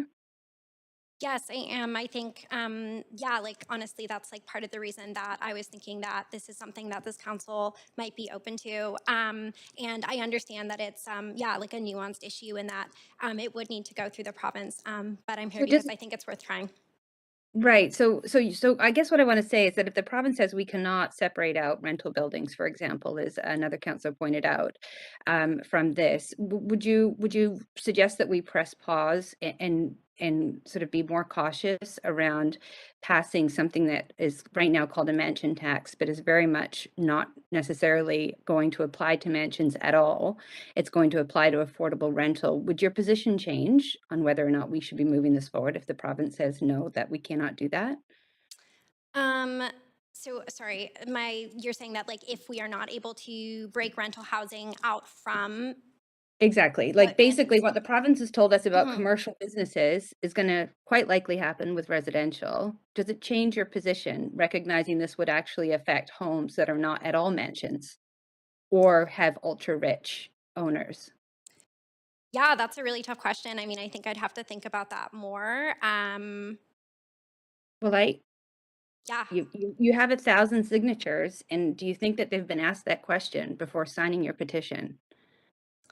I think that so my understanding is that the proposal that council is looking at is specifically for residential housing, and my understanding, again, I'm a resident of the city, but my understanding is that you can make different legislation for residential, like private property, and like commercial residential property. So I think that that's my understanding going into this. But again, I'm just a resident. Okay, I'm out of time. Thank you. Yep, thank you, Councillor Bligh. That was actually well timed. Councillor Fry. Hi. So as you guys were preparing this, do you have examples of other cities, like local governments, that have implemented this kind of a tax system? I think this would be a fairly new thing in Canada, is my understanding. Anywhere else, though? I'm not sure. How did you guys talk at all about Mr. Wolfman here introduced something that that we haven't talked about in this context, which I think is germane, and that's a property transfer tax. So the city of Toronto has its own property transfer tax. We have one at the province of British Columbia, but not at the city of Vancouver. Did that come up as a part of the conversation? That didn't, no, it didn't come up as a part of the conversation. And I think I'll say again, like, these signatures are not, they are saying we think that the council should make the report and look into this issue further. There's obviously still a lot of questions that need to be answered, and it's a very, very nuanced topic. But I think why I am here today is people want there to be more research into this topic. Fair point, and I think you're right. We do need to do a little bit more research, certainly before we go asking the province for something if we haven't done the research. Fair? Well, so I think I feel like there's not a lot of, this is a really good option, I think, for increasing tax revenue. I think it's a fair option. I think it's something that should be looked into as a way to generate affordable housing. We have a huge homelessness problem. I don't see a lot of options for building affordable housing. I think this is something, and I think a lot of folks agree with me, that this is something that can be looked into further as an option to solve that problem. But you do agree that we need to do some more research, get staff to report back. I think it's in the motion. Oh, for sure. That's what we want. Yes, absolutely. Do you, did the conversation come up at all that really a lot of the housing and homelessness is, technically, jurisdictionally, is a responsibility of the provincial government, and what we would effectively be doing is saying, hey, no problem, province, we got it, and be taking on some pretty significant heavy lifting, basically on behalf of the rest of the province right here in the city of Vancouver, and letting, you know, every other city in the region like Surrey and Burnaby completely off the hook. Did that come up at all? Like, yeah, it definitely did, and it's something I've thought about a lot, and I think it's a really I don't know what the right answer is to that, but that has absolutely come up. I think on one hand, we feel, folks I've talked to feel like it could set the way for other cities in the province. And on the other hand, like you said, the potential of the province, you know, saying, oh, Vancouver's got it. So I don't know the answer to that question, but I think it's a really good consideration. You know what? Great job taking all these questions from all these councillors. Thank you. I think that is it for your Fantastic. questions. Thank you so much for your time. Thank you, Chair. Thank you. All right. We are now on to speaker 6, Elizabeth Bell. Chair, the speaker is not on the line, but was previously and somehow disconnected. So I'll go back over the list. I hope that she hears this and gets back on the line. Speaker 7, Ann Roberts. Hello, I'm here. Yep, we can hear you clearly. Go ahead, Ann, up to 5 minutes to address council. Right, thanks. I'm here to support Jean Swanson's motion. I'll identify myself. I'm a homeowner in Kensington Cedar Cottage. You know, I'm hearing a great echo through the phone. Do you have your computer? Do you have your computer on? Are you listening to? Well, I turned the sound off. I'm going to move to another room. I'm sorry. Okay, there, that's better. Okay, anyway, I'll start again. So I'm here to support the motion. I'm a homeowner in Kensington Cedar Cottage. And when we bought our house in 1980, I'm one of those seniors that bought a house a long time ago. It cost $69,000. Today, that house is assessed over $1.5 million. And when we sell and make a profit over $1 million, we won't pay a penny tax on that profit. And I really, you know, there's interesting questions about fairness. And to me, it seems, why should we? Why should homeowners get to personally pocket that amount of money tax-free? Most other sources of income, you know, are taxed in some kind of way. But with this, no capital gains, no inheritance tax even, nada, nothing. So I don't view that as very fair. We also profited from policies that gave us significant subsidies to help pay our taxes, you know, with deductions for the homeowner grant. So we've won the lottery of owning Vancouver real estate, but all due to global economic forces, not because of our individual effort or worth. And nothing we did as individuals caused our market value to rise so phenomenally. But we did benefit tremendously from what I call a biased tax system that really favors the well-to-do, and it has throughout the city's history. So as we all know, the rich are getting increasingly pouring their money into real estate, attracted by low interest rates, low property tax rates, and rocketing increases in prices these past 10 years. So that means that there's no question the rich are getting richer and the poor poor. Not only do the rich escape paying their fair share of taxes, and so many don't pay any taxes at all, of course. So as a result, we all see our social systems, our safety nets are increasingly starved, creating unprecedented levels of poverty, homelessness, food insecurity, and a stressed health system. So I think we need to close those tax loopholes that are only available to the rich, shut down offshore tax havens. Canada and the provinces rely heavily on taxing income, but the super rich don't get most of their money from incomes. The super rich's money comes from investments, and only 50% of that is taxed. So that's why we need a wealth tax that makes the rich pay their fair share. We need to tax assets like stock portfolios and real estate.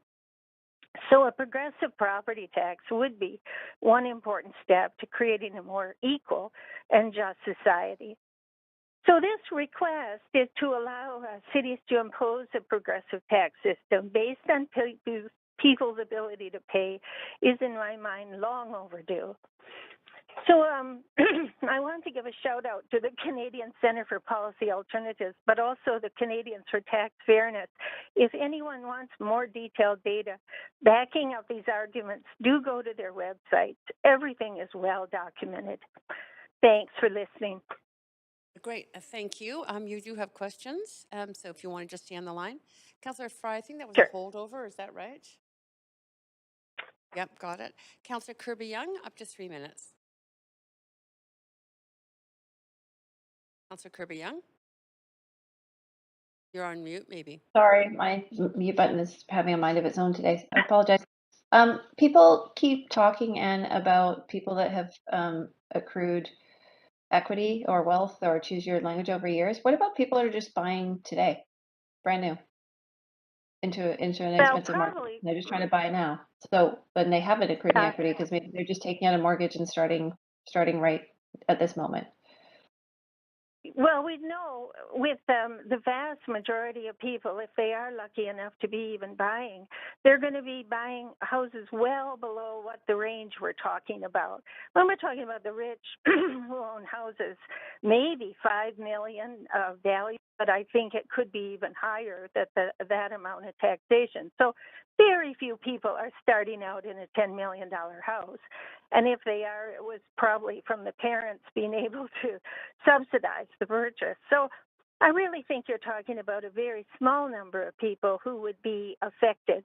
And even if affected, let's say you're over $5 million, that extra wealth tax, right, that extra amount put on that is only on the last portion of it. It's not the whole $5 million. You don't pay an extra tax.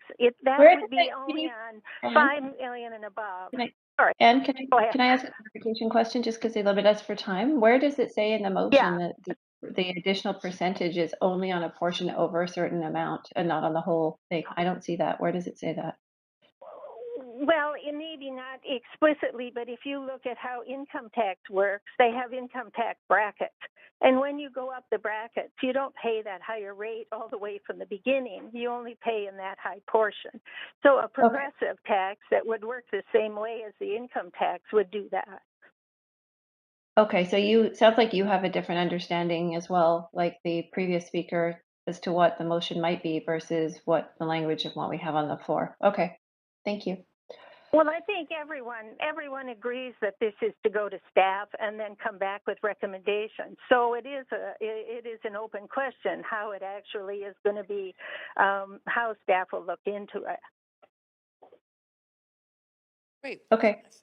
Thank Okay, you. Sounds thanks, like there's Councillor a lot Kirby of Young. interpretation. Okay. Thank you for You do speaking. have, sorry, I'm sorry. You do have more questions if you want to just hold on that. Councillor DiGenova, go ahead. Thanks so much. I'm just wondering if you think that this might actually kind of unintentionally target certain cultural communities in Vancouver. Like, for instance, I know that many cultural communities, especially in South Asian communities, Asian communities, you'll see multi-generational families living together in the same home. So maybe they've pooled their resources. I'm just wondering if you think that it might unfairly target, you know, 4 families living in one home instead of purchasing other homes that wouldn't hit that $5 million threshold. Well, I don't think so. In my neighborhood, various groups, people live together with families, you know, so the houses in my neighborhood are not worth, you know, over 10 million. So I guess it's, you know, if people do. This is $5 million do we're pool talking resources. about. Yeah, but if people do pool resources to buy a home, they're probably going to pool resources to pay their property taxes. So I They'd don't be think paying more, is what I'm saying, right? A progressive, like at $5 million, you pay more.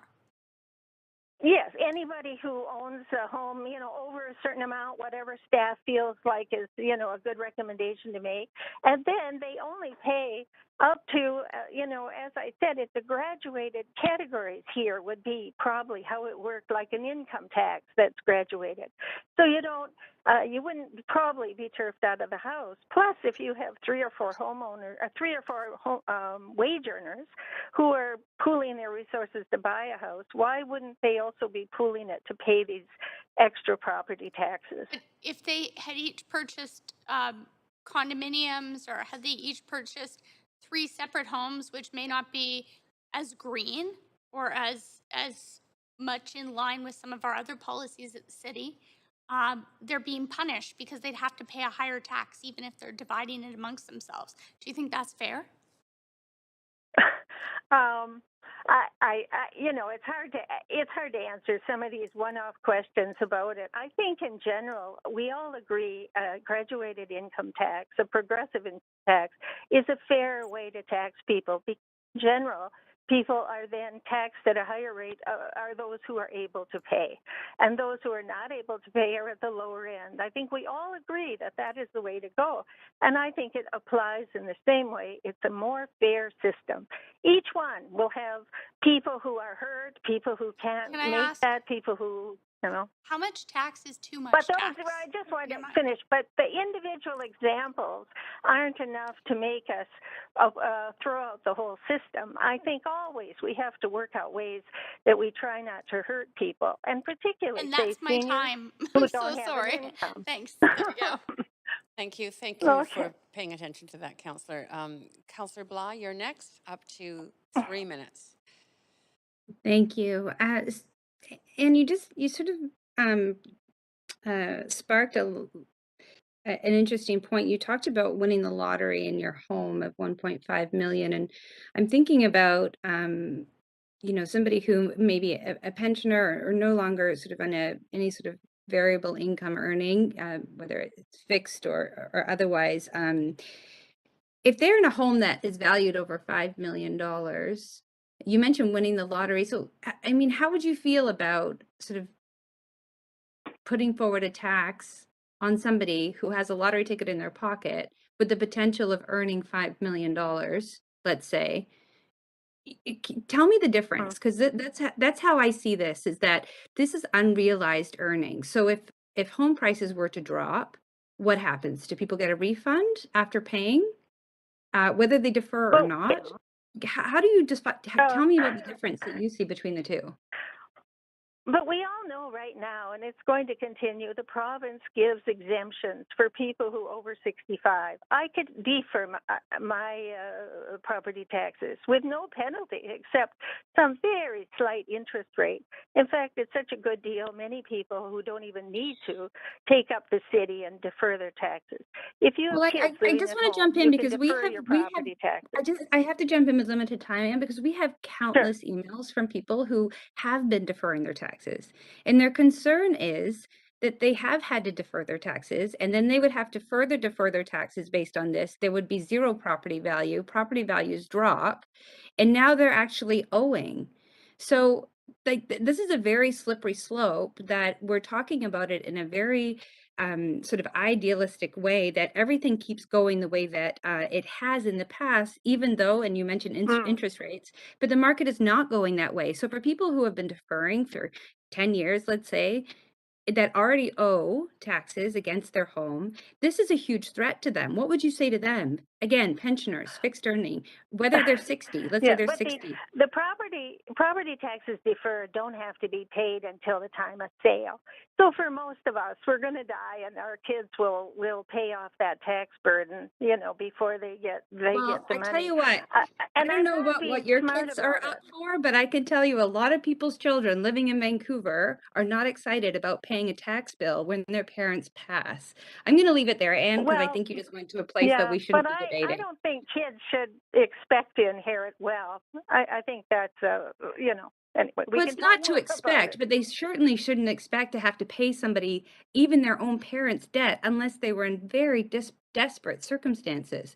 And I have situations of both. So I think I think there's a lot of people that feel pretty disrespected listening to this line of questioning, and I'm going to When leave it there. when you I'm past my when time, but Excuse me, I have to say, I have to interrupt you. You're over time, Councillor Bligh. thank you. Sorry, we're going to have to move on. Councillor Swanson, you have up to 3 minutes. You might be muted.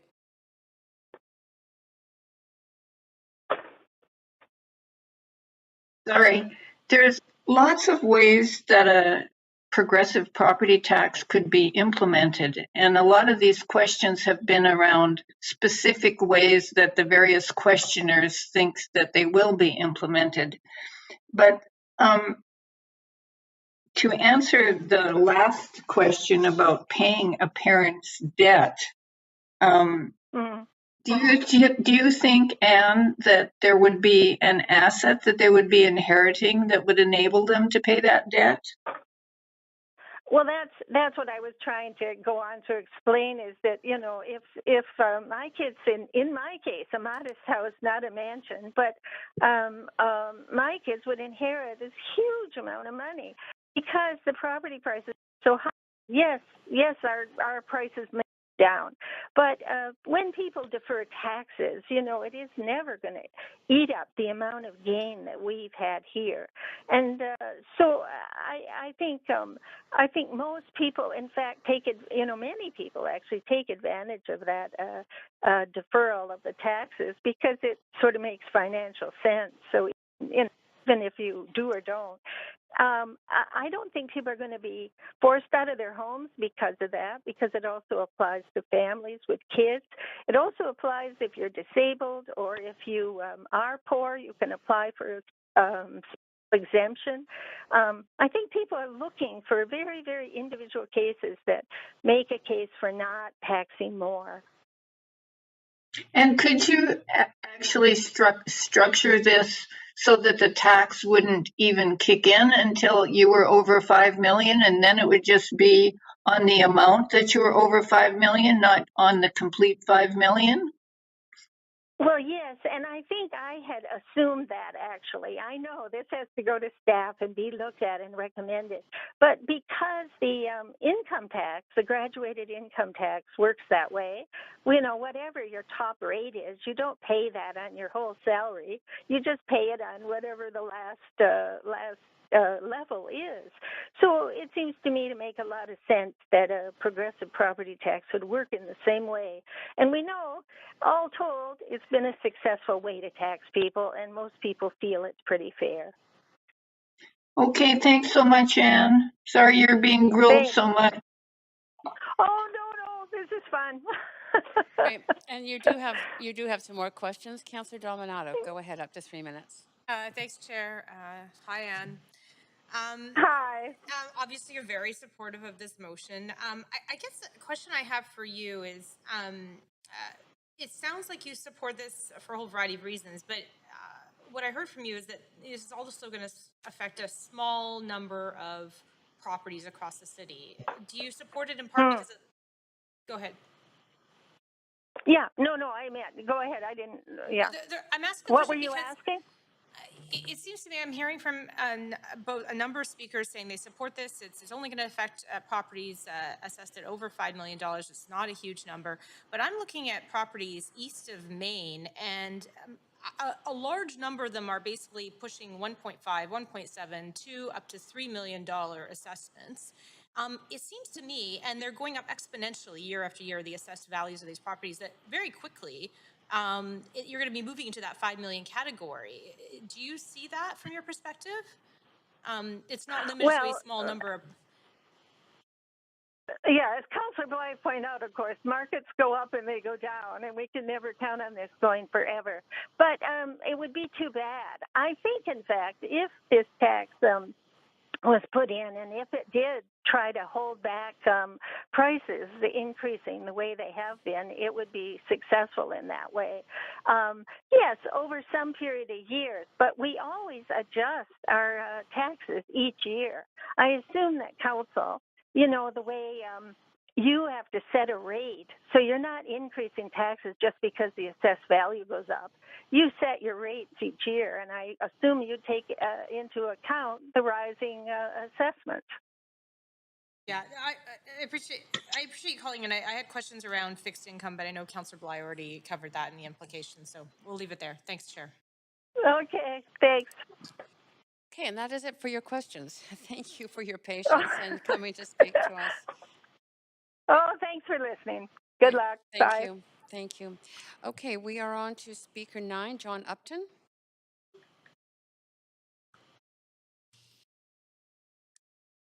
Speaker 9 is not on the line, Chair Carr. Speaker 10, Gail Gavin. Yes, Hello, Speaker 10. thank you. Yep, we Can can you hear you. me? Go Council? ahead. Yep, you have up to 5 minutes. There's there. Thank you very much. Maybe give me a indication when I get into 3 minutes. I'm housing, and I'm certainly in favorable of social housing, and I'm certainly in favor of having services provided. I would like to point out, though, that this is a tax which will go into general revenue. We have had taxes levied against stuff by the city, I think even maybe by the provincial government, and the goal is to put the money aside for affordable housing, or maybe it's social housing. Let's just look at the definition. Affordable housing in terms of council is that if some for building, otherwise they've got more density so they can sell more units and make more money off that small piece of land. If they'll put in some affordable housing, that justifies the uplift. And those affordable housing prices are $2,200 the last time I checked over on the east side, and $2,400 on the west side, generally speaking. In my view, that's not affordable housing. Be that as it may, I haven't seen any report of the money that has been collected and how it is actually translated into social housing. We know how it translates into a so-called affordable housing. What happens is the developer makes a whole lot more profit, and you pay the rents at much higher than most people on average in Vancouver can afford. And the city council, prompted on by the planning department or the powers that think up these plans of how to make it a fair and livable city, keep on allowing people to build more towers, which, by the way, have a 50% more green footprint, if you want to go by that concept. And, you know, the houses we're tearing down, or if we rebuilt houses with wood. But anyways, there's our green city. So point A is, yes, we put it in to see one report about the CACs. I remember when that big tower went up at Kingsway and Broadway. Oh, they call it the Rise at that time. I think they renamed it. And the whole bunch of that money was going to, those CACs were going to go into so many affordable units. That money, I've been told by an architect who spoke at a meeting of Grandview Woodlands Association members and supporters, has now gone into, it more or less goes into general revenue or general CAC CAC pot. And in what is in fact happened, according to this architect, who is, my understanding, a reputable and busy architect who knows what he's talking about, is that it has resulted in over 200 people being hired in city planning. To me, that yes, so that we can churn out more and more of these economically and environmentally unsustainable high rises. Okay, that's. So it goes into general revenue. Oh, if I could just, you wanted to know, you're at 3 minutes, 15 seconds. Great. Okay, thanks for letting me know. I appreciate that, Councillor.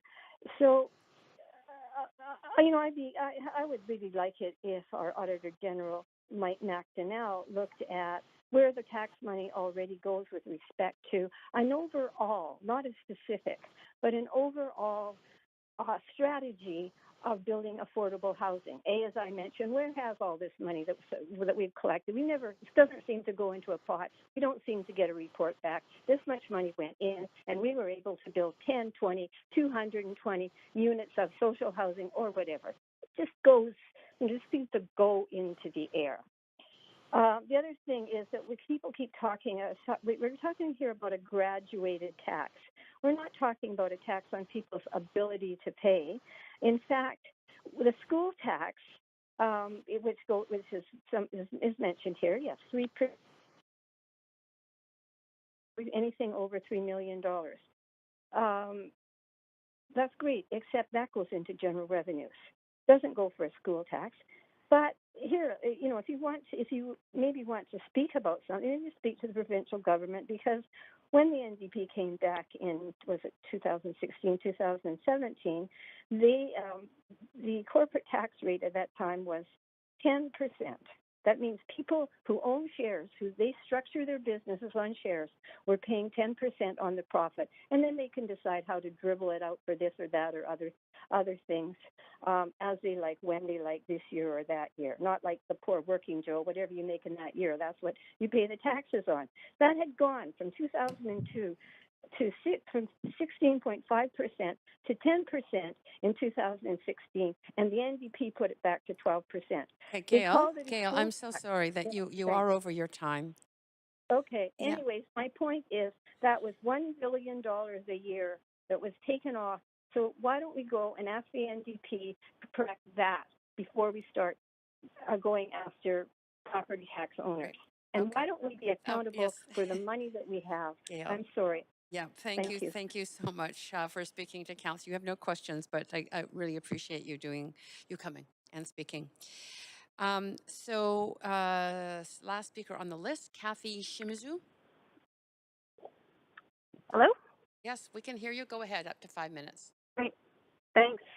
Good afternoon, Mayor and Council. I'm sorry I'm on the run here a little bit, and I didn't know what time when this was all happening. So my name is Kathy Shimizu, and I'd like to begin by acknowledging that I live and work on the stolen and occupied traditional territories of the Squamish, Musqueam, and Tsleil-Waututh peoples, and I'm grateful to them for being able to live on their lands, and I support Indigenous sovereignty and struggles for justice. I'm a member of the Japanese Canadian community and work at the Powell Street Festival, We Press, Downtown Eastside Response, but I'm just here to speak for myself and not representing any group. I'm speaking today in support of the motion asking for a change to the Vancouver Charter to allow the city to levy a progressive property tax. And I come here all the time to ask you to do more for communities, especially for the low-income community and those who have been marginalized by colonization, racism, and our existing systems. And I usually come here and ask you for things like build more social housing and protect the SRO housing stock for low-income people, which I appreciate that you did pass the the SRO vacancy control and also the budget item to support that. So I, again, am grateful for that.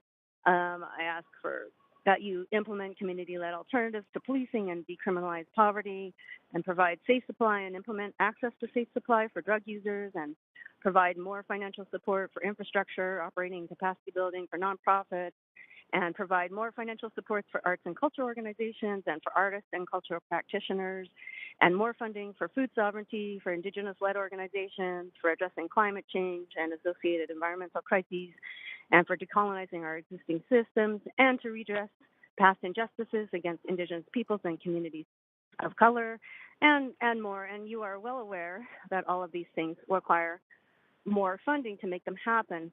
And a progressive property tax would go a long way towards generating the kind of revenue that the City of Vancouver needs in order to help meet these immediate and long-term goals. And one of my main points is that it's not just about the money itself, but it's about the access to that funding on the ground for frontline organizations and to fill the gaps in services that exist because the feds and the province can never act quickly enough, and they never do enough. They aren't connected directly to the issues the way that you all are, and or to the people that are working on the ground and are trying to help meet the immediate needs. Mayor, council, and city staff know the groups. You know the people in those groups who are working every day to help support low-income people and marginalized people. And the feds haven't truly heard the call for more shelter rate housing or for safe supply. And the province refuses to increase social assistance rates to a level that actually ensures people have what they need. And so the city will always need more funds to address the multiple ongoing crises happening here. And on top of that, they are downloading those services to you without the funds to implement them. And after listening to you yesterday, clear the city needs a way to raise its own revenue since other levels of government are expecting you to do more with less. And while dictating things like police budgets, which are not even in line with what the city and many of us who live here want. So I think that, this is something to really consider seriously because, of course, wealthy people can afford to and should contribute more to addressing these issues, especially the very rich, who definitely should contribute more.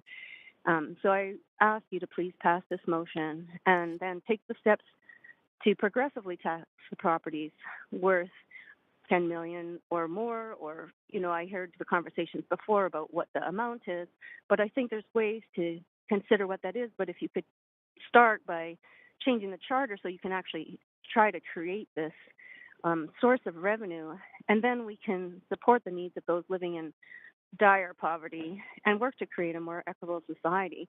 Because, look at the Hotel Winter burn down. We're talking about people that have nowhere to live, are living on streets. We're talking, the comparison to whether somebody's children can pay off, the tax deferral of somebody later. Those people are still have a roof over their heads. We're talking about people on the streets. We're talking about people living in parks, in tents. And we have to consider, the balance here. And maybe the amount is really small, but, this money is so crucial to people's everyday lives. And if you all know, and you've been down in the downtown east side and other parts of the city, it's not enough to just find excuses not to do this. I really hope you will do this. Yes, thank you. Thank you. Thank you so much. We have, you have some questions, so I'm just going to Sure. forward. Councillor Weave, go ahead for 3 minutes max. Yeah, my first question I was really interested in if we move forward with the progressive tax, the importance of having really holistic funding so that we are doing Indigenous food sovereignty and ensuring we're lifting up the vulnerable in every way possible. So are you hoping that if we get this funding, we might be able to have a mechanism that would be a little more holistic in how we support these communities that need the funding instead of just focus on one component of it? Absolutely. I totally agree with that. Okay, thank you very much for speaking. Really clear, and I really like the way you kind of gave a broad perspective. Thank you. Yeah, thanks for listening. Yeah, and thank you very much for speaking too. Thanks, Councillor Weeb. So, Councillor, I'm just going to go back over the list. I've been informed by the clerk that we have one person that has joined. But I'm going to go back over the list, and I would like you to consider maybe a motion to just complete the speakers on this item before we break for dinner. Motion to hear the remaining speakers before we break for dinner. Great, thank you. Thank you, Councillor Bligh. All those in support of that, say aye. Aye. Anybody opposed? Great, thank you. Okay, Speaker 1, Abigail Joffrey, is she on the line? The speaker is not on the line. Thank you. Val Johal, Speaker 2. The speaker not on the line. Okay. David Lee, Speaker 4. Yes. David Lee? Hi, can you hear me? Yes, go ahead. You have up to 5 minutes. Hi. Great, thanks. Thanks so much for your time. And yeah, I know these meetings go long, and yeah, it's a lot to go through all these meetings. But yeah, I don't have much to say. I just am calling first in support of this motion, and I really appreciate all the work that Jean Swanson has put into this motion, as well as all the other motions that she's brought. Yeah, I think everyone's really said a lot of what you know, a lot of their own experiences, a lot of the things that they've been yeah, like everyone has shared a lot of their own experiences and feelings about what's going on over the past couple of years and decades. And I just wanted to express some of my frustrations about some of the ways that some of the councillors have been bringing up and attacking sort of these folks who've been sharing these experiences and really devalidating the way that they've shared these experiences. And I say this because I think these people aren't here to critique or criticize other people's experiences, but to share what they're sharing because they've lived these experiences. You know, just like Jean said, like, you know, we don't have all the solutions. We're here to have a conversation about it, to think about a way to move forward together. And I think trying to create division and trying to say, oh, well, this is more worth Speaker, I'm just going to another. hold you. I'm going to hold you for a second, and just let you know that that our procedure bylaw makes it very clear that you should not, that no one in this chamber should be speaking disparagingly about others or interpreting motives for what they say. So I would ask you to refrain from doing that, please. Okay, sorry, Councillor Carr. I apologize for that. Yeah. Yeah, I guess it's really important just to recognize that there aren't any perfect solutions, and that when we think about these solutions, that I hope that we can think of it as a collaborative, not as one versus the other. And yeah, I don't have any answers. I don't know as much as any of the other speakers before, but yeah, I just want to share my support for this motion. So thanks for your time. Yeah, thank you so much for calling. I really appreciate that. Oh, wait, you do have some questions. So just hold on the line, please. Councillor Bligh, up to 3 minutes. Thank you. You know, I appreciate you advocating for your perspective, and that's well within your right. But you brought up a very interesting question related to people simply sharing their experiences, which we've heard of the breadth of those, both for and against this motion, and so that we can understand more. I think you said move together or move forward together. But did you realize that this mansion tax is a campaign that on one side of a t-shirt says eat the rich and on the other side talks about a mansion tax? I'm just wondering if you could sort of reflect how that suggests moving together in a cohesive way and not in a divisive way. Right, I hear that. Yeah, like, I mean, before this meeting, I didn't realize that it was a campaign. And I think, you know, I can understand the ways in which people have been communicating and advocating for these things, is because I think in a lot of ways, like when I think about collaboration, I really think that the collaboration doesn't always go both ways, right? It's a sort of a give and a take, right? So when we think about collaborating, do we think that, you know, how do we view the ways in which people who have a lot of money and are able to spend money are collaborating and giving back to society? So I think there's also Well, like I mean, I think that's the problem, is that there's a misunderstanding of how much of that that does happen, and that when you look at foundations like Street to Home, VGH Foundation, the Vancouver Foundation, Children's Hospital Foundation. I mean, there's so many I couldn't possibly list in the minute I have left in my question period. That is where those dollars come from that support these broader. So Kettle Society was able to open a recovery cafe for people struggling with substance use disorder because Street to Home partnered with them, and Street to Home even exists because people who have the means and the autonomy and choice to do so donate to those foundations. Councillor Bligh, do you have so a that they can question? I continue. think you should lead to a question, please. Fair enough. I just want to balance this conversation with a lot of misinformation that's going around and assumptions. So, I mean, if you want to respond to that and can answer, maybe enlighten me on perhaps that understanding is not the case from your perspective. That's how I know it to be. Sure. I mean, I guess you can think of it as a campaign as well, but I think maybe you can think about the ways in which you can validate the voices of those who are really struggling right now. And I guess that'd be the end of my answer. I'll just leave that. Councillor Bligh, that is it for your time. And thank you for that answer to those questions. But you have more questions. Councillor Swanson, go ahead, up to 3 minutes. Councillor Swanson, you might be muted. Thanks for coming in, David. Really appreciate it. So this is a motion that basically just asks the province to allow the city to levy a progressive property tax, which would mean a lower rate for people that don't own a lot of property and a higher rate for people that do own a lot of property. And then the second part of it is to ask the staff how that could be implemented. So what is it about this motion that you like?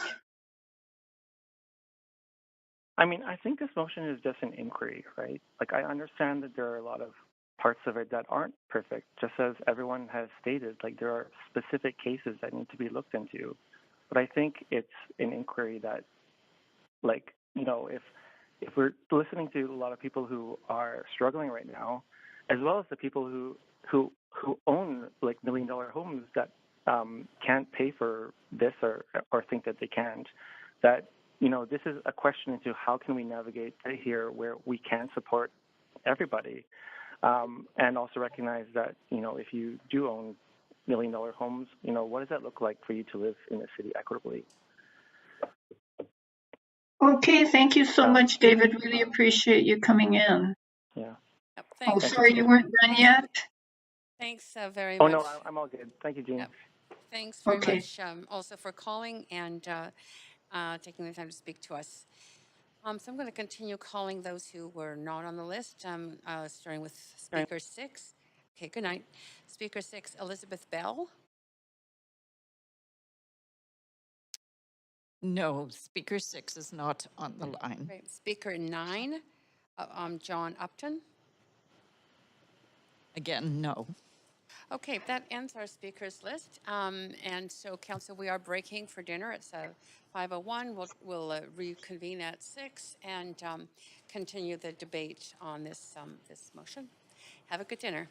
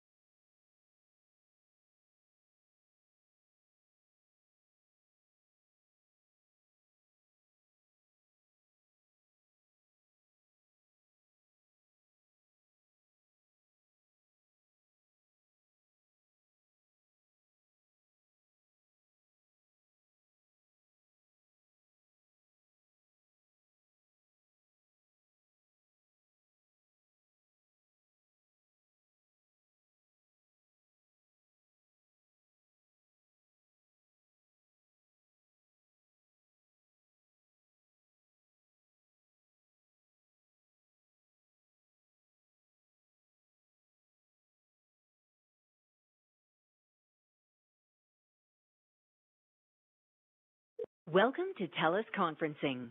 To join the conference, enter your access code followed by the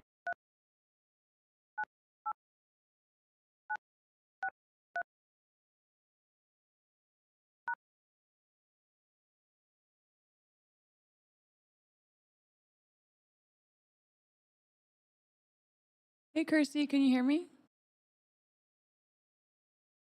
Hi, Terry. I can hear you. Can you hear me? Yes, sounds perfect. Thank you. Perfect. Thanks.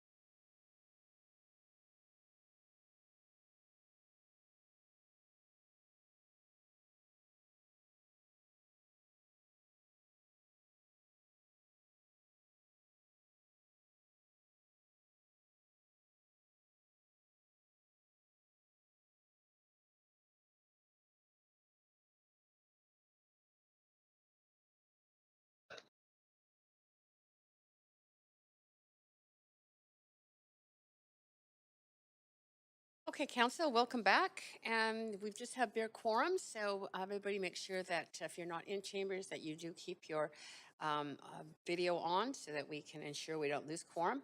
Appreciate that. So we have ended our speakers list. Thank you to everyone who spoke to Council. And at this point, the motion has been moved. So is there any discussion?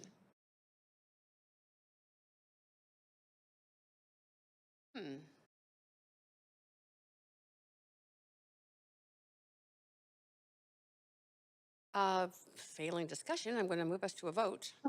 Call the question. Okay. And this is on, so on both A and B. Yep. Actually, we do have Councillor Swanson on now, so I'm going to advance her. Councillor Swanson? I believe procedurally, Chair Carr, I believe when the question is called, we have to move to a vote for the procedure bylaw.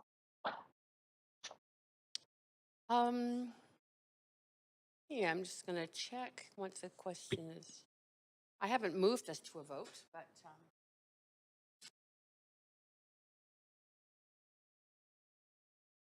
the clerk's just looking into it.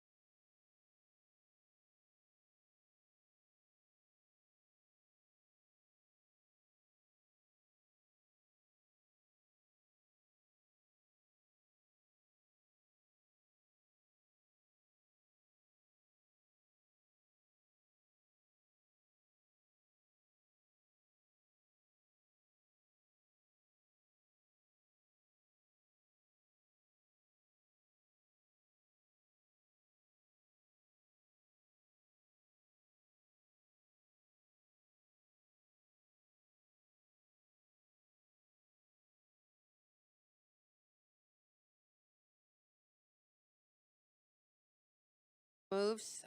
So as per section 11.5 of our procedure bylaw, if a council member moves to take a vote on a motion, I must put that motion to a vote. So at this point, I'm going to, I guess I could ask for yays and nays and see if we've got consensus without moving to a, yes, I'm just checking with the clerk.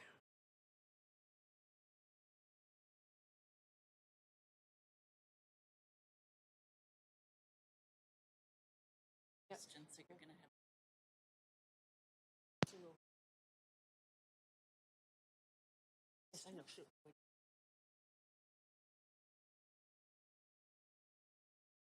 Okay, so I'm going to test first to see if we have the support for that, and it's a majority a vote on this one. So although, well, first of all, let's just test for consensus. Is there those who support us moving with voting on the main motion, i.e. the question being called? All those in favor say aye. Aye. Any opposed say nay. Point of information. But you don't have to. You don't have to vote on it. You don't have to. When the question's called, you have to vote. Actually, no. Actually, there is the clerk just brought to my attention 11.4 sorry, 11.5. I must put the motion, which is to take a vote, to a vote. Point of information? No. Or yes. Point of procedure, probably, or yeah, we're in the middle of a vote. There's nothing. It can only be personal privilege at this point. So I've asked for. So it's 11.5A, and the clerk has verified that I must put the motion to take a vote to a vote, and that is what we're doing. All those in favor of moving to a vote, say aye. Aye. Aye. Aye. Any opposed, say nay. Nay. Nay. Okay, it's unclear to me, so I'm going to have the clerk move us to an actual vote. This vote that you will be voting on is to whether or not we move to an actual recorded vote on the motion without any further debate. Chair, since we're not in a vote yet, can I ask a point of procedure? We are in a vote. Oh, okay. Yep.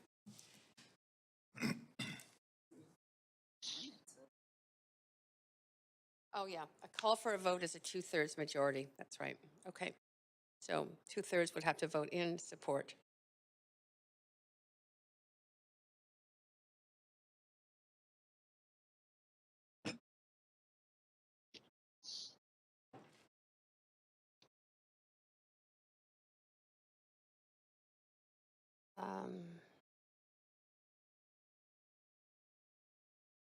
This vote fails, whether it's 2/3 or not. I know the clerk is looking at how many 2/3 are. The vote fails because it's a 2/3 vote that's needed. This is a tie vote at this point, so the opposition takes it. Those opposed are myself as chair, Councillors Fry, Swanson, Wiebe, and Boyle. So we are now going back to the actual request to speak. Councillor Swanson, you had the floor. I'm just going to reset your timer. I have a point of well, it's a bit of both point of procedure and also point of personal privilege, Chair. I was having audio issues connecting. I'm just curious if you could clarify who called the question. The question was called by Councillor Kirby Young. Okay, great. Thank you. Chair, I still have my point of procedure, actually. At this point, now you can ask a point of procedure. I'm curious, to call the vote, does one have to be on the queue, or can you just yell it out? Because I don't recall Councillor Kirby Young being on the queue. I'm going to just confer with the clerk on this one because it's not written in the procedure bylaw. She should have.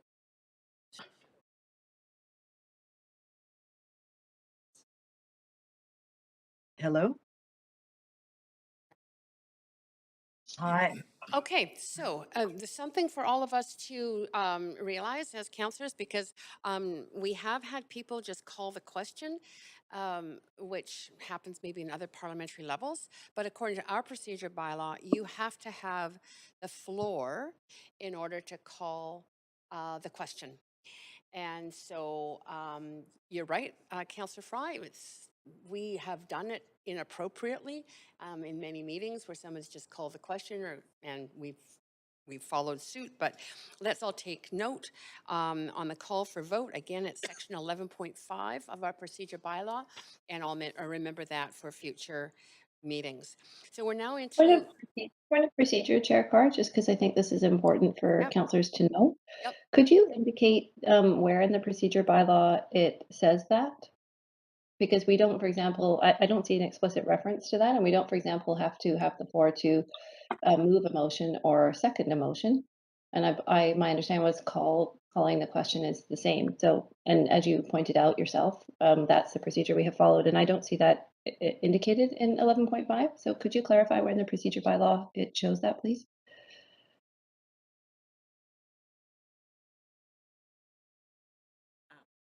sorry, I'm just conferring with the clerk.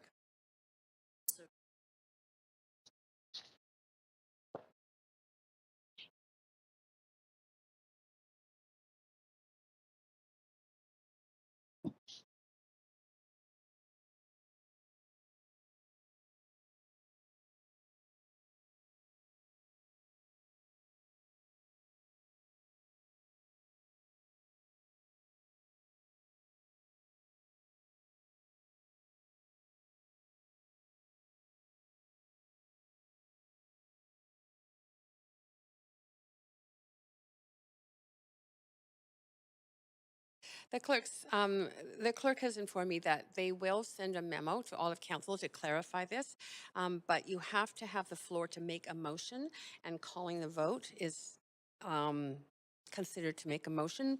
But I will have I mean, the clerk has committed to clarifying this and pointing out the rules of our procedure and in order to clarify for future meetings going forward. Meanwhile, I think we can move on at this point because regardless of whether the issue was having the floor or not, a vote was called and the vote failed to move us to a vote. So we are now considering the motion.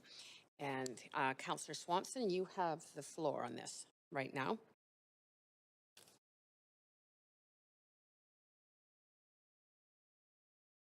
Councillor Swanson, you're on mute.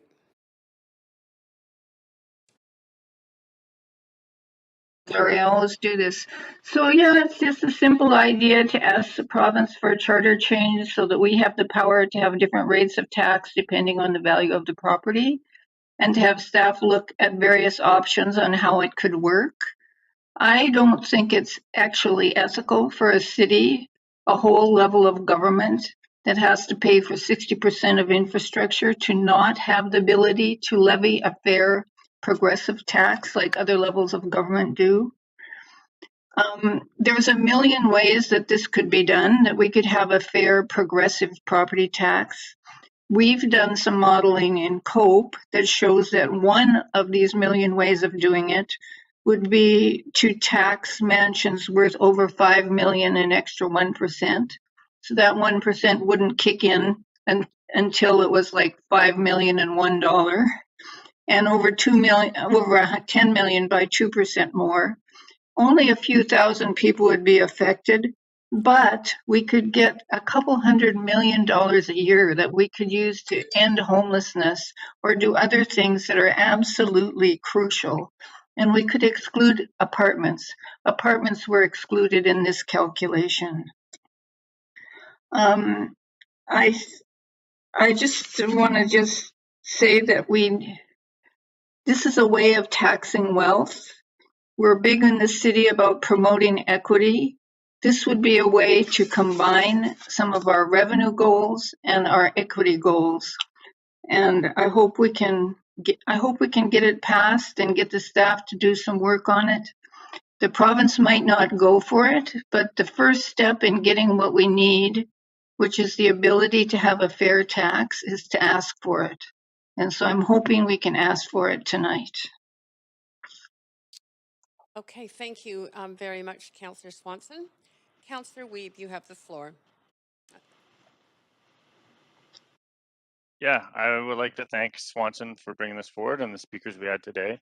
I think it is important that we look at different opportunities of taxation. I think we have, as a council, continued to advocate for split class, where we could have different options of breaking up classes of certain taxation groups, industrial, commercial, but also residential, to look at opportunities to make sure that we have a fair taxation policy across the city.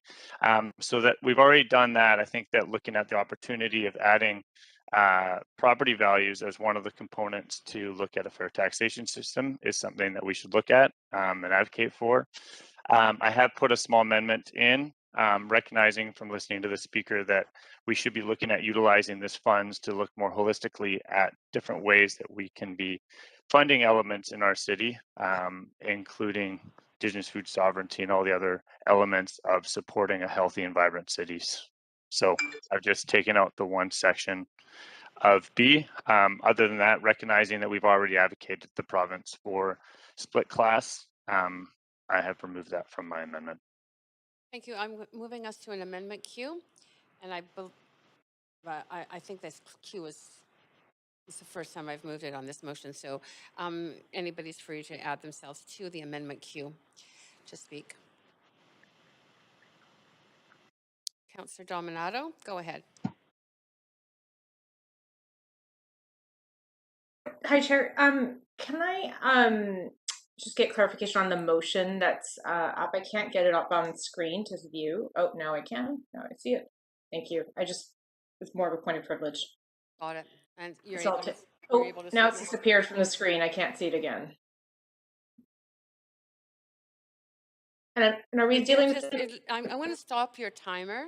It'll be a matter of apparently a few seconds. All right. So it's up there now, Councillor Dominato. Are you still hearing me? Yes, I am. I can hear Okay, you. thank you. Okay, thanks. I'm gonna look at the motion. Thank you. You've got it. Okay. Councillor Bligh to the amendment. I too am actually just reading the amendment. I can cede my time to Councillor Fry. I'm just having another look at it. Okay. Councillor Fry. Sure, I'll speak to it too. I'm just curious, was this circulated by email? Because I'm only seeing it on the screen. And I've been having some email issues potentially, so. Yeah, I have it in my inbox. Yeah, it was circulated by email. So odd. I'm definitely having some email issues. But yeah, I appreciate this amendment because I think it's, I'll be honest, I'm struggling with A in the first place, and I'll probably ask to have that severed. But on B, I think that this is appropriate to have a report back to see how a progressive property tax would work without presupposing that we're going to take on the role of housing the province's homeless. I think that is possibly far too outside of our scope, and there's a lot of things that we could certainly consider funding that are within our scope and jurisdiction as the City of Vancouver. So I appreciate this amendment actually for that. I will be supporting this amendment. Great. Thank you, Councillor Fry.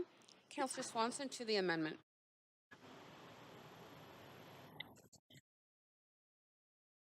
Councillor Swanson, I believe you are on mute. Yeah. In my dreams, we could use the money to end homelessness because I think that's where the biggest, hugest need is, and we need a lot of money to do that. But I could live with this in order to get the vote. If we used it to end homelessness and actually did it, then we could start using it for other things in my dreams. But in any event, there's lots of things that need funding, and if we use the money for those other things, maybe we'll have some more for homelessness. So I can live with this.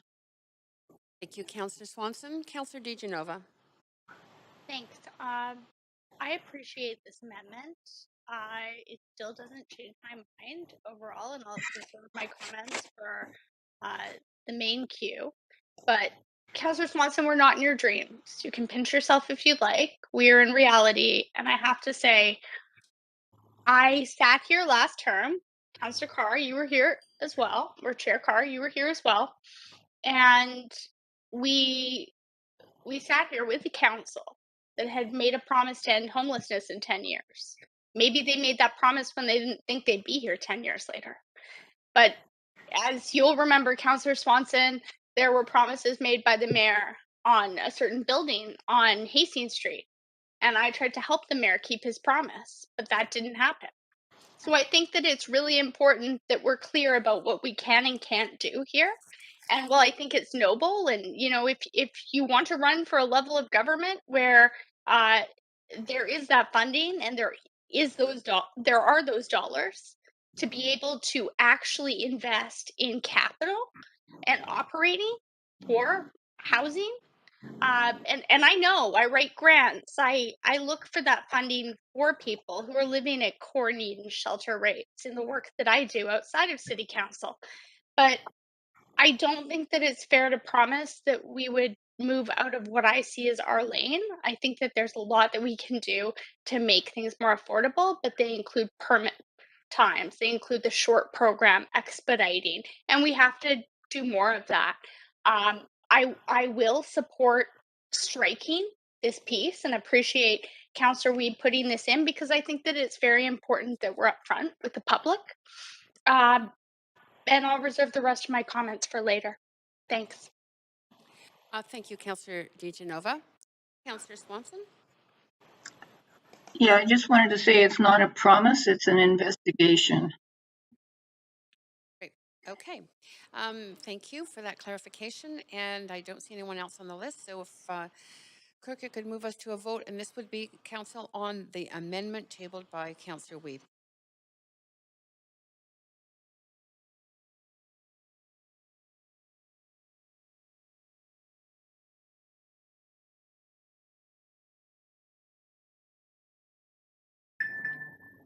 And that does pass with Councillors Dominato, Bligh, and Kirby Young in opposition.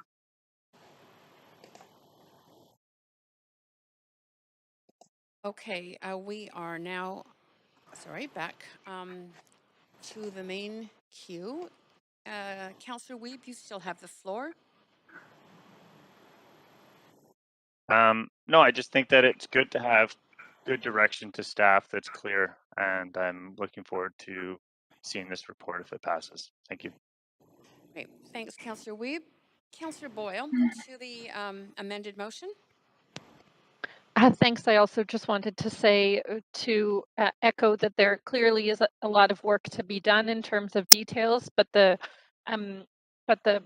broad idea that we should have a progressive property tax to more equitably be distributing taxes property taxes across the city is one I certainly believe in. It's a principle that works in terms of other types of taxation. And again, of course, there are details to figure out and ensure there aren't unintended consequences in terms of the impact on seniors and rental buildings and others, but I don't think those are a reason not to do this. Local governments face enormous challenges. We have wrestled with that every year at budgets. Massive costs have been downloaded on us for decades, and while it's great to see this provincial government finally start to address some of that downloading, the reality, as we're seeing with the impacts from climate change to the kids pool, are that the costs ahead are significant, and we need to ensure that we have the financial tools that we adequate financial tools that we need to be able to tackle the challenges that are facing all of our residents. And a progressive system of property taxation is one important piece of that. And so I absolutely support advocating for this tool to the provincial government, and then hopefully working with them and as a council to figure out the right approach and details. Thank you, Councillor Boyle. To the amended motion, Councillor Bligh. Thanks very much. So I'm speaking in opposition to this motion. And I'm sort of surprised actually at the amendment that was moved, that we wouldn't, at least if this was to pass, identify where the greatest need is. So the idea that we've just opened up this motion that if it were to pass, that progressive property tax would then pay for anything in the city, we have to recognize that we do have ways in which in progressive tax systems where we can tax people based on their earnings. The confusion that we had debated at this council, and we had this conversation around the additional school tax. So the idea that those that supported repealing the additional school tax are going to support this is mind-boggling to me, because this is not these are not dollars that have been realized. What we're saying to, yes, it may be 2,000 plus homeowners right now, but that number will invariably grow. And so what we're saying is that you do not have any more money in your pocket. You do not have any more money in your bank account. And yet we are now going to assume that you are ultra rich, are the words that are used in this campaign. And that we expect you to pay well beyond what is reasonable. In addition to right now 6.3% property tax, well beyond what anybody can actually afford outside of rate of inflation. And if you can't, then go into debt. And in order for us, and if we do this, then we can solve something like homelessness. Well, we have the empty homes tax that was set to do the same thing. And other investments, we've, I think, doubled our investment in our capital budget over the last 10 years in housing. And we need to find ways, of course, we need to advocate to the provincial government, the federal government, to solve the housing crisis we're in. But to look to property owners who are already taxed at every single level of government to provide those services to say, we're going to get you again, And we hear that the majority of you cannot afford it, but that's okay. You just go into debt as much as you possibly can until every penny or dollar is out of your home. And, you know, if there's a bit left over, then your children will have to pay that when you're no longer here. Like, this is the conversation we've been having tonight. And for people to not actually be able to hear that, look, I'm a renter. I don't come from wealthy parents. I don't have any inheritance. They don't own property in Vancouver. That is not who's speaking this truth right now. But the notion that this is completely political, and the idea that this minor amendment of taking out homelessness makes it and gives it any improvement, I think it actually makes it a lot worse. At least it had some merit because it was trying to solve something. So I'm going to leave it there. I think this is totally disrespectful. I think it's completely inappropriate. And I absolutely believe that we need to continue to do what we're doing. The federal government showing up in the most recent budget, that housing is a priority. The provincial government is the same for the first time. Let them do the work that they're supposed to do. And we are supposed to continue to advocate and enable that through zoning, through permitting. But we are not supposed to go and make all of these assumptions that people are sitting on piles of cash that they should spread out amongst other people. They're not. That is the end result. They're just not. So I'll leave it there. I absolutely find this motion completely out of line and completely politicized. And it's a campaign, and I won't support it. Thank you, Councillor Bligh. And Councillor Kirby Young to the amended motion. You might be muted, Councillor Kirby Young.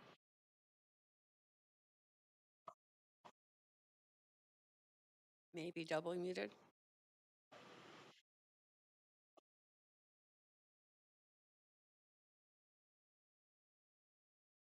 We're still not hearing you, Councillor Kirby Young.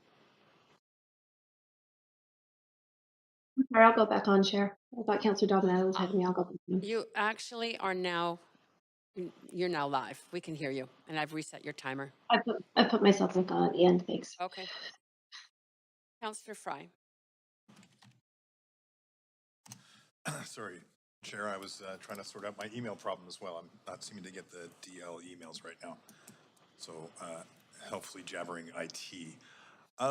Yeah, I do want to just reflect on, I will be asking to sever this.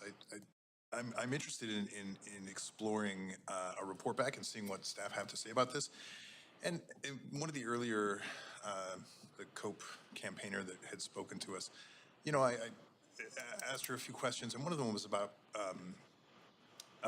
property transfer tax. The province of British Columbia collects billions of dollars in property transfer tax. And similarly, the city of Toronto, Ontario, actually has their own property transfer tax, and they collect a significant amount of money. That, to me, seems more appropriate as far as a progressive taxation scheme because, in fact, most definitions of progressive tax really hinge upon income, not necessarily held assets. In the case, as we heard from Mr. Wolfman, for instance, who'd, you know, house rich, cash poor, $50,000 in tax would have been more than he makes in a year. I think those are, that misses the point of progressive taxation, and certainly there is earned wealth in there, and there's options for deferral. I would like to see a report back from staff, though, before we go asking the province for anything. So I'd be happy to support B as an exploration, and I hope that it does include some look into some other options like property transfer tax, which I think is actually potentially a way to go. But like every letter that we send to the province asking for amendments to the charter, it's probably not going to go anywhere anyway, because I think we have a list as long as my arm of requests to amend the charter. That being said, I don't want to send a sort of half-baked request, and I don't think this is a fully formed request in that capacity. So I won't be supporting A, I will be supporting B. That's it. Thank you, Councillor Fry. Councillor Dominato. Thanks, Chair. Can you hear me? I just want to check. Yes. Okay. Thank you. Yeah, so I'll speak to this motion, echo some of the comments of my colleagues before me, but a few reflections. What I heard from Councillor Swanson numerous times in bringing forward this motion is that she is looking to tax wealth. And I would argue that, in fact, we already do that in this country, and we do that through income tax. And so the more you earn, the more you contribute. Property assessments are not a valuation of wealth. So I think we need to get really clear on that. And I also heard from Councillor Swanson that this is going to affect very few people in our city because there's very few properties that are valued at $5 or $10 million. But in fact, when you start to look at the assessment roll, areas of the city that were deemed more affordable at times, whether it be east part of the city, south part of the city, those properties are pushing up at $3 million today and have been escalating. And so you're now hitting a range of middle income earners, people who have, as we heard from the speaker that Councillor Fry just referred to, took out significant mortgages, worked 2 jobs to pay those mortgages down. To the concept of tax deferral, yes, that is an option for people. But we do know, we received information from a tax expert, Paul Sullivan, about the fact that we're seeing property tax deferrals are increasing and have risen 76% in just the 5 years. So what you're doing is you have rising debts. And so that is not a solution to housing. It's not a solution to affordability. And the other example that I thought was interesting that Mr. Sullivan identified was a home built in 1950, the valuation of that property being $5.9 million today. The annual property tax bill would go up by $59,000 to $85,000 a year, an increase of 220%. Again, if we want to be a city that's addressing affordability, that's addressing housing, this is not the measure to make a city more affordable for people to live in. This motion is fraught with an enormous amount of challenges that Councillor Bligh already spoke to, but I will simply say that I cannot support this motion for a number of reasons I've already cited. I think we simply have to recognize that evaluation of property is not an indication of wealth, and that we do have a system for that. So just acknowledging that again. Thank you, Chair. Thank you, Councillor Dominato. Councillor Kirby Young. Yeah, thank you, Chair. I'm going to provide a few comments, and I might tell a personal story just to try to illustrate this, because I think it is very personal. I'm going to reiterate a few of the points that I've heard, is that a progressive income tax is not income-based. And I think I would add to that and say that the City of Vancouver does not have jurisdiction over income. Senior levels of government do. So we are not aware of people's ability to pay in terms of what cash they may have coming in the door. So I think that that's an important point. A tax such as this also does not take into account equity. So if you have people that are purchasing or trying to get in the market, you don't know how much they actually owe on that home. They could owe and not own the vast majority of that home. And they may be quite levered in terms of the ability to afford trying to have that home and sustain those payments. I think that's really important. It's not unencumbered wealth necessarily that all individuals are sitting on. To the comments that were made about, well, it might impact some seniors or some retired people, and that's not reason not to do it. Well, I care about our seniors and our retired persons, and they are real people. We've had a few of them in front of us at council speaking. We had one today, Mr. Wolfman, and I think he came to council. He sat there, he spent time, and he was really emotional when he talked about it. And I still remember during the council conversation around other taxes and school tax, the widow who came to speak, who had kids at home, who didn't want to move her kids out of the neighborhood, and was so concerned about additional taxes because she had lost her husband. And all she wanted to do was try to keep them in their neighborhood with their schools and try to figure out how to support her family as a single parent, a single mom. And she was asked a question when she spoke and said, well, you can just defer your taxes. And she cried. And I have never forgotten that. And probably because it resonated with me, and I'll speak to that story in a second. But I think the comments around continuing to go into debt are really important. I also think that a lot of people are folks that are creating jobs. We will see a loss of jobs in the city, potentially loss of investment. And I don't think that that's been looked at holistically in terms of other unintended consequences. And I think that that's a pretty significant thing to think about. I would also echo wholeheartedly Councillor Bligh's comments that if you take out a why, I mean, whether you agreed with this tax or not, like, you could at least see that there was a purpose put in to end homelessness. You take out that why, it's just about the money. It's just about more funds coming in that are unencumbered that could go towards spending on anything. And so the moral high ground of trying to present this as is lost for me, whether I agreed with it or not. I could at least see an intention on that, and that is gone. So I'm going to tell a personal quick story. I lived in a single family home in the North Shore.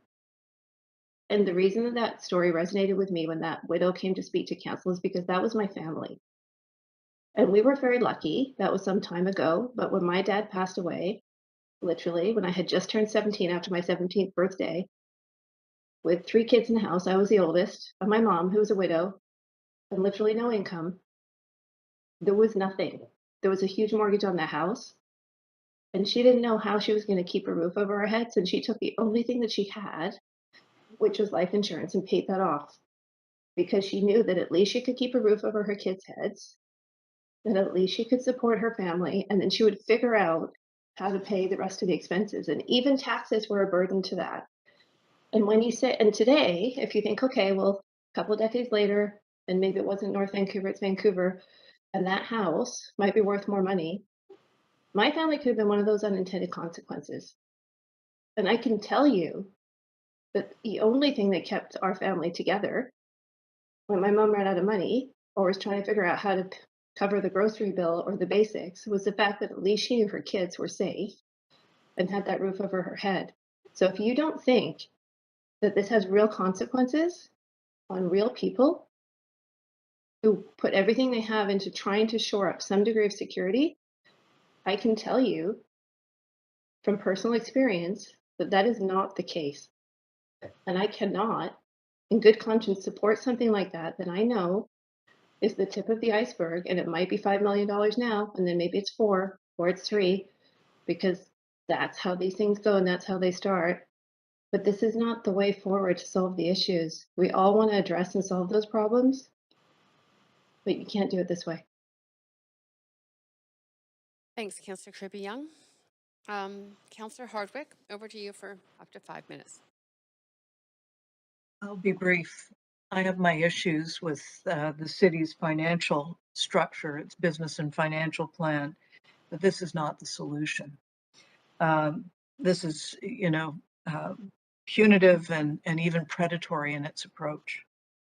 I find the notion that people can just buck it up because they've got equity and pay it out through debt deeply objectionable. It doesn't take into consideration something I relate to is in intergenerational housing. I've lived with 4 generations under one roof, and what we're going to add on. I mean, I don't think I would be qualifying in this case, but I can imagine others that would. So I just have so many problems with it, as a number of other councillors have said, that I cannot support it.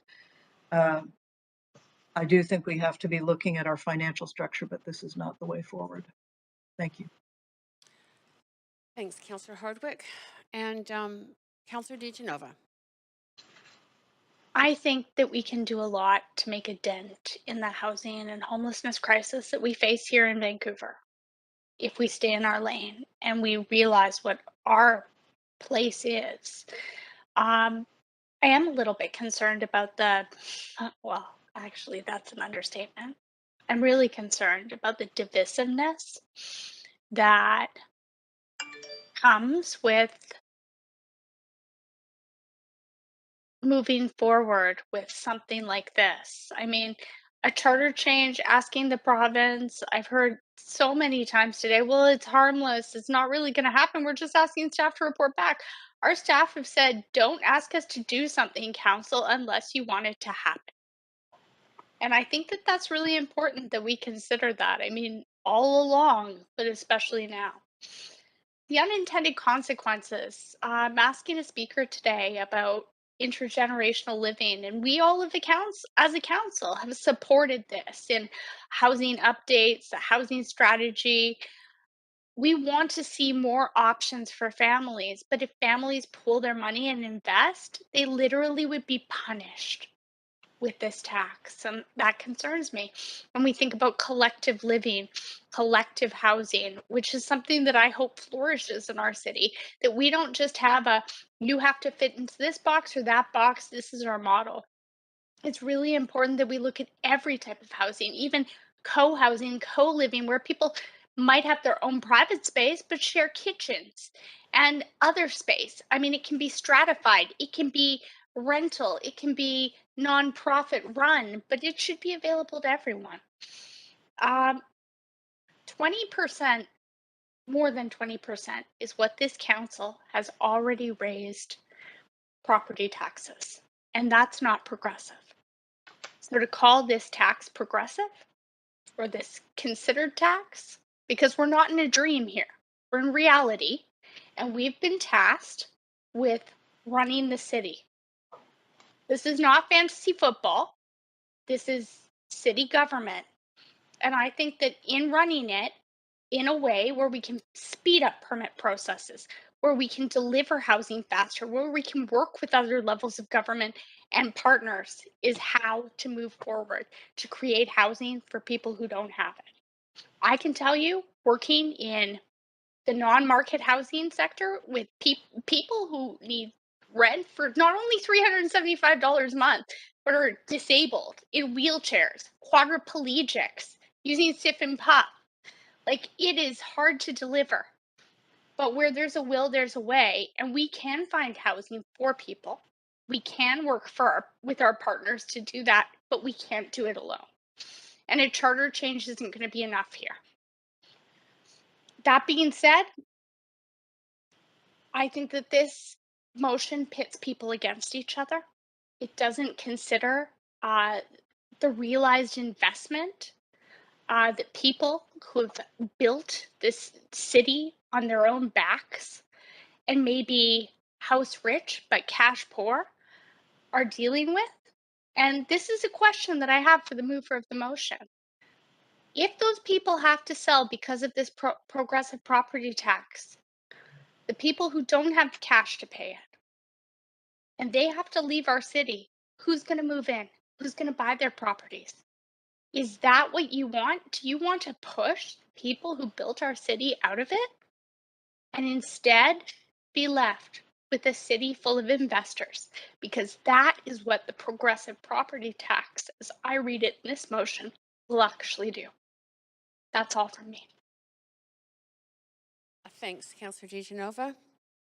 Councillor Swanson, go ahead. Again, you might be muted. Yeah, so I just wanted, it's kind of amazing to me how some of the speakers are so concerned about people that have a lot of property wealth. And I just wanted to say that wealth is very different than income. Income is the amount of money that you get like over a year. It would be your salary or what you get from working. Wealth is what you've accumulated in stocks and bonds or bank accounts or property.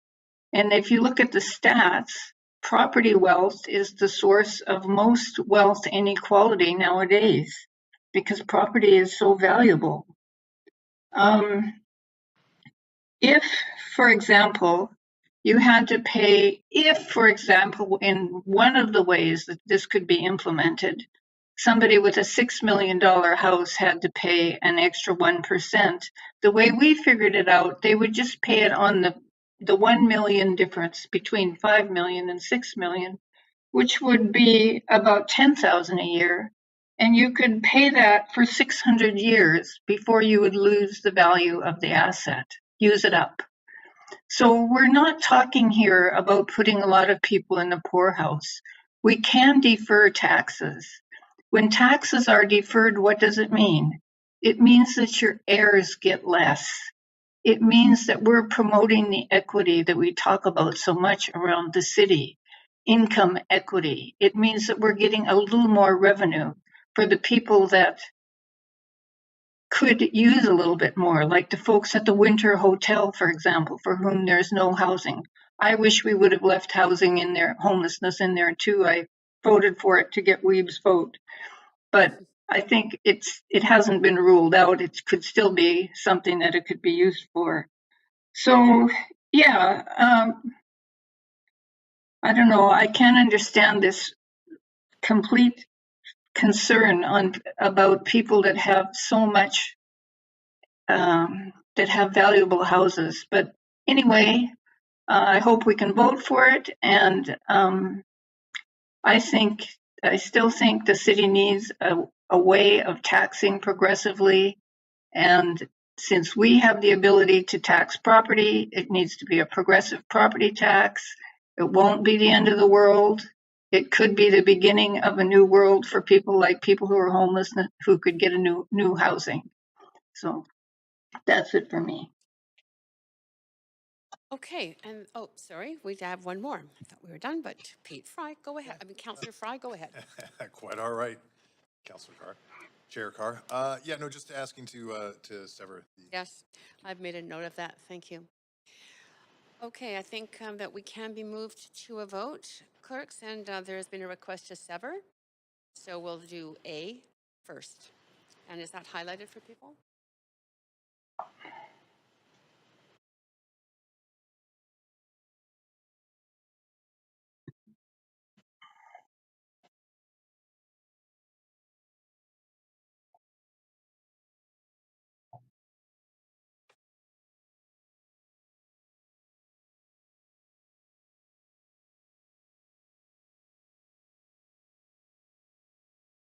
I'm just waiting so that you can all see it on your screens.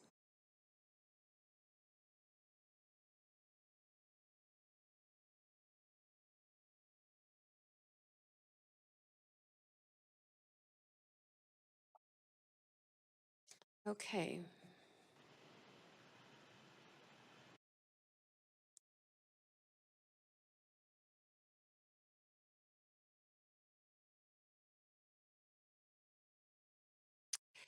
So that vote does fail with myself, Councillors DeGenova, Fry, Hardwick, Weeb, Dominato, Bligh, and Kirby Young in opposition.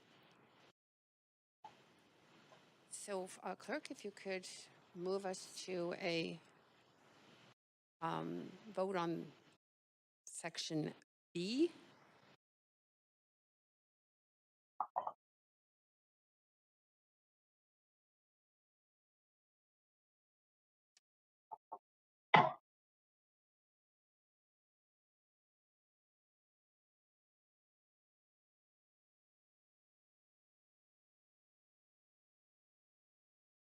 Councillor Swanson, you haven't yet voted?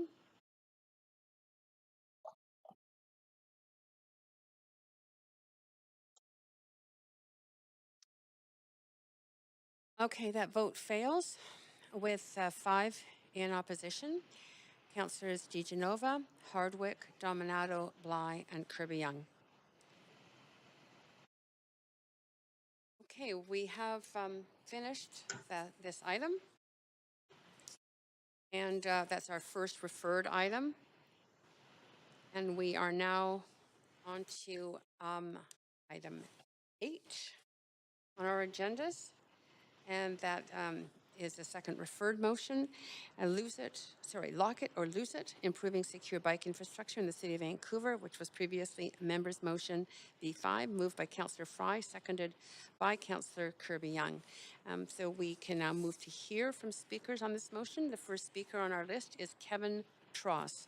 Is Kevin Tross on the line? No, the speaker is not on the line. Okay, and speaker 2, Sven Svensson. Again, no. Speaker 3, Dan Fass. Yes. Dan Fass? Go ahead. Dan Fast, Yeah. hello? Yes, we can hear you now. Go ahead. Great. You have up to 5 minutes. Thank you. Sorry, I just have to reset something. Okay. Madam Chair, Mr. Mayor, members of council, my name is Dan Fass, and I'm speaking in support of Councillor Fry's motion. I'd echo be it resolved Clause C, Item E, about promoting shelter from the elements, and would really encourage giving consideration to providing more covered bike parking, like you see in some locations, for example, outside Mount Pleasant Community Centre on Kingsway. I'd like to make some comments about improving Vancouver's bike locking infrastructure that perhaps could be incorporated into be it resolved clauses C and D of the motion. I like the idea of retrofitting Vancouver's parking meters as bike parking, though I'd like to see the city retrofit more than the anticipated 2,000 of 5,500 mentioned in the motion. Those numbers equate to 36% of the parking meters. I'd like to see a higher percentage retrofitted, certainly 50% and maybe more. May I suggest as a practical point that the locking rings for the bike parking be installed at the same time as the meter heads are removed so that the two types of work are performed together. Perhaps Clause D, Item B, can be amended to make this point. Also, with regard to Clause D, I've been disheartened in the last few months to see some parking meters have already been removed outside of stores along Commercial Drive near First Avenue and along Gore near Powell outside of Sunrise Market, and probably outside other good locations as well.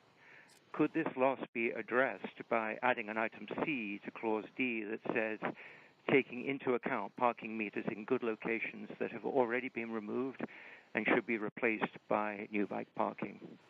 In regard to Clause C, I'd like to suggest that an analysis be performed of where bike parking is assessed as in short supply, both now and in the future, and that retrofitted parking meters and other new bike parking be considered in light of this analysis. Could such an analysis be included in Be It Resolved Clause C by adding an Item J saying this? Also, in regard to Clause C, with the rise we're seeing in the cost of living and the need to reduce our collective carbon footprint, it would be helpful if this motion could provide good bike parking outside of businesses that sell second-hand, recycled, and refillable goods that are small and light enough to be transported by bike.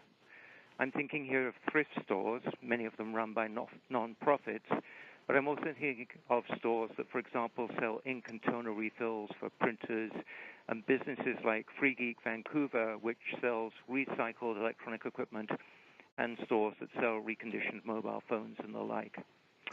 In the case of Free Geek, access to the store is through the back, from a lane running east-west between Pandora and Franklin Streets. There is no bike parking outside in the lane, but some is sorely needed.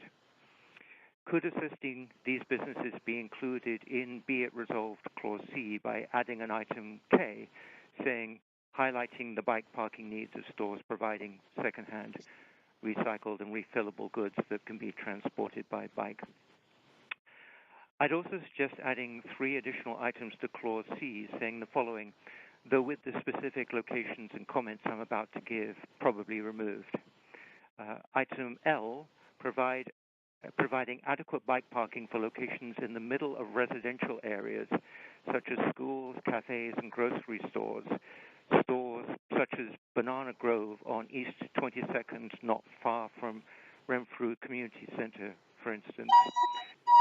Providing adequate bike parking of this kind could have the effect of increasing short biking trips and reducing short car trips. Item M, providing adequate bike parking for places that offer low-cost goods and services, for example, dollar stores. And Item N, providing bike parking sufficient for the size of the location being served. For example, a large store like a Value Village needs more bike parking than a smaller second-hand store. I emailed Council a copy of this speech yesterday afternoon so that Council has the 7 new and modified clause items I'm suggesting readily at hand.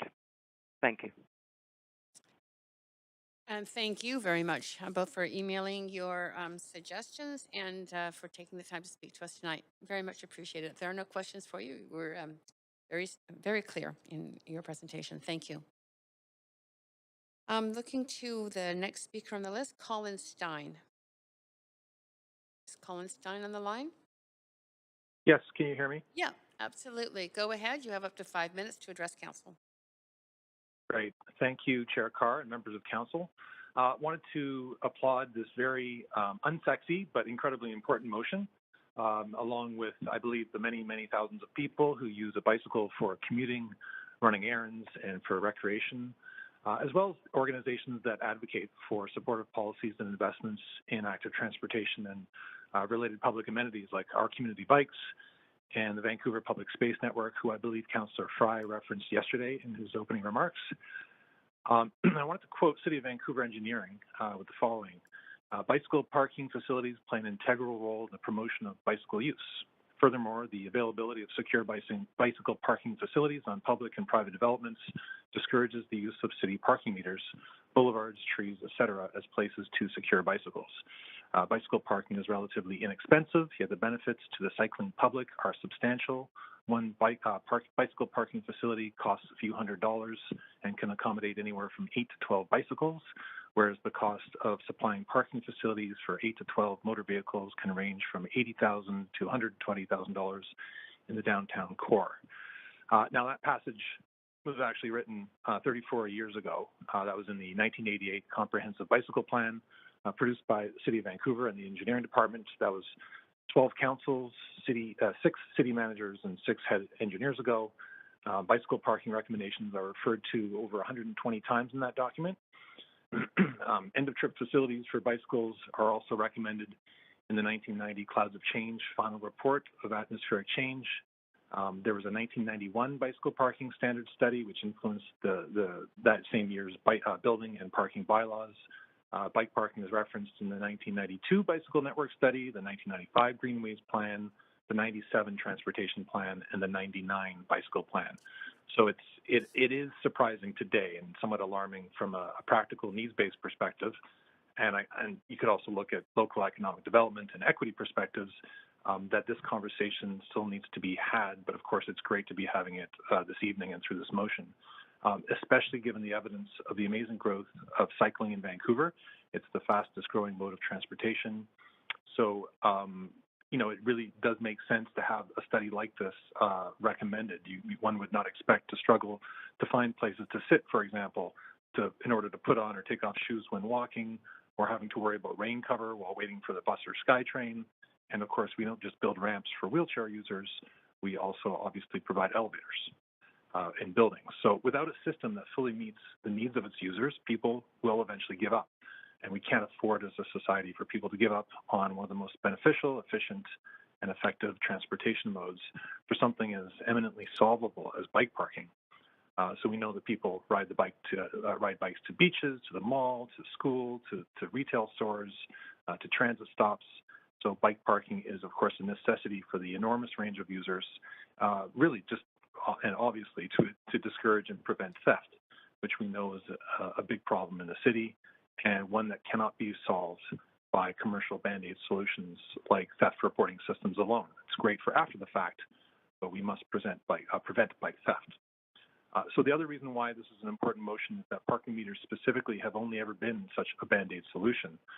Parking bikes at meters places these bikes directly in front of and typically a little bit too close, within a few feet of cars parked curbside, and so people entering and exiting vehicles are at risk of either being obstructed by bikes or by slamming into the bikes with a car door. It's a point of conflict, bottom line, and it's also unsuitable for many types of bikes and locks due to the thickness of the meter pole, which is usually 2 to 3 times the circumference of the locking rails that one would find on a typical bike rack. So the most effective U-locks, a U-lock being the best type of lock for a bike, are those that are small enough to preclude the use of certain tools used for theft due to the limited space that is then available for thieves to gain leverage. So meters can actually encourage people to use then substandard locks.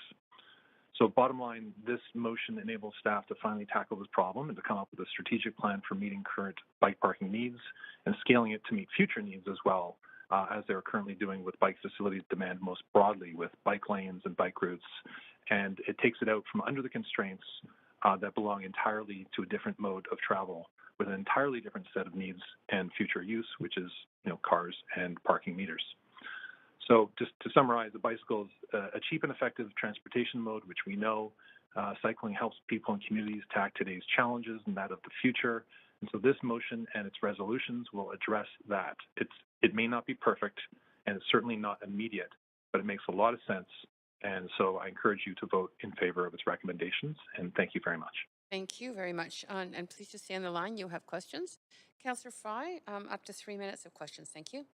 Yeah, thanks, Chair, and thanks, Colin. I feel like an idiot now for not picking more of your brain because you have a wealth of information there. I'm wondering if you'd be willing and able to not only share some of your bibliography of some of the studies that you've uncovered, going back to clouds of change, et cetera, but also some of your expertise if we do pass this and really engage some kind of strategy to actually look at this. Well, I thank you, Councillor. I mean, I'm by no means an expert. I'm just someone who has, I've used a bike for commuting, for just getting around my whole life, but I also, walk quite a bit and I use transit. I got involved in I kind of want to call it the cycling sector, and I usually do, but it doesn't make a lot of sense because cycling is not just one distinct thing that's only for a certain type of people. There happen to be organizations that focus on it and advocacy, of course, and I have worked in the past for Hub Cycling as staff. I've been on the board and then staff of the BC Cycling Coalition as well. I've also worked in the corporate environment as a marketer and a communications person, and I've worked in financial services, and so basically all over the city and as well as in Richmond, and so I've had to use my car and transit and cycling. And when it comes down to it, usually the least convenient, although most satisfying mode of travel is the bicycle. And I only say least convenient because it usually comes down to the facilities. It doesn't come down to, even before there were many bike routes and safe facilities in the city, I've always felt quite confident. And so being on the bike is not a problem. Sometimes it's chilly in the morning, so getting out of the house can just be a mental obstacle, but it's usually arriving at the destination. Of course, we'd all love to have a change room and showers, and that's seen as a luxury, unfortunately, for many buildings, but it really comes down to locking the bike. So I've had to try to navigate parking meters, signage, like the poles, sometimes mid-block, but usually at the end of the block, so too close for comfort to to where people are crossing the street and where there's a lot more activity and cars turning. You feel like you're sort of in the middle of a maelstrom, just trying to, weave amongst people and get next to a pole and try to lock it up, and maybe there's somebody already there, and so you have to find something else. And I have had my bike stolen from a public location. I've had my seat ripped off, countless occasions, had my lights, my toolkit, and all that kind of stuff. And so when you have, number one, of course, monitored, secured, covered parking, that's the A standard, and there are many commercial buildings downtown that provide that, certainly not enough. And then it sort of falls off from there, where you have publicly visible but not monitored and certainly not protected beyond just the actual structure itself, that kind of parking. Of course, technically it works.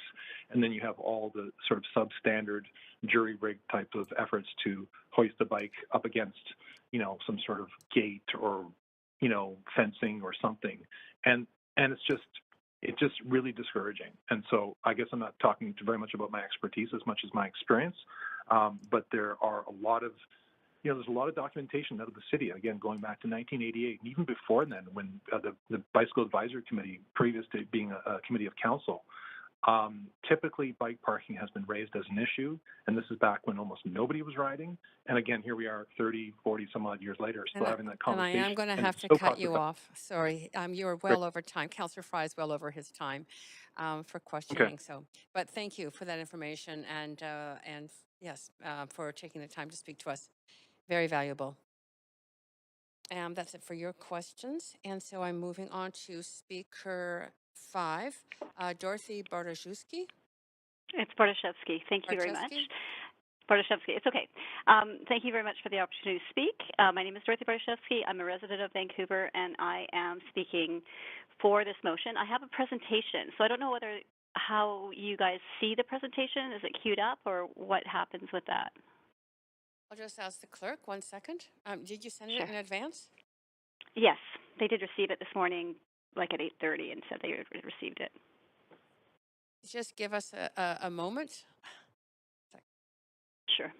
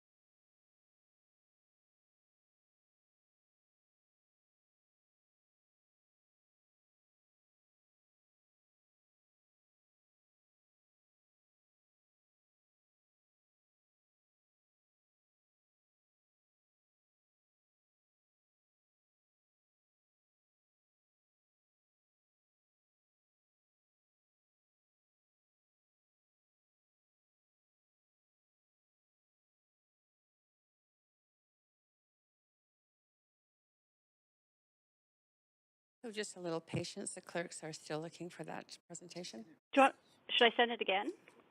Yeah, just okay. They did find it, the presentation. Okay. So we will reset your timer, but they're just going to load it first. Sure.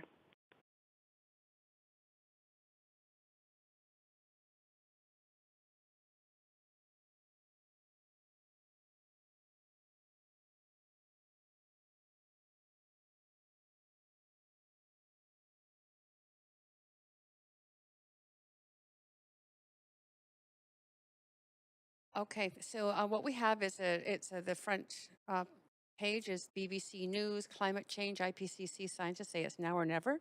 Is that the one? Yes, exactly. That's the one. All Yeah. right. Okay, that's good. So we do have that, and just 1 second, folks, are we ready to go? All right, we're ready to go. We'll reset your timer and go ahead now. Okay. And how do I see when you've got it? Okay. Do you guys all have it? We all have it, and it's on the public screen. Yeah. Okay, I don't see it. That's great. So as we all know, we're facing a climate crisis, and we all know that we're not doing enough to prevent it. That's the IPCC came out recently with a "it's now or never" kind of warning. So next slide, please. The good news is there are some relatively cheap and easy things we can do, and increasing cycling is really great bang for buck in terms of climate change. Even small increases in cycling can have a big impact on emissions. So I just have some quotes from various studies there. Next slide, please. Then the next question is, so how do we increase cycling? We've got bike lanes, we've got a lot of infrastructure, and I would argue that the lack of secure bike parking is the missing link. There's some excerpts in the presentation from a discussion on Reddit.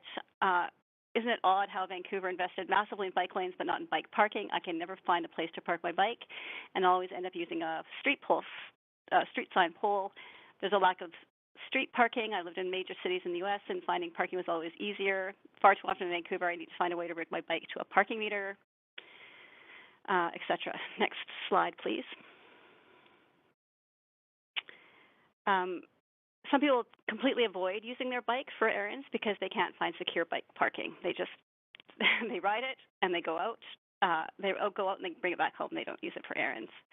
And a lot of people like me and like Colin Stein use parking meters because they're sturdy and they're everywhere and they're highly visible. A lot of people want to keep an eye on their bike and not have it tucked away. Next slide, please.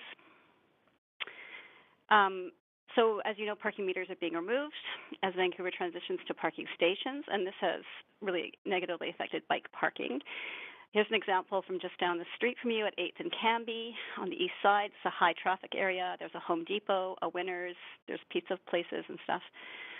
There's only one small bike rack here, which is like official bike parking, and then I would often see bikes parked to all the parking meters on that street, and sometimes two bikes. After the parking meters are removed, you can see people started using traffic signs on the left and on the right.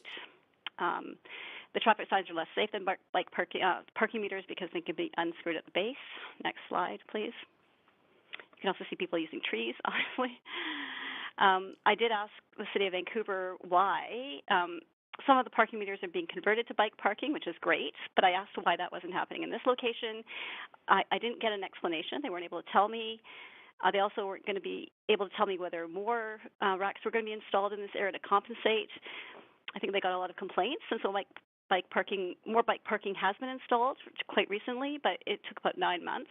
And in the meantime, there wasn't very good bike parking in that area. Next slide, please. So even official bike racks from the City of Vancouver are problematic. So here's an example on the right of Renfrew Community Centre. The rack has been installed too close to the wall, so it's basically unusable. You can't get your wheel in there. Other racks, they're quite narrow, so people's bikes get trapped behind other bike handlebars. This is at the Costco downtown. Next slide, please. And here's the ultimate example of unsafe bike parking where people just walk away with the bike and the entire rack. So next slide, please. I think this is a really pivotal time. We have the pandemic easing up. We have high gas prices. A lot of people bought bikes during the pandemic, so there's an opportunity to convert a lot of people to cycling and save a lot of carbon in the process. But we really need that secure bike parking, which is the missing link for people. Next slide, please. I really hope that you vote for this motion. I think it's a small investment and that will really pay off in the future. And yeah, thank you very much for your help, and thank you to all the other speakers that have presented. Great, and thank you very much. That was a great slideshow. You do have questions, and Councillor Fry, go ahead.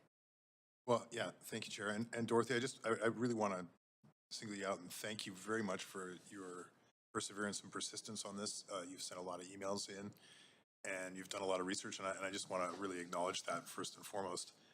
I'm curious if you have any thoughts about what would an ideal number is. Obviously, you've done a lot of research. Is there any kind of best practice you found out there that sort of correlates the amount of bike trips with the amount of appropriate bike locking infrastructure for the public? I haven't found anything. I talked to a researcher, and there's general correlations, but there's not ideal. I mean, what I would like to see is like people actually doing an analysis, like some person in the summer going up and down the streets of Vancouver and going like, where are people using parking meters, or and I'd like to see the plan for parking being made public, so that people can check and see whether there's enough parking. Like maybe people aren't parking in that area. Like I know I have a friend who is a lawyer and can't park at the law courts because there's one guy who parks his electric bike there all the time, and there's no other bike parking. And if there's parking meters removed, there's no place for him to park. Anyway, so I'd really like to see some kind of actual on the street analysis. Like it looks like the people, when the parking meters were moved at 8th and Canby, there wasn't that kind of analysis. I know that people were using the parking meters there, but it doesn't look like the City of Vancouver engineers knew that or were incorporating that into their calculation. So, I mean, I don't know if we can do that, but I think you are right. There's definitely there's a disconnect that it isn't a typical sort of entertained use, and so people haven't been thinking about it that way. I know Councillor Boyle and I have brought this up a number of times, actually, when it first came up, that we were worried that this might be an unintended consequences. Sure enough, it is. I just want to ask you one last question. Has this changed? Has the loss of these parking meter spaces and the loss of secure bike lockup, has it changed your cycling practice?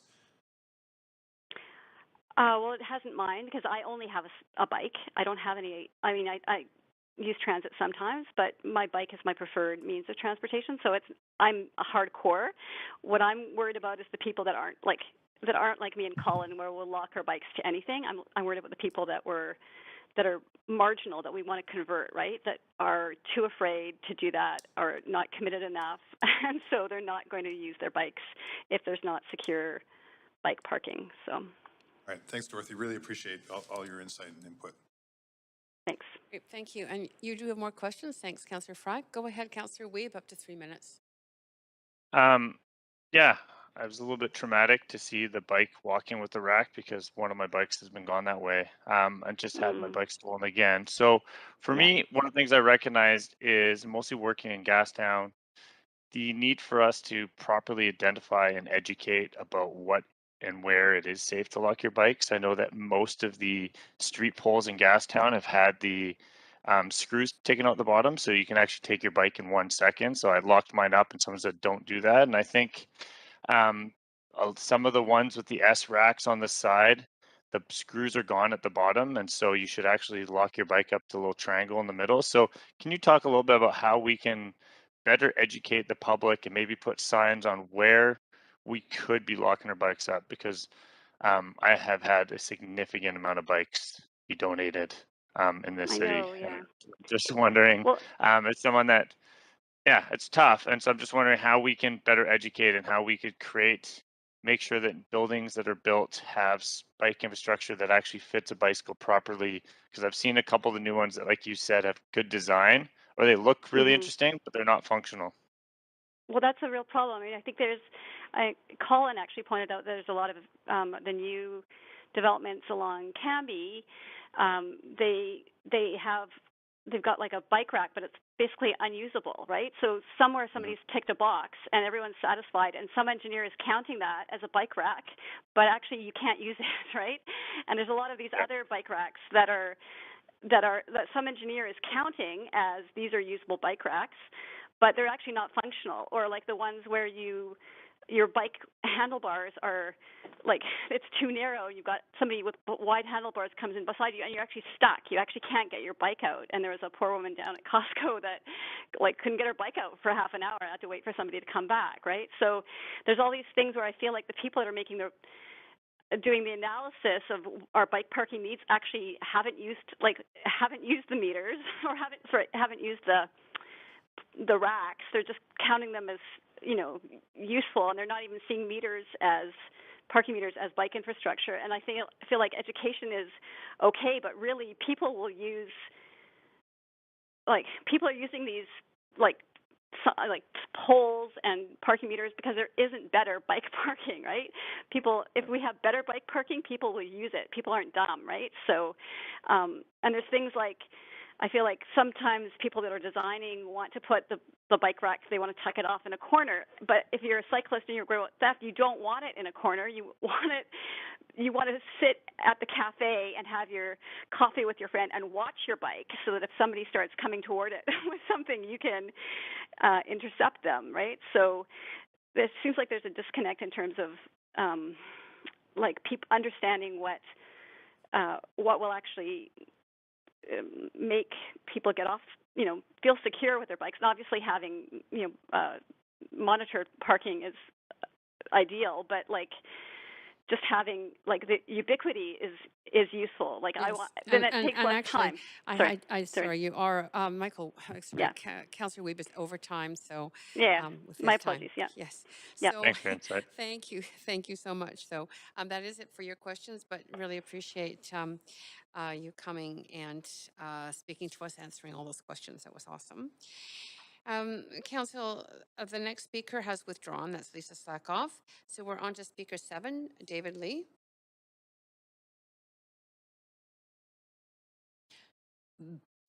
The speaker is not on the line. All right. Speaker 8, Mark Shaper. Yes. Good evening, Madam Chair and yes, fellow we can hear city you. councillors. Go ahead. Great. Just a lot of what I was to say was covered in the previous speaker, so I'll try to be brief. Despite enforcement and initiatives like Bait Bikes, there's more than 2,000 bicycles that have been reported stolen every year in Vancouver, and unfortunately, the majority of them will not be returned to their owners, as their serial numbers have not been reported to police, which makes them untraceable. My brief comments today are in support of the motion, but also to talk about security, CCTV access, and the Portland Bike Corral example, which is off the sidewalk. And the use of formal and informal surveillance. So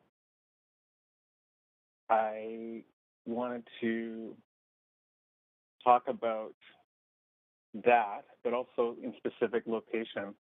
Now, these bike corral examples in the Portland example that are off the sidewalk and give egress to people that potentially are handicapped or using a walking aid or any other measure of assistance, I think is the best sort of design in terms of a rack design, which should be providing 2 points of contact for bicycle stability and in the case of parking meters, posts, or trees,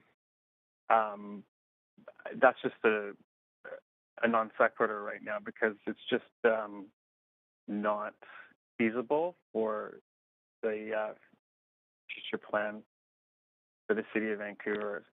We've seen lots of examples of bicycles that are falling, being damaged, or becoming pedestrian hazards. So good design is super paramount, moving forward. So these sorts of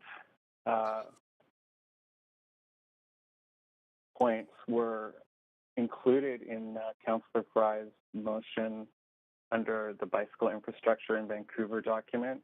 It's dated the 6th of the 23rd of the 9th of the year 2009. And I just have a question as to whether or not there's any other more current examples that can be looked at. And also wanted to ask,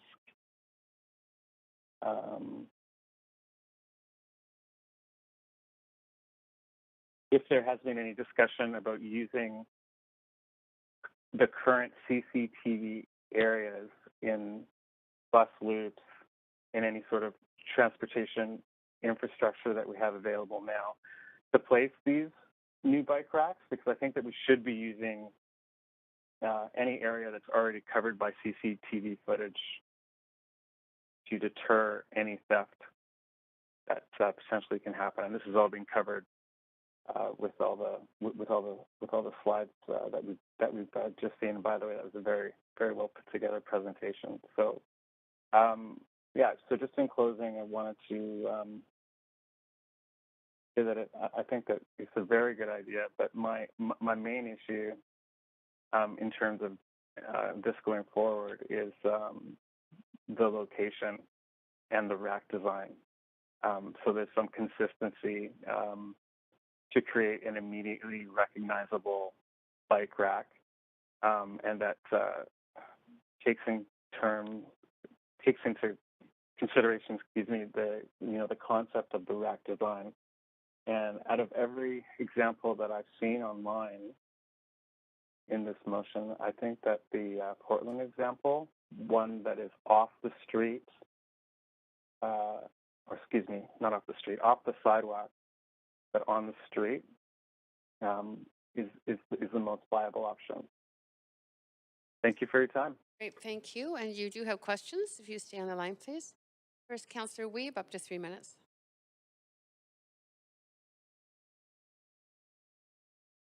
Councillor Weeb, you might be on mute.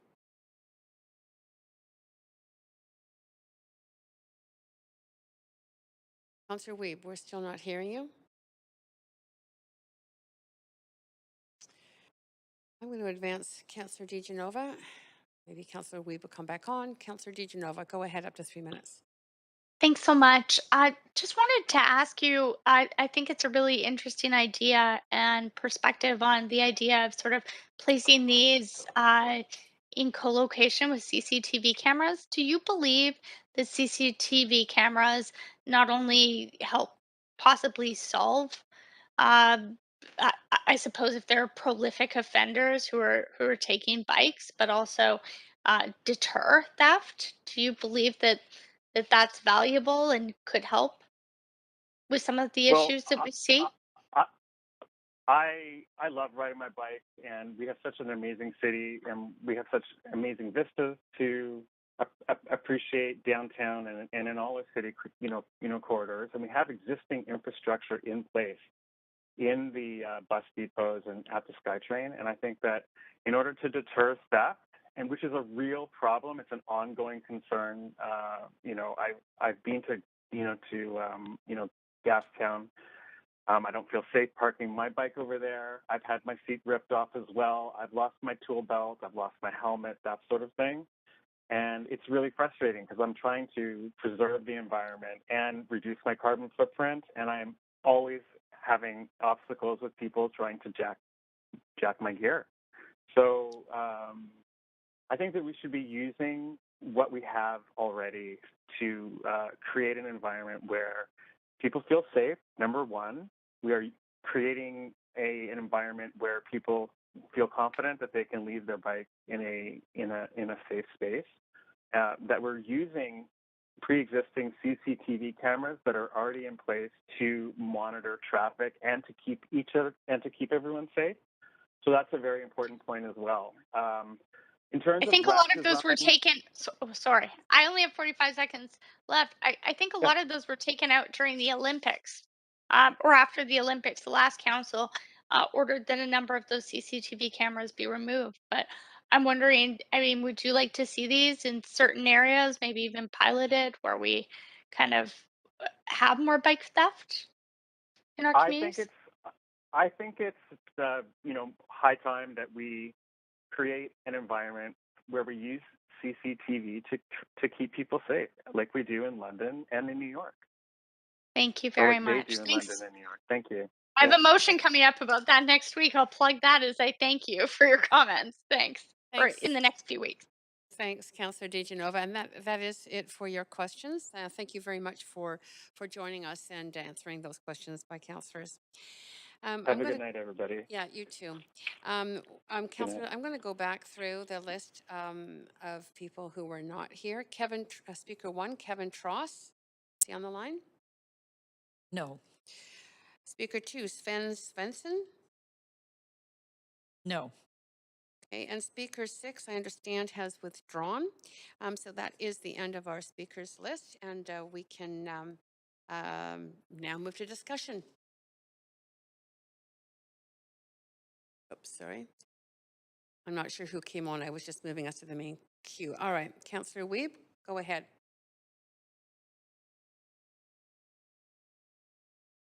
Councillor Wiebe, we can't hear you. Can you hear me now? Yeah. Yes, we can hear you now. So you have yeah, I want to thank Councillor Fry for bringing this forward and the speakers. This is critical on why we need to increase bike usage in the city, is the ability to park safely. And I know this is something from small business owners that continue to advocate to the city for bike parking, recognizing this is a continuously growing way that their customers arrive at their businesses, and trying to find ways of having bike parking in very visible spaces. So I think this is an important start. I think it's important for us to look holistically at all the different opportunities we have to increase bike parking and the safety of these facilities, and very supportive of this motion. So thanks for bringing it forward, and I will be supportive. That's great. Thanks, Councillor Wiebe. Councillor Kirby Young. Yeah, thank you, Chair. I also would like to thank Councillor Fry for bringing this motion forward. I think it's an important issue, and I'm glad that he flagged it, although I would prefer, it's nice when you have open streets and you don't, from mobility purposes and people, and you don't have infrastructure, but we do need a solution for this. I do have a small amendment that I have sent in. You want to move this to amendment queue? I will. Chair Carr? Yeah, absolutely. Thank you so much. Sorry, I'm just going to put you on that list. Thank you. And the amendment is really a very simple one, and it just adds, in addition to bike locking and parking facility, it simply adds the words "and micromobility locking and parking" throughout the motion, just in the spirit of the fact that I think we want to be providing as many options as possible for people to get out of their cars. The City of Vancouver has moved forward with a pilot to allow people to use private e-scooters. As we know, people took up biking and other active pursuits in a great way during the pandemic, which is a fantastic outcome. But they also took up micromobility, and we saw them flying off the shelves, as well as a shortage of bikes. And while certainly there are options such as the locking steering columns or ignitions on the bikes, there's also a fair amount of discussion online with respect to also recommending that e-scooters, for example, be locked also to immovable mechanisms that are secured in the ground, similar to parking meters, similar situations where you, like Councillor Weed mentioned when he said he'd had a bike along with the kind of what they thought was a locking mechanism, walked away as a package deal. And I think the spirit of this amendment is just simply that we want to be encouraging as many active transportation options as possible. And we want to be planning for the future when we're looking at infrastructure options. And so in getting a report back from staff, which is what this motion is essentially asking for, and working with the BIAs, that we really look towards broadening our perspective around providing those end of trip or partway through a trip facility for different choices of active transportation. And so that's really the spirit of the amendment, and it just simply adds those 3 words and micromobility in the relevant areas throughout the motion. Thank you. Okay, thanks, Councillor Kirby Young. I don't see anyone else. Oh, I do see others now. Councillor Fry to the amendment. Yeah, you know, at first blush, reflecting on Dorothy's comments earlier about the courthouse, and a lot of these micromobility units take up a lot of space, and it is frustrating if you're trying to lock up for a cycle and a big e-bike or similar e-scooter type thing is taking up, because they do take up a lot of space. That being said, it wouldn't be in our interest to ignore the reality that there are going to be more needed lockup spaces for increasing amount of electronic e-mobility devices. So I guess I will support this. It's unfortunate because it does sort of distract from, I think, the real intent of this motion in that supporting cycling, but I guess I'll support it on those grounds. Thanks, Councillor Fry. I don't see anyone else on the list, so clerks, if you could take us to a vote on the amendment by Councillor Kirby Young.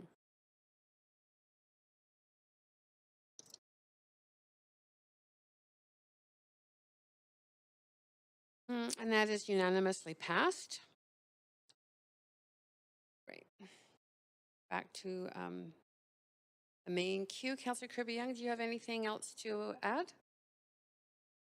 No, I would just say that I really appreciate us looking at this. It's always good if you can repurpose existing infrastructure. As I said, it would be nice to have, you know, I was thinking about accessibility, and I know we're working to widen our sidewalks as we have new development and other projects to provide greater accessibility. We have persons with disabilities or aging population and more seniors. So there's potentially a benefit to sort of having more open streets and not having these parking meters. I lived in Montreal for a while where they're not actually on the sidewalks, they're kind of off the sidewalks and off street, and there's a benefit to that. But on the other hand, it serves a very useful function, and we don't have an alternative to fill that gap right now. So I'm interested to see what information staff come back with, and I appreciate the motion. Thanks, Councillor Kirby Young. Councillor Dominato to the amended motion. Thanks, Chair. I'm happy to support this motion. I think it's a really important conversation as we're trying to encourage cycling in the city and alternative modes of transportation. And I particularly liked, I think it was Dorothy's presentation with the slides and a number of points that she articulated, both practical challenges that we have with a lack of spaces for locking up bikes, but also environmental considerations. And I can say, you know, personally, I actually think I have found myself cycling, going to different locations, and then stopping to go over wherever my destination is and going, wait, there's no bike stand. There's no place I can lock my bike. And I'm sure I'm not alone in that, and sort of that conundrum of looking, and then you're looking for whether it be parking meters or poles. And so I think we really do need to think holistically about the infrastructure. I love the idea of sort of doing that, getting that inventory done. And I think there's also some opportunities we've seen, you know, recently with, and I know it hasn't come forward to council yet, but there's a, you know, proposal around the Hudson Bay building downtown where they're talking about integrating a public a space for bikes to be locked up, that would be indoors, it would be accessible, and it's right close to transit. And so I think it's an important conversation. Really appreciate that Councillor Fry brought this forward, and thank you to the speakers who came in and shared a wealth of knowledge in this area as well. Thank you. Thanks, Councillor Dominato. Councillor Bligh to the amended motion. Thanks, Chair. And yeah, I just want to speak in support.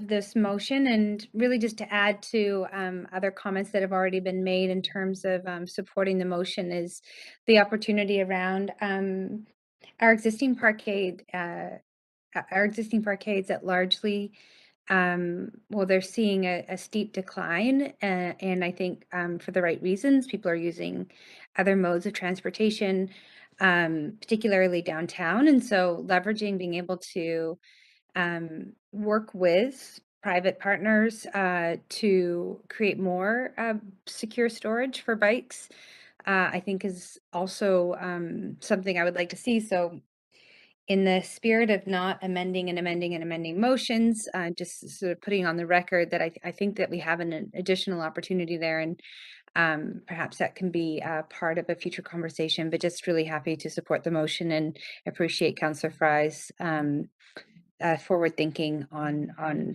recognizing that there was a incoming challenge that we would have in removing a lot of these parking meters. I remember early conversations, Councillor Fry bringing that up, and it was a very good point. So happy to support, and glad we're going to get a report back on what we can do to better increase secure storage around bike infrastructure. Thank you, Councillor Bligh. And that's it for speakers. Madam Clerk, if you could move us to a vote on this, please.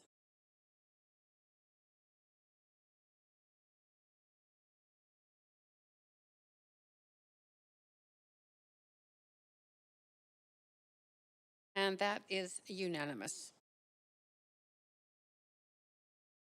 Okay, we are now moving on to the third referred motion, which is item 9 on your agendas, free parking and other measures to address public safety and the revitalization of Chinatown. Previously, members motion number B6, moved by Councillor DeGenova, seconded by Councillor Kirby Young. So we will now move to hearing from speakers on this motion. And we begin with Speaker 1, Shelley Wong.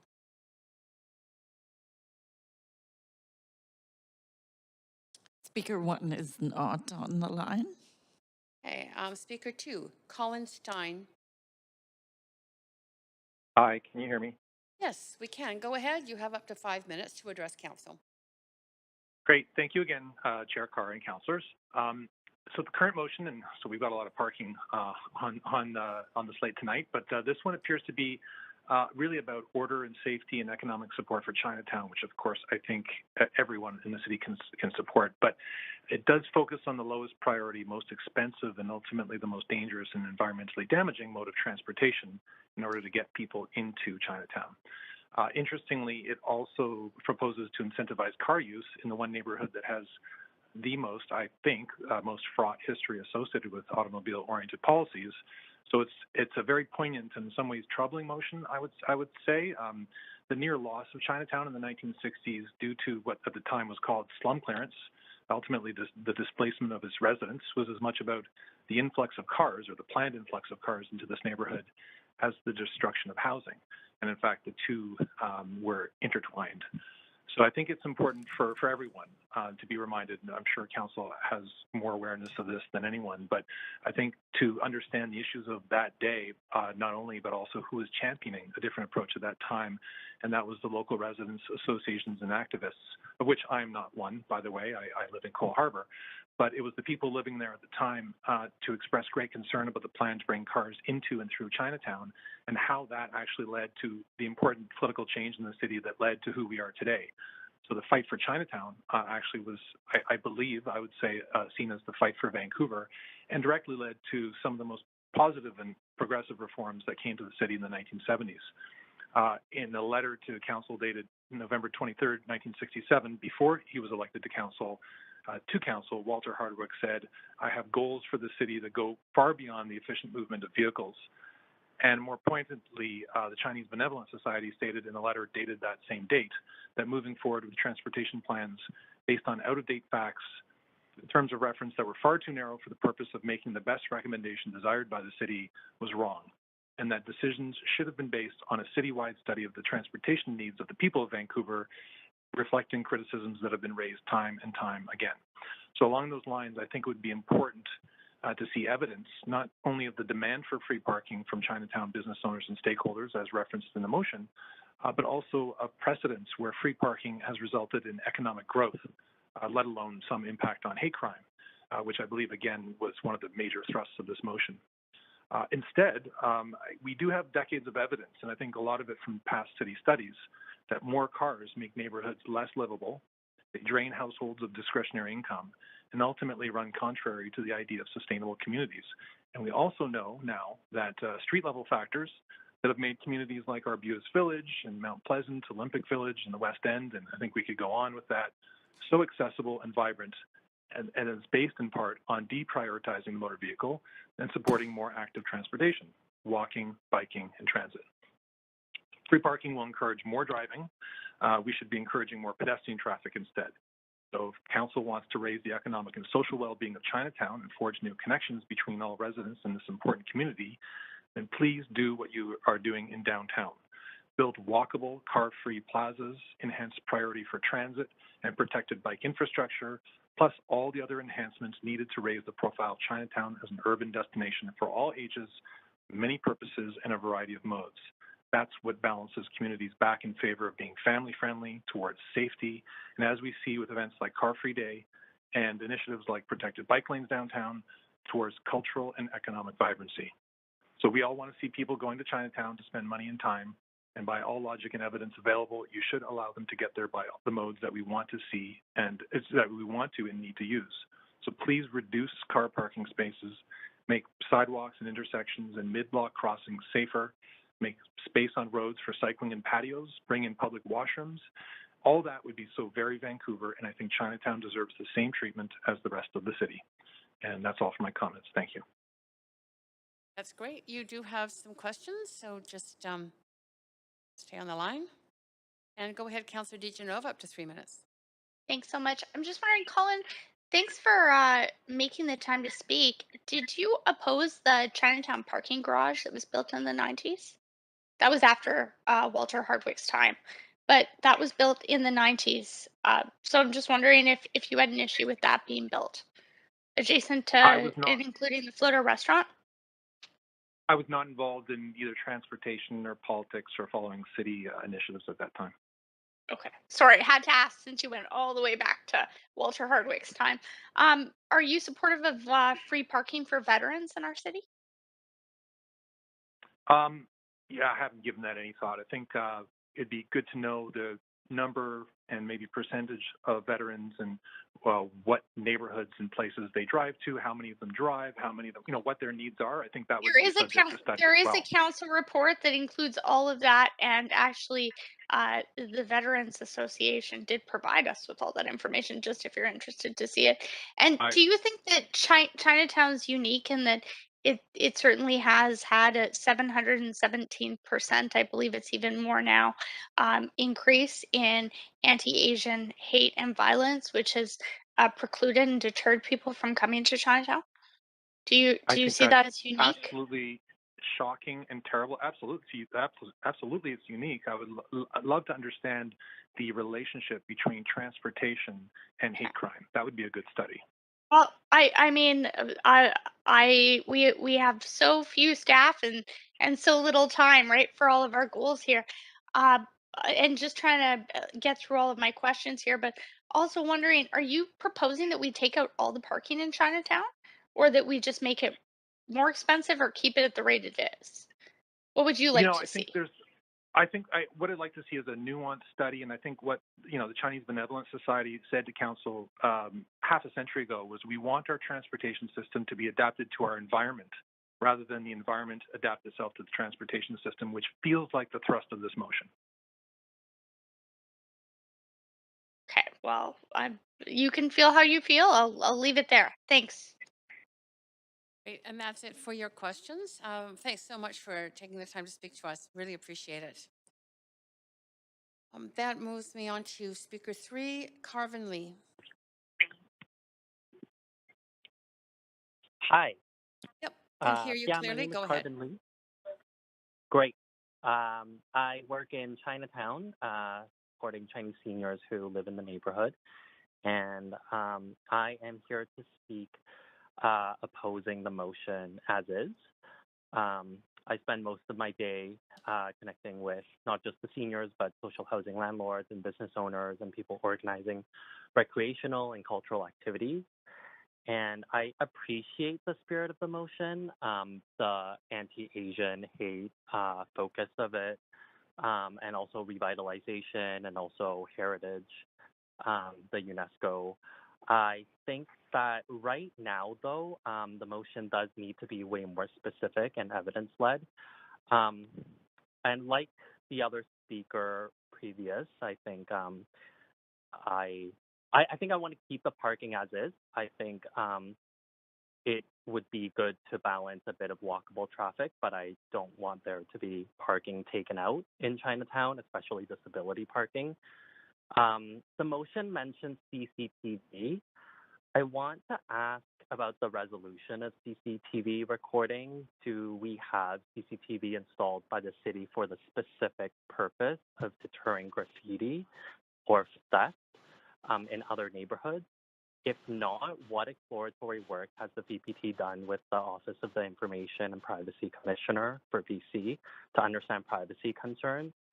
We have several medical clinics and we have other places, and I can see that that could be a question that people who I work with in Chinatown might raise.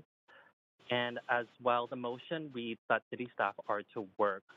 They're both working together with community groups and then also implementing measures. So is it meant to be concurrent, or is the latter conditional to the former? The motion lumps violent crimes with vandalism, which are very different issues. And so I just want to ask about how we can have a motion that has clear issues with clear suggested solutions as opposed to it being lumped in one thing. Yes, it isn't actually, it's a time for you to address us with your thoughts rather than pose questions. However, I do note when you're done that Councillor DiGenova is on the queue to ask you questions, so potentially something may come up in that conversation. But are you finished? And should I turn to Councillor? Yeah, thank you.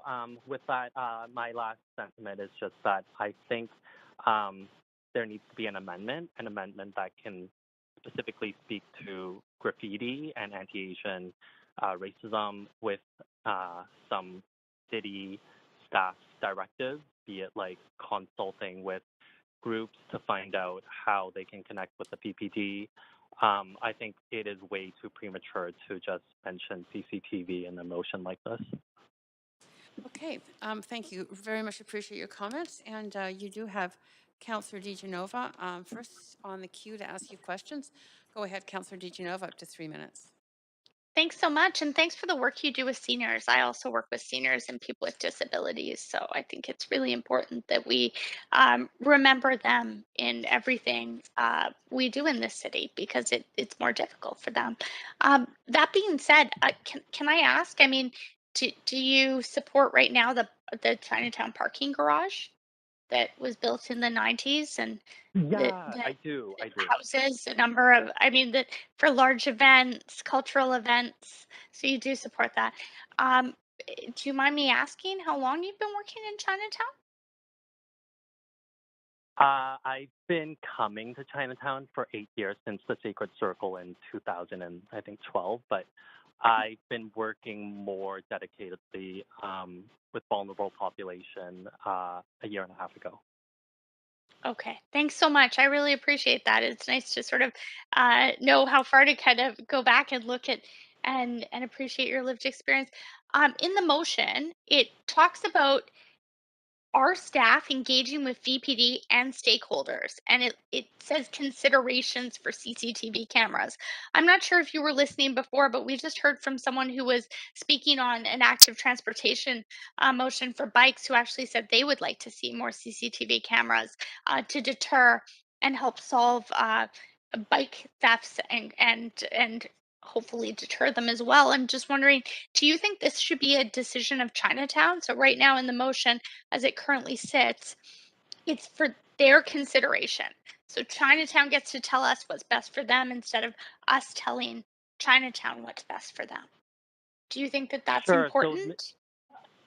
Yeah, I think it's important to have clear condition. Like, it right now reads and, so I don't know if it's concurrent or if the, again, latter is conditional to the former. So I think that, like, Chinatown should, especially our business owners and our senior groups and whatnot, should be able to talk and ask questions around resolution of CCTV camera and those And just privacy wondering concerns quickly, first. did you see that that would all happen and then it would come back to us in July of 2022? So that's what it would be. It would be a conversation with Okay. them and then recommendations to come back to support that. Okay. No, I didn't see. I just looked at the PDF Oh, of the no worries. motion, and right I now it only says have like about 20 former and seconds latter. left. Would that change your mind? Would you be okay with that if it was coming back to council with their recommendations and maybe they say no to CCTV cameras or maybe they say yes? I don't know, but yeah, I think that it needs to be more clear around like the structure of the advisory committee. Like, is it talking to people or is there going to be an advisory committee being struck? I think if it was It's like not a an advisory clear committee. Yeah, I'll leave it there. Yeah. Maybe Councillor Kirby Young Okay. will help clarify that. Okay. Thanks. Councillor Kirby Young, up to 3 minutes. Go ahead.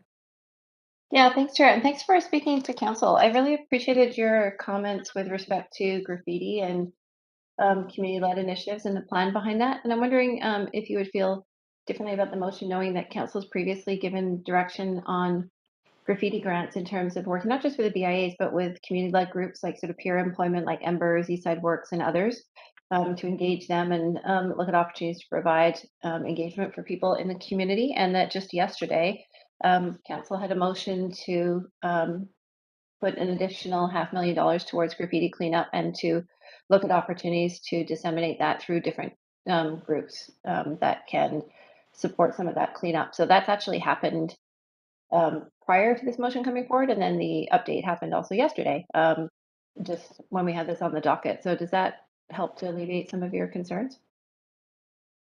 Yeah, I applaud that work. Be it the Merchant Association or the BIA or community groups, it's really great that the city is looking into the graffiti issue.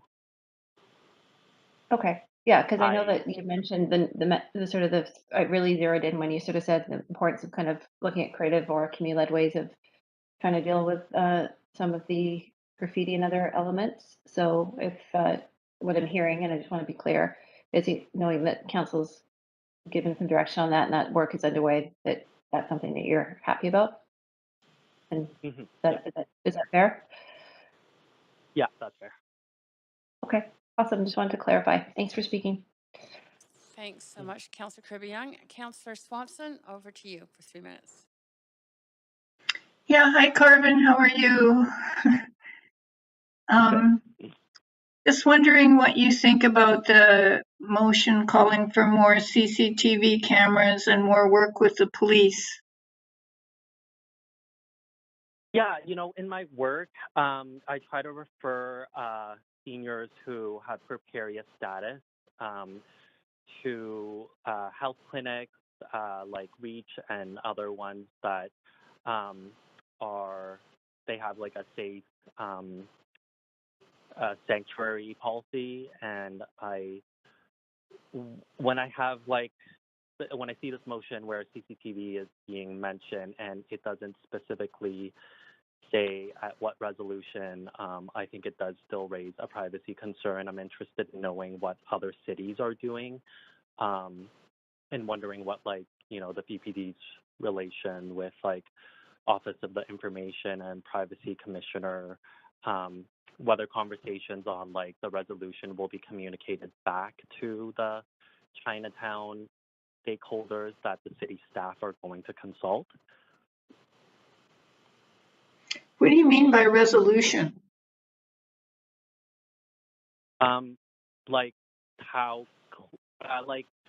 Cameras, they can be at extreme high resolution where maybe when someone is taking out their bus pass or their ID, that maybe the camera can capture that at street level, or their prescription, that kind of thing.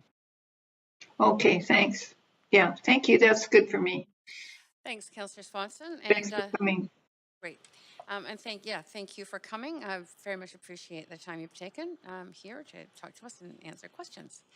We're on to speaker 4, Sarah Bligh. Sarah, are you online? Hey, can you hear me? You bet. Go ahead. Up to 5 minutes to address council. Yeah, so, I'll be pretty brief here, but I'm glad that the motion will be brought to the community. Obviously, it's really important, especially with all of the things that are happening in Chinatown right now, that the community has the say and actually can bring forward their own ideas on how to make things better. But I also agree that there's a lot of things lumped into the motion with the other speaker who said it's just not as specific as, so it's hard to really understand what relates to what. But Melissa did answer some of the questions with that speaker around that. One thing I would say is that businesses can get their own cameras. We have cameras at our overdose prevention site and install them. They're really quite cheap these days, but they can be worth it if you need to be able to know what's going on. So that might be an option for people to do it themselves. As for parking spots, I think it's a small step, but I think there's a lot of things that can be done. I've been talking to some groups, and actually one of the groups wanted to come forward, but they were working on some murals downtown, and they were concerned, about the way maybe, graffiti artists and muralists might be, consider how they might be seen by, the folks in Chinatown, and they wanted to make sure that they wanted to, let people know that they would be willing to help, be part of the solution, whether it be painting murals or, they would fundraise and that sort of thing. So I just sort of wanted to bring that message forward that I get concerned when I think of divided communities, when there's solutions that can be people working together. So I'm certainly willing to help any way possible to make that happen. And that's about it. Great. Thank you. You do stay on the line because you do have questions. Councillor DiGenova, up to 3 minutes. Go ahead. Sure. Hi, Sarah. Thank you. Thanks Hey. so much for taking the time not only to sign up to speak but to listen. I really think it's important that we don't tell Chinatown what they should do. That we hear from Yeah, Chinatown absolutely. and take action. So I appreciate all of what you've said. My question is do you think that if Chinatown wants CCTV cameras in spaces that are public, but they continue to either have vandalism or violent crime, that we as a city should step up and fund that if that's what people want? I mean, obviously not like live monitored, but if there is an instance of anti-Asian hate or many of the attacks that we've seen have been in Chinatown, as we've heard from the Vancouver police. Agree with them or not, their numbers are 717% increase. That's last year. Might be more now. I mean, the one thing I can say is that businesses can do that if they want to do that. And it's, like I said, you can buy something at Best Buy that works pretty good. But yeah, I mean, it's definitely something that the community could consider.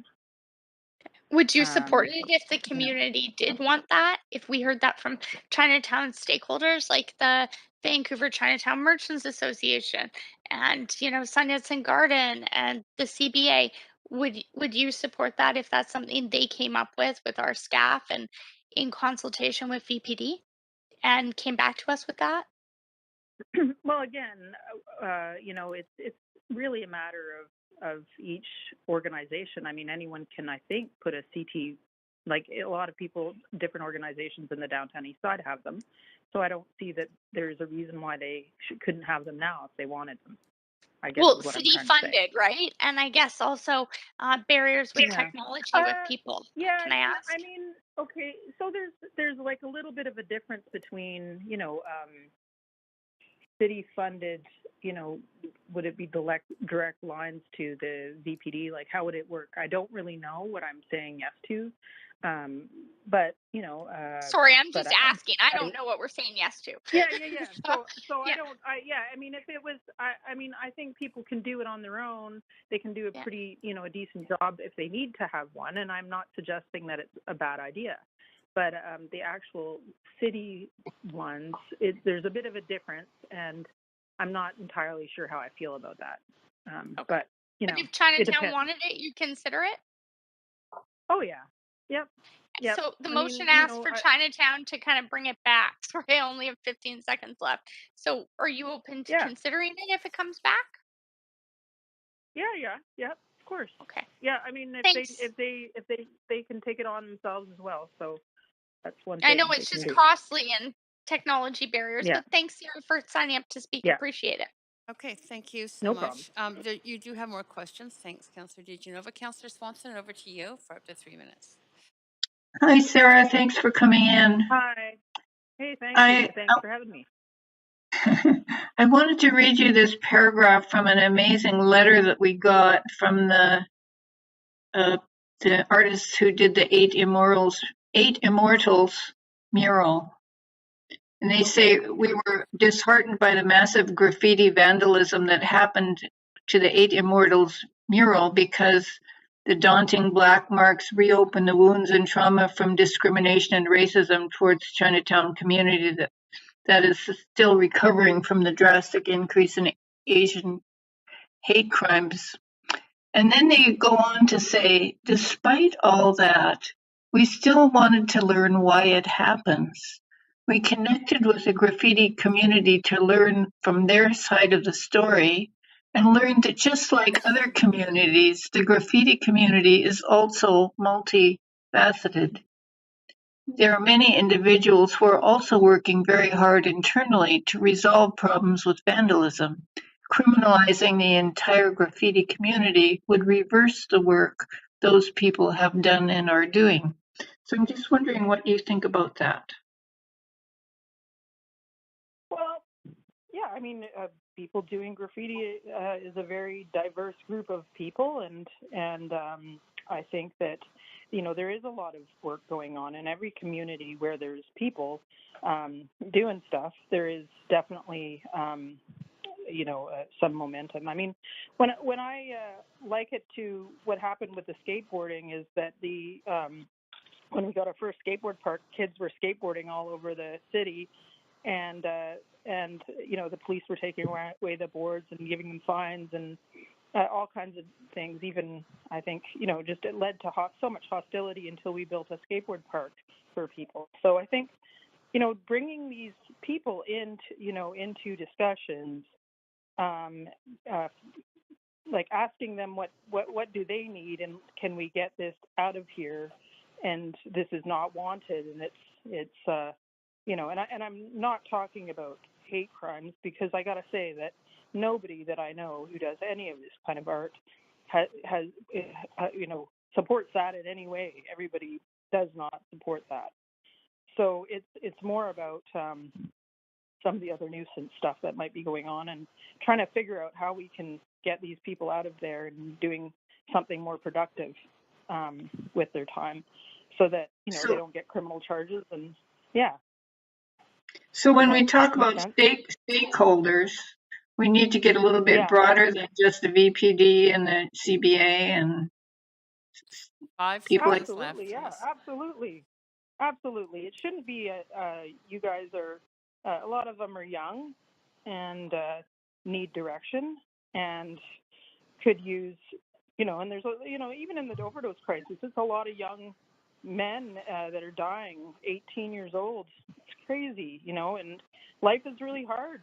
And I'm just trying sorry to that I'm figure going to out have how to cut you off, but Councillor Swanson's well Okay, over her sorry. time. Sorry, no, it's not your fault. Okay, sorry guys. No, that's fine. But very much appreciate you coming to speak to Yeah, us and answering all the questions. Thank you, Sarah. Okay, bye. Okay. Speaker 5, David Lee. Hi, everyone. Go ahead. Yeah, thanks for your time. Oh, thank you. So yeah, I really appreciate all the speakers before, and I just want to echo a lot of their thoughtful understandings of Chinatown. Yeah, I've myself, I've been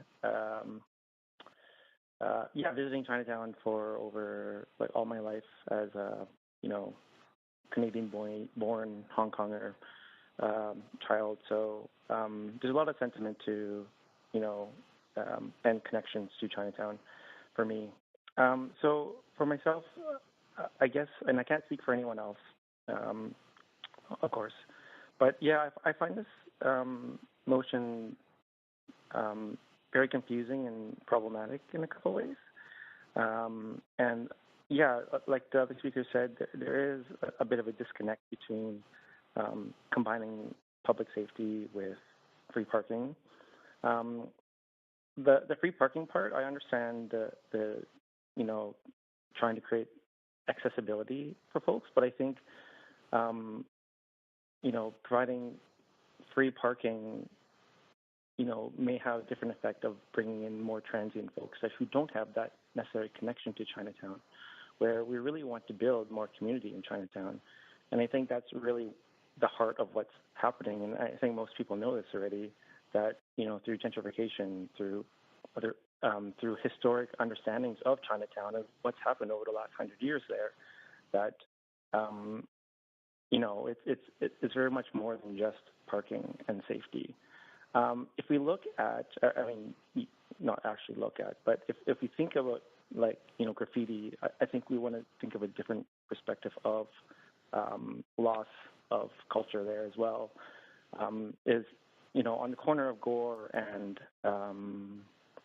Pender Street, there's a new building on the northeast corner. And that building, before it was there was actually a very beautiful mural on the other side of one of those buildings.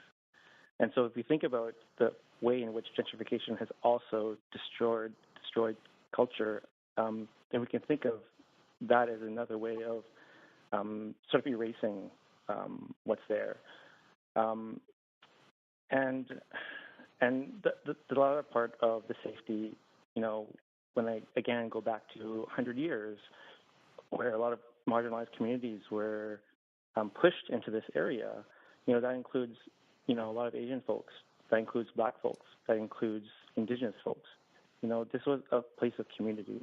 And I think, when we look at this motion and we think, okay, we can have a conversation with the VPD, but, like Jean was talking about, there is a lack of who is part of this community.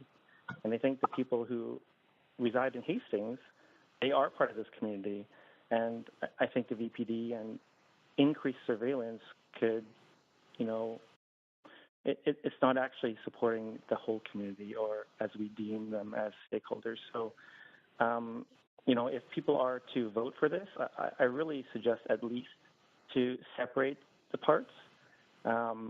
But I do oppose both parts of it. So, yeah, thanks for your time.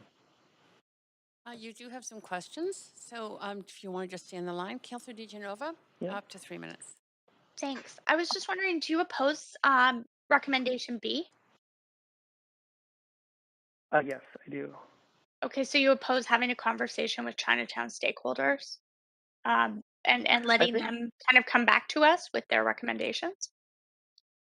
Can I ask you why? I think that, if you want to finish it, go for it.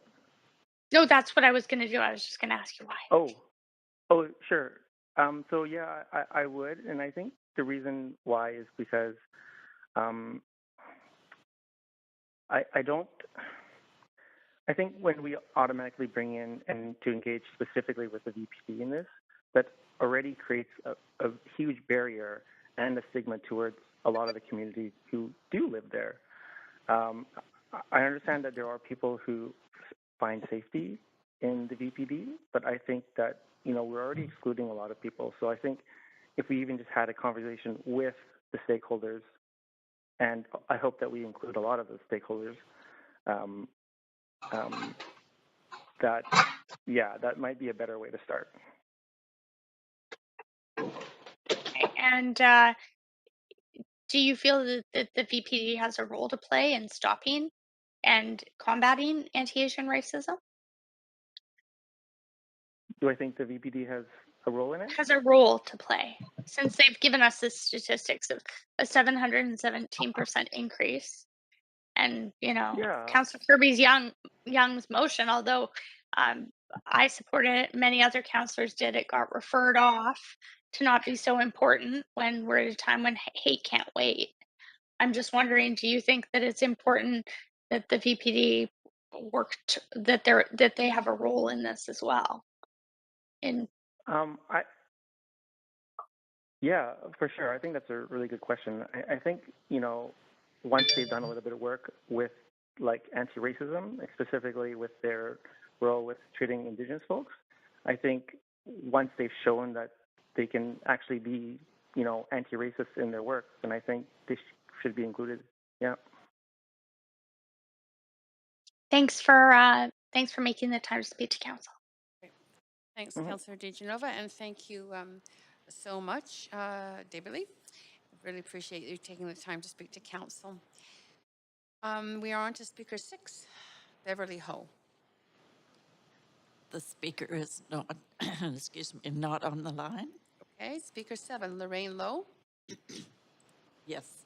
Hi, everybody. Hi, can you hear me? Yes, go ahead. You have up to 5 minutes. Thank you, Chair Carr and Councillor. So, you know, I don't want to sound like a broken record. I don't have a script, and I'm not going to be reading off a sheet of paper, but I just want to say that I'm truly appreciative of the attention that's being drawn to support our community lately. And, you know, thank you, Councillor DeGenova, and, you know, previous discussions brought forth with the parking situations by Councillor Kirby Young and Pete Fry. So, you know, again, everybody knows what's going on in Chinatown. There's a public perception that it's unsafe, which it is. So, you know, I will support any motion that's going to bring more people into the neighborhood. Public safety seems to be the big issue and key right now. So, you know, what does that mean? More people, more activity will help this, more foot patrol. You know, this whole idea of free parking, yes, it's a great start. Reduced meter parking, you know, that could also be discussed. Improved lighting would be a huge advantage in our neighborhood. And, you know, even this whole discussion about possibly having some CCTV cameras to help deter crime. But, you know, this is a really great start to a conversation that is badly needed. So, you know, with the whole parking situation, I'm sitting here, I'm listening to all these other people from other neighborhoods like Cole Harbor. You know, they're not working and living in Chinatown. They don't see the horrors that we see every day. So, you know, I do feel a bit slighted when other people are coming in from other areas that don't have the connection that we do with Chinatown, telling us how Chinatown should be. So, you know, for example, you know, this whole parking thing, yes, parking in Chinatown it would be good because a lot of the people that are coming down here, like, for example, I take my mom to come down to go do shopping. Like people that want to take their elders to come back down to, you know, do their appointments, their grocery shopping, they do have a sense of familiarity and like this nostalgic warmth when they come to Chinatown. So, you know, this would be a great initiative to get like the business owners' feedback, like in the area, the legacy business owners. We want to see who's going into those stores. Is it just, you know, people in the neighborhood? Are there people coming back? I know when in the 90s, my parents would go every 2 days to go down to Chinatown to shop. And, you know, by then, Richmond was available, TNT was available. So, you know, there is that sense of nostalgic connection to Chinatown for those who grew up like myself in Vancouver. So, you know, I get the idea that Vancouver does want to encourage less cars, more bikes, and walkability. Yeah, that's great. That's ideal for people like me, young folks coming into Chinatown.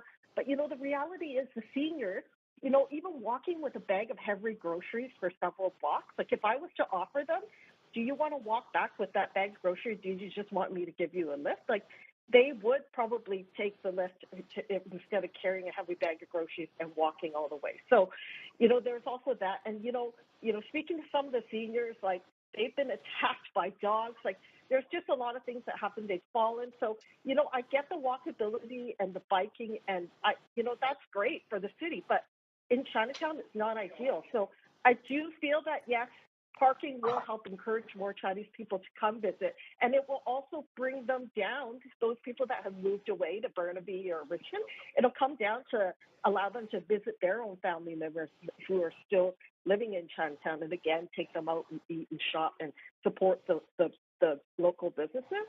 And, you know, that's another thing with me, from my experience, like a couple of weeks ago when I took my mom down, she walks really slow.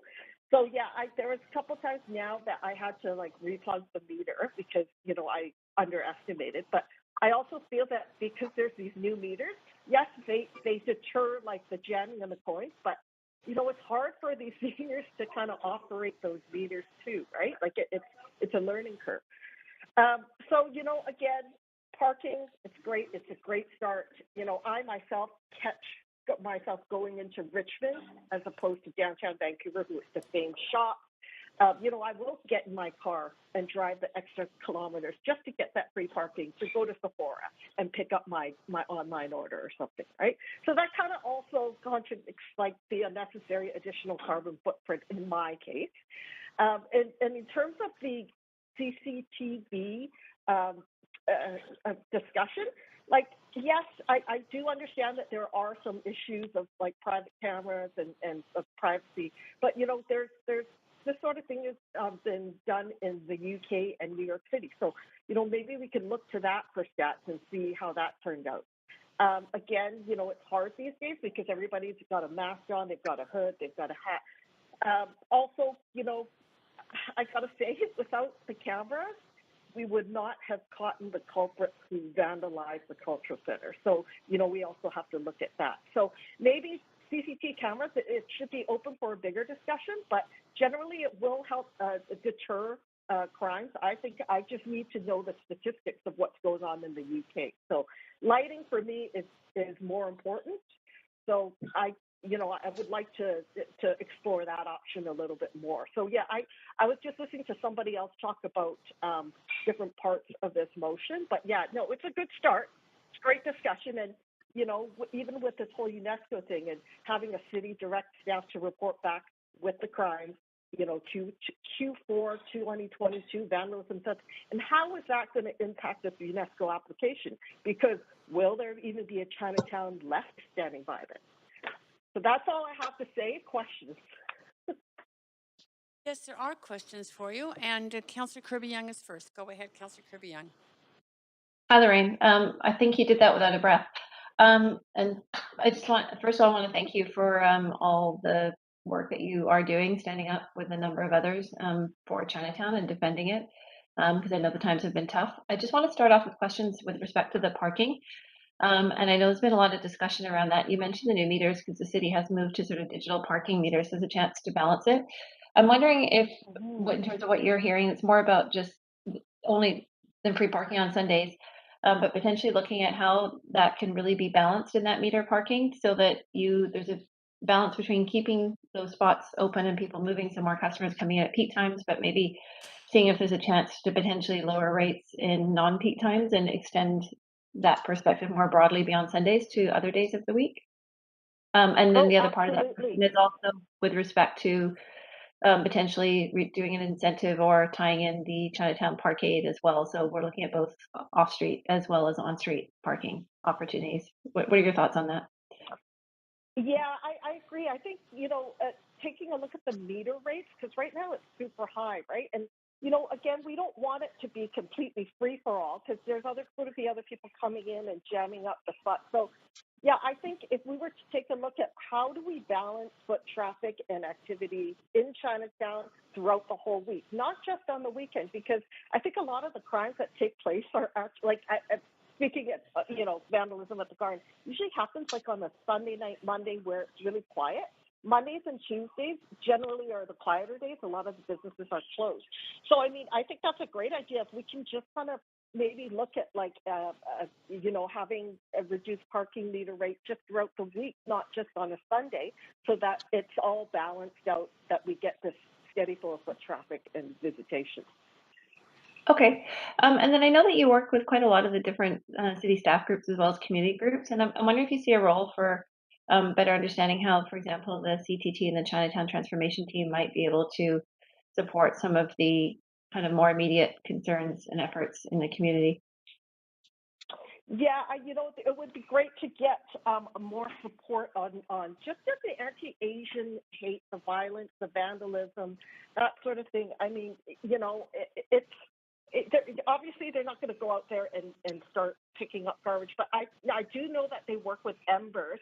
But yeah, a discussion, more dialogue would be really useful because, again, the whole purpose of it is to kind of start the bid towards a UNESCO status. But right now, I think there's more immediate things that need to be dealt with, like just, it's a crime. Like Chinatown is deteriorating, and there won't be a Chinatown left if we don't start doing something now. I think, the ultimate goal is over there, but I think there's so much stuff in between that we really need to tackle right now that needs immediate attention.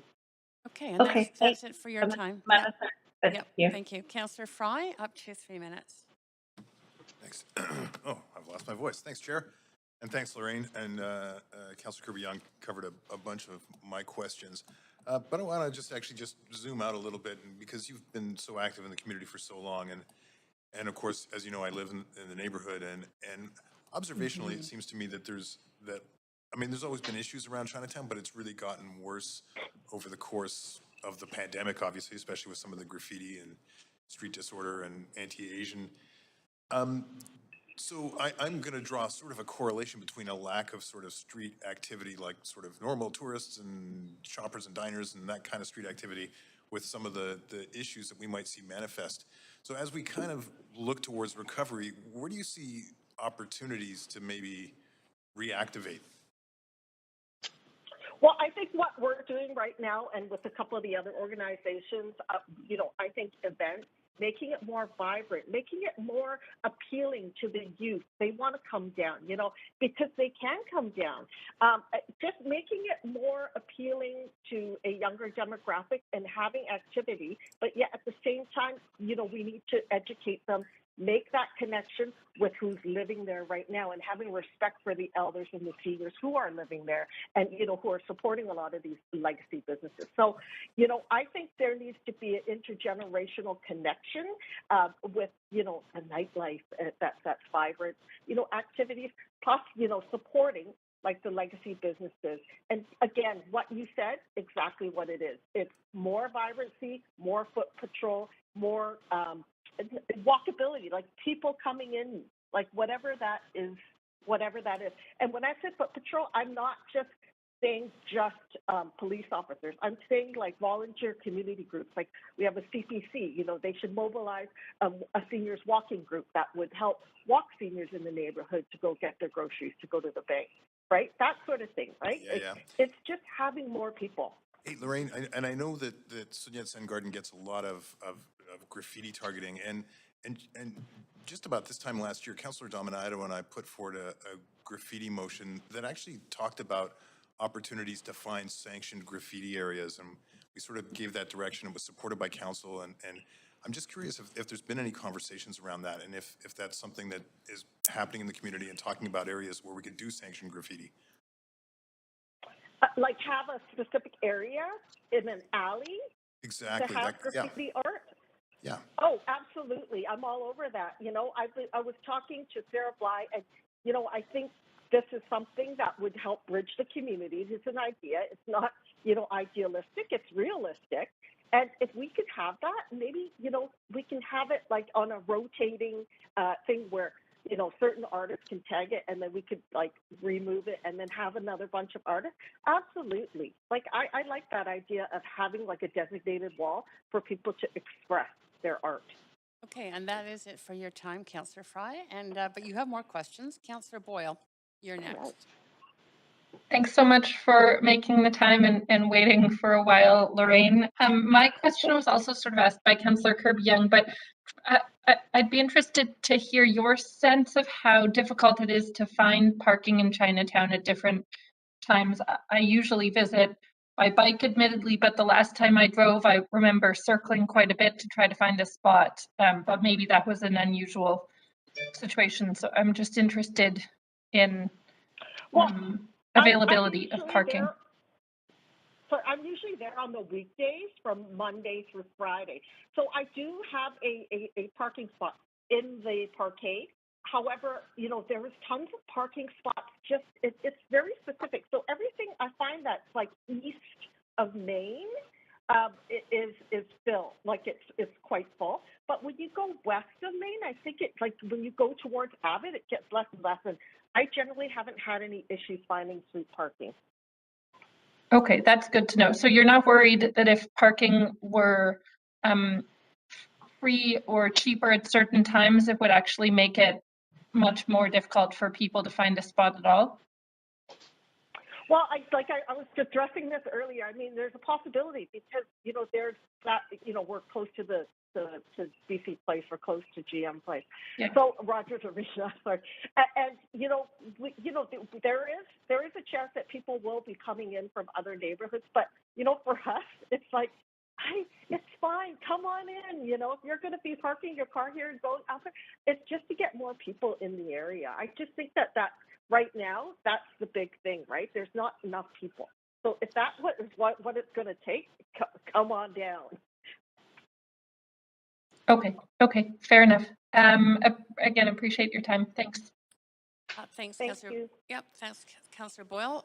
You do have more questions. Councillor Dominato, you're next. Hi, Lorraine. Thanks for calling in this evening. I just had a couple of quick questions. One was just regardless of the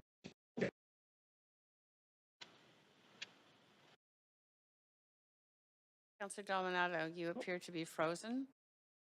Your internet is unstable. She's not there at all. Okay, I'm going to assume she's going to try and get back on. To address these issues. Oh, you had completely cut out, and you are, yeah. Clerk. Yeah, I'm going to move on to Councillor Dominato. Can you hear me, Chair? I can hear you now. Can you hear me now? Yes. Okay. So Lorraine, I'm not sure if you caught the question, but simply it was, is it critical that in terms of trying to mitigate and address the myriad of issues that Chinatown's facing right now, is that the business community and residents and other associations are involved in those solutions? Yes, like you mean having them at a round table for discussions? Absolutely. Yes. We need their input. Yeah, very important. Yes. And just one other question I'm curious about, and I hope it doesn't sound naive, but when I worked for the province and we dealt with schools and we were dealing with both bullying and violence prevention in schools, we approached it with the view of having codes of conduct and really clearly articulating in a visible way in schools about this is how we're going to treat each other, this is how we're going to work together. But I wonder sometimes about, in the context of a city and the urban issues we're facing, that of being public in ways in our neighborhoods about this is the harm that you do when you start tagging or you do things like this, that we need to communicate in a way to appeal to where there's because you're seeing so many issues, and I actually think we need to have a clear statement about why it's important to not do these things and the harm that it causes to the community, the harm that it causes to the businesses. And I don't know how that could be achieved at an urban level, but I just know how we did it in the school system. So I don't know if you have any thoughts on that. Right, like I think, you know, what would be wonderful if it's possible to have like a restorative justice approach where, you know, the tagger gets to work alongside with the artist, you know, the one that did the mural, and do the repairs, right? I don't think taggers, like, do they even have any, I don't think they think it's like there's a victim on the other side, but it's not a victimless crime.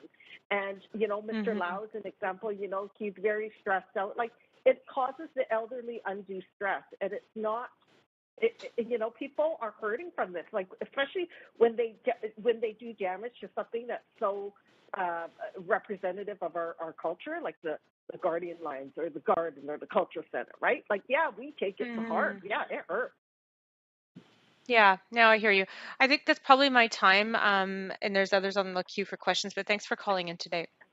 Yeah, I gave you a little Thank bit more you. because your video was a Thank you, bit Chair. I unstable. appreciate that.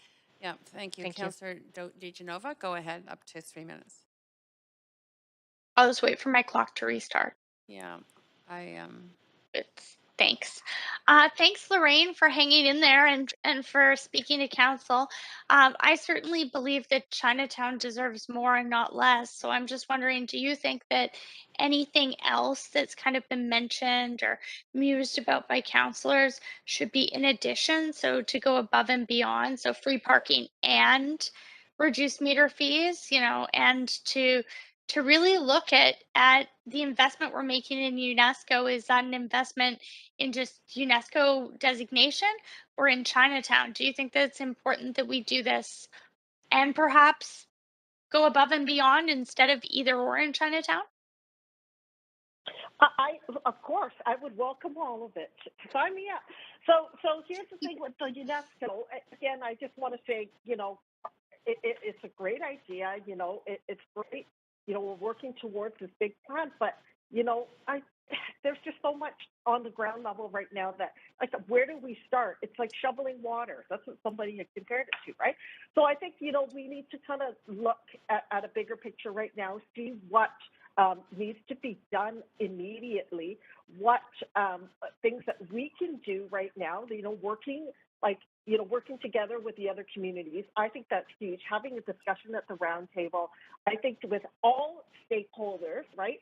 And including other stakeholders from like the downtown east side. I just think that there just needs to be a conversation. And, this is a great start. And having the lighting is going to be key for us. I think that really, really would help. And just having more people. And if the free parking, I mean, right now I've seen amendments flying around about the free parking being taken away. Do you think this is an incentive that would excite people, would create buzz and bring people down to Chinatown, and should be done in addition to lowering the metered rates, which I understand staff are already working on? Yes, I mean, lowered meter rates is, it would be amazing because it's going to be like, hopefully throughout the whole week. The free parking, yeah, of course. We could even do this, like you mentioned, like as a pilot. We could see how it goes. But I think, I know coming from a Chinese background, when you say free parking or free anything, we're there. So, sign me up again. I feel like I spent a lot of my childhood in Chinatown, as I'm sure you know, but I spent my Sundays actually with my dad in Chinatown when he would do his deliveries to the different businesses. And I remember, I know it's hard to find parking sometimes now, but just thinking about incentivizing different groups of people who don't come down to Chinatown and have left for Richmond. Is this something you're hearing from the other businesses? I know many couldn't sign up to speak because of the long list and times that it takes here at council. But do you think, is that what you hear from them? That they need to see new faces and people coming back to Chinatown who perhaps have left? Well, I do know that I've spoken to a couple of business owners, and it's maybe because of COVID, they haven't seen a lot of people, but when they do see them, like it's nice because you see them, they're still around, they're still alive. Like I know that with my mom when we came down last time, and she saw a bunch of people that she hasn't seen in a while. Like it is very refreshing. And she would never, she wouldn't drive down by herself because, first of all, she's too old. But, having my sorry, sister. I'm so sorry I have to interrupt you. Councillor DeGenova is so far over her time on this. Sorry, I couldn't even see my time. My panel froze, Chair. Thank you. Okay. Thanks, Lorraine. I appreciate it. Yeah, I'm so sorry. But my job to try and keep us on track here. Thank you. That is it for your questions. I really appreciate you coming to both speak and to answer those questions from many councillors. Thank you. And we are now moving on to Speaker 8, Michael Tan. Speaker 8 is not on the line. Okay. I'm going to go over those who have not been on the line. So is Shelley Wong on the line now? That's Speaker 1? No. Speaker 6, Beverly Ho? No. Okay. So that moves us now to the end of that motion, and I see Councillor Fry so we're now into debate. Councillor Fry, go ahead on the in the debate on this. Yeah, thanks, Chair. And thanks to Councillor DeGenova for bringing this forward. And we've had a number of initiatives and general concerns around the fate of Chinatown. And as we discussed, you know, in particular on the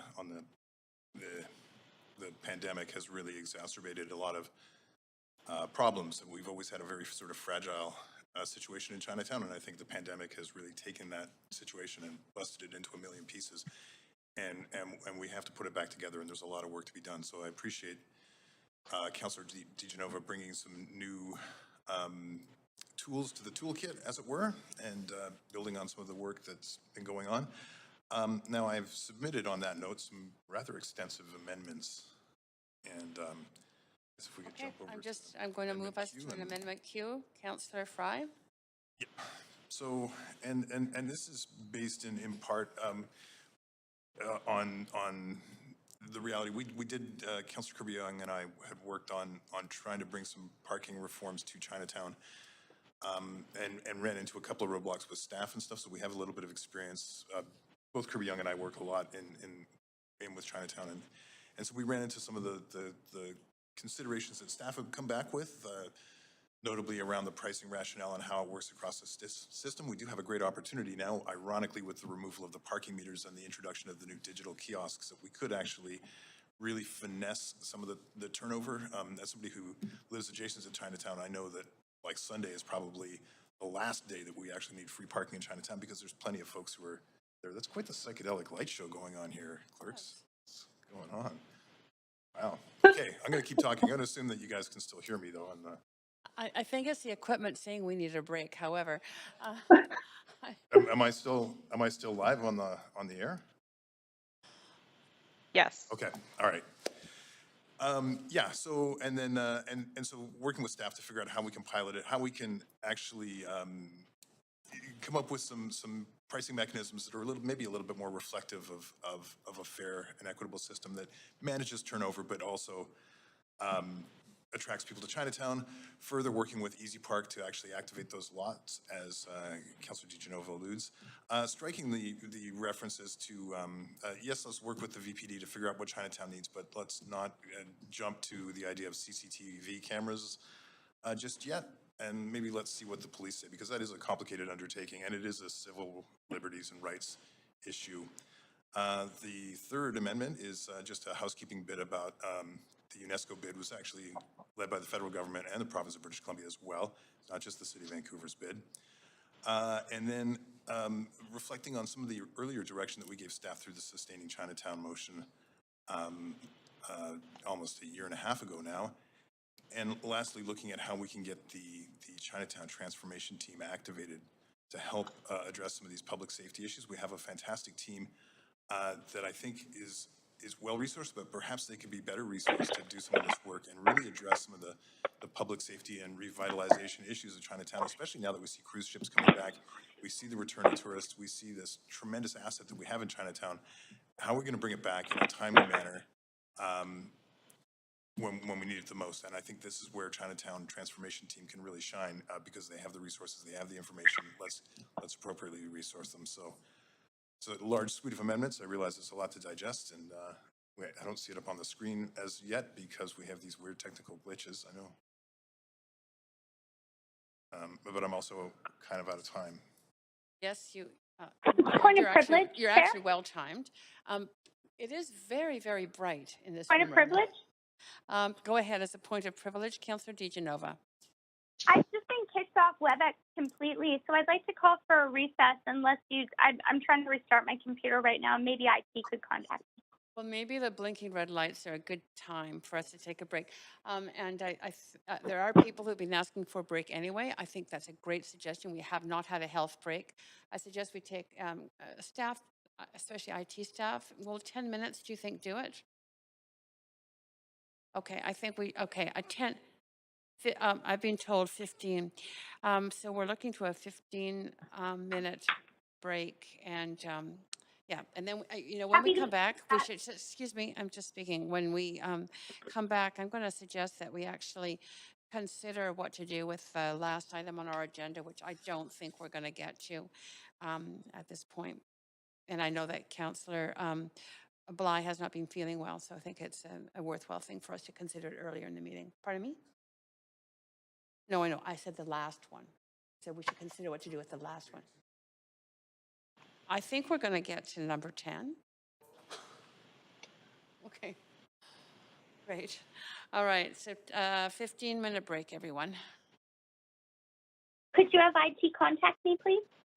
Oh, thank you. Thanks. I'll ask the clerk to do that. The IT in here are busy right in this second, but I'll get on that.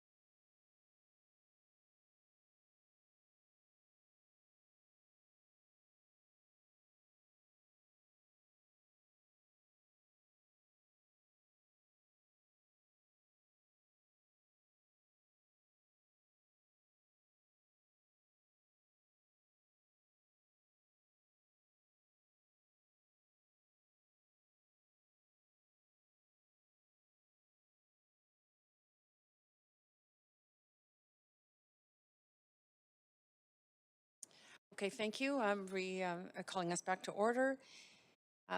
Technologies seem to be fixed. We are now, Councillor Fry has run out his time in introducing his amendment, so I'm going to move on to Councillor Wiebe. This is to the amendment that was tabled by Councillor Fry.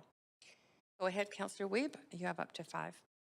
Yeah, I'm quickly going to speak in support. I think these are thoughtful amendments, and recognizing that yesterday we voted to provide over $500,000 to street beautification.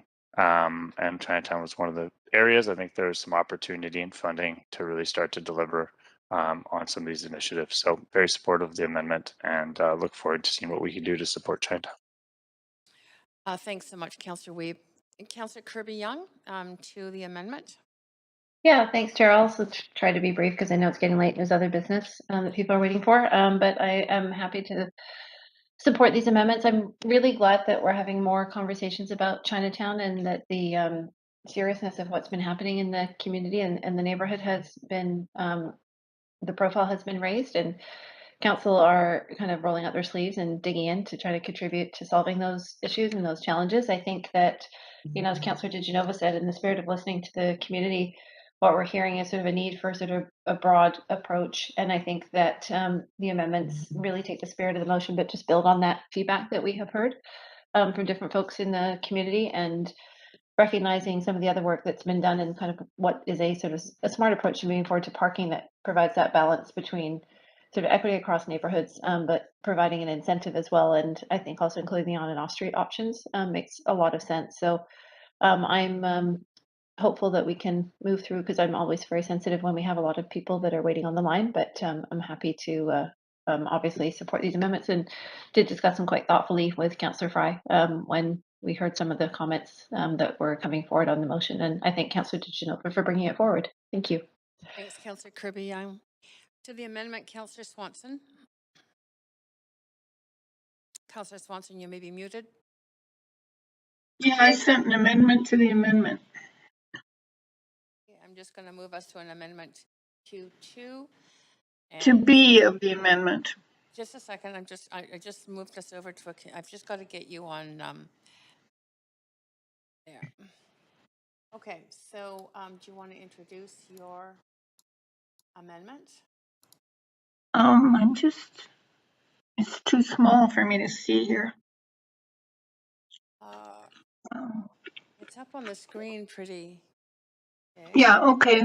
So I just want to make sure that groups representing low-income folks are also part of these people that get together and figure out what to do, and that they look at creative and community-led ways of dealing with anti-Asian hate, theft, and graffiti. And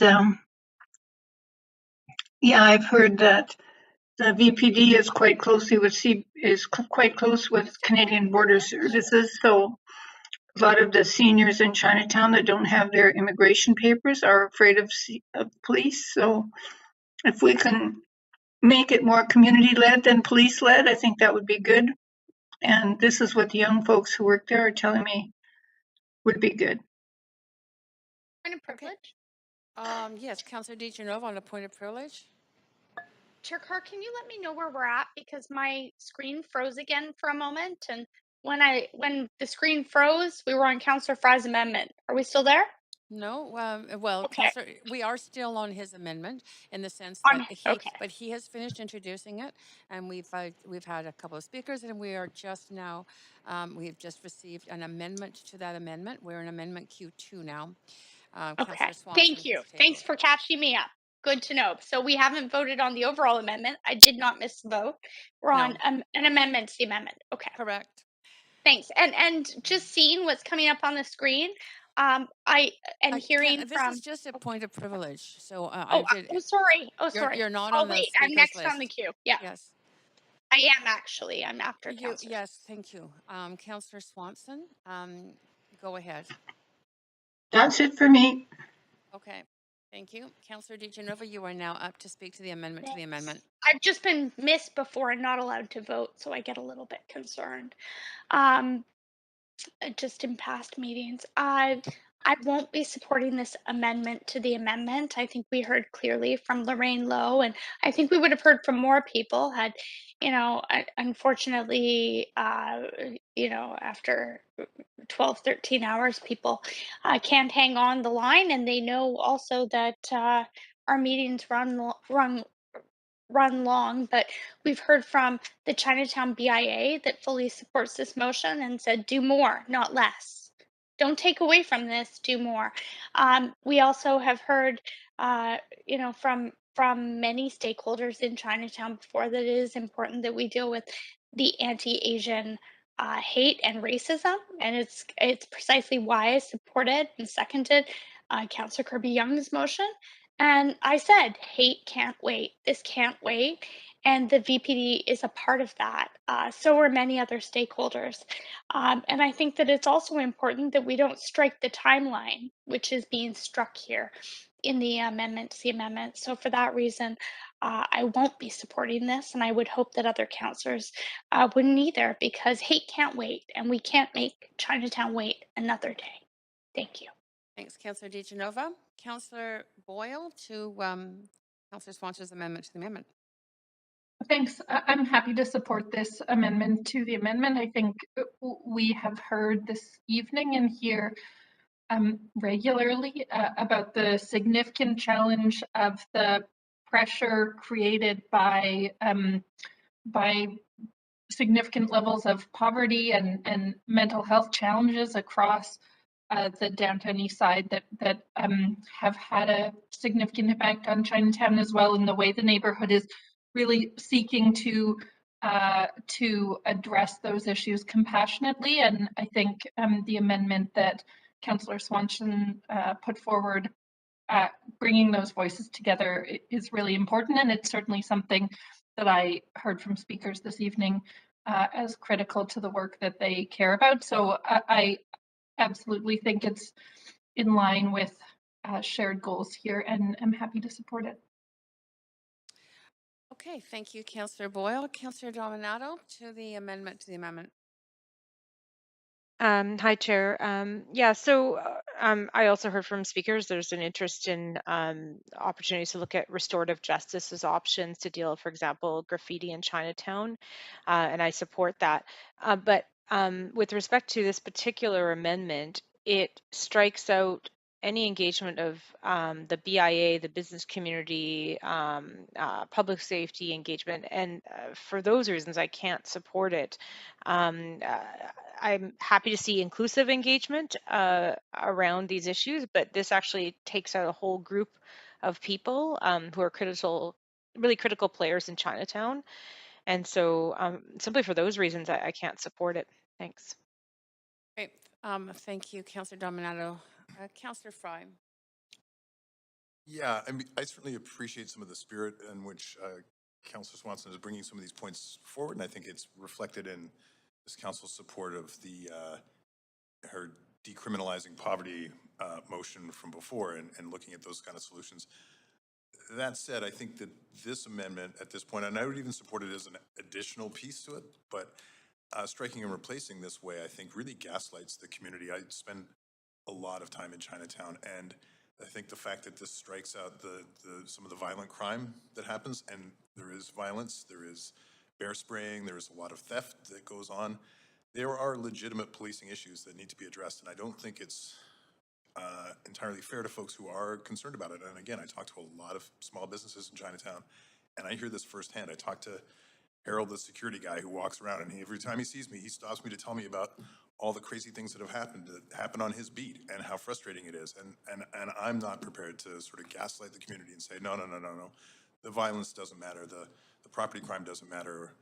I don't think it's appropriate, so I won't support this amendment. Thank you, Councillor Fry. Councillor Kirby Young to the amendment. Yeah, thank you. Thanks, Chair. I'll keep it brief, and I'll just say what Councillor Fry said. Thank you. Thanks, Councillor Kirby Young. Councillor Swanson? Again, you might be, you are, I think, muted. Sorry. This doesn't take business out. It leaves business in there, low-income folks and business in Chinatown. And the reason I took the police out was because I figured they're going to be dealing with violent crime anyway, and I just put dealing with anti-Asian hate, theft, and graffiti. So I don't think it's a problem. Okay, thank you, Councillor Swanson. That completes the speakers on this. So clerk, could you move us to a vote on this? I didn't see him.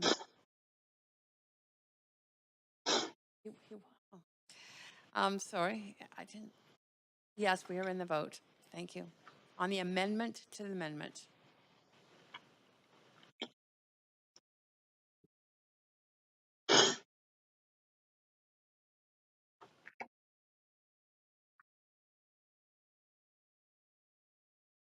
Councillor DeGenova, you have not. Yes, that's Councillor DeGenova. Yes, so that vote fails with myself, Councillors DeGenova, Fry, Hardwick, Weeb, Dominato, Bligh, and Kirby Young in opposition. So we are now going to go back to the amendment queue. Councillor Swanson, did you want to add anything more in terms of the amendment that's tabled by Councillor Fry? No, thanks. Okay. Councillor DeGenova to Councillor Fry's amendment. Thanks very much. Well, I appreciate some of these pieces, although they're kind of clunky and thrown together at the last minute. I see that, it doesn't stand in line with what we've heard from people like Lorraine Lowe and others, the letter that came in from the Chinatown BIA, and the many stakeholders that I've spoken to. I know Councillor Fry, and I appreciate the work that Councillor Kirby Young has done in the community as well. I can tell you that I know it's changed a lot. I mean, Chinatown was where I spent most of my time when I spent time with my family, as I'd mentioned before, from the time that I was a little girl. I walked down the street. I went to Kiefer Bakery. I had a stick of dollar meat. When it came to field trip time and take your kids to work, my class went to Sunny at Sun Garden, and with my dad on his route that he had before he went to school and became a real estate agent. He took us to Sunny at Sun Gardens and on his paper delivery route. So I think it's really important to think about how we progress in the city. And it would be one thing if we were looking at just the culture in Chinatown and how to preserve that, but it's eroded to where people don't feel safe walking down the street. And to share a personal story, I pushed my stroller in Chinatown when my daughter was still in a stroller, just before the pandemic started. And I watched a violent crime happen in front of me. And it really shook me and it concerned me. And it did contribute to me not wanting to take my child down to Chinatown again. And I think that it's important that we all think about this because it's not only revitalizing Chinatown and bringing new people in, but it's about making sure that people who always have been a part of that community or were a part of that community feel good and safe about either opening their stores and coming to work or coming back to shop and work and play in Chinatown. So, unfortunately, without the free parking here, and I mean, this really is watered down. In a time of unprecedented crisis here, we're watering this down. We're giving Chinatown less and not more. So I won't be able to support the amendments at this time, but I'll decide what I'll do on the main motion afterwards. I suspect that this is already in the bag and these amendments will pass, but I think we need to do more and not less for Chinatown, and we need to do that. It's about deeds, it's not about words. And I think the words here are, I could ask a point of order and see if a lot of this work has already been done, which I think it is. I mean, staff do report back on things that we're asking them to report back on. To me, the most important part is that the stakeholders are consulted and that we don't take away options from them like CCTV cameras. So at this point, I won't be supporting it. And I'll reserve my comments on the main motion if and when, I should say, it's amended. Thanks. Okay, that's great. Thank you, Councillor DiGenova. To the amendment by Councillor Fry. Councillor Boyle, go ahead. Thanks. I will be supporting this amendment, and I appreciate the work that Councillor Fry and Councillor Kirby Young put into this. As I sort of alluded to in questions, I'm very conscious that the parking rates that staff use around the city are based on demand management. So they're based on trying to hit an ideal amount of available spaces so that customers and visitors can find a space to park. And that balance is important, of course, so that people can come and support the neighborhood. I'm also I'll say I appreciate in the amendment the language around encouraging visitation and curbside turnover. I think that's an important balance and certainly something we heard from speakers. I'm also just reading the speaking notes or comments that were circulated from Stephanie Leo, who's one of the co-chairs of the Chinatown Legacy Stewardship Group. Michael Tan, who was signed up, couldn't speak because he's ill, and Stephanie couldn't fill in because of our bylaws. But I note that Stephanie's comments say that the motion doesn't reflect the ask the community's made of the city, that we are not looking for free parking, but rather equitable rates. And I think this amendment gets certainly gets closer to that and strikes a good balance there. I'm also struck by her comment that the about that the motion doesn't line up with the community when it calls for an allocation of funding for increased surveillance. And I won't read it all. I know it's in council's inboxes, but I think it's worth noting these comments that funds for cultural heritage, for the Chinatown Transformation Team, for the work the Legacy Stewardship Group is leading around UNESCO are really important, and those should continue to be prioritized in the work going ahead. And as others have said, I also think really valuable the $500,000 in grants that council additionally allocated yesterday.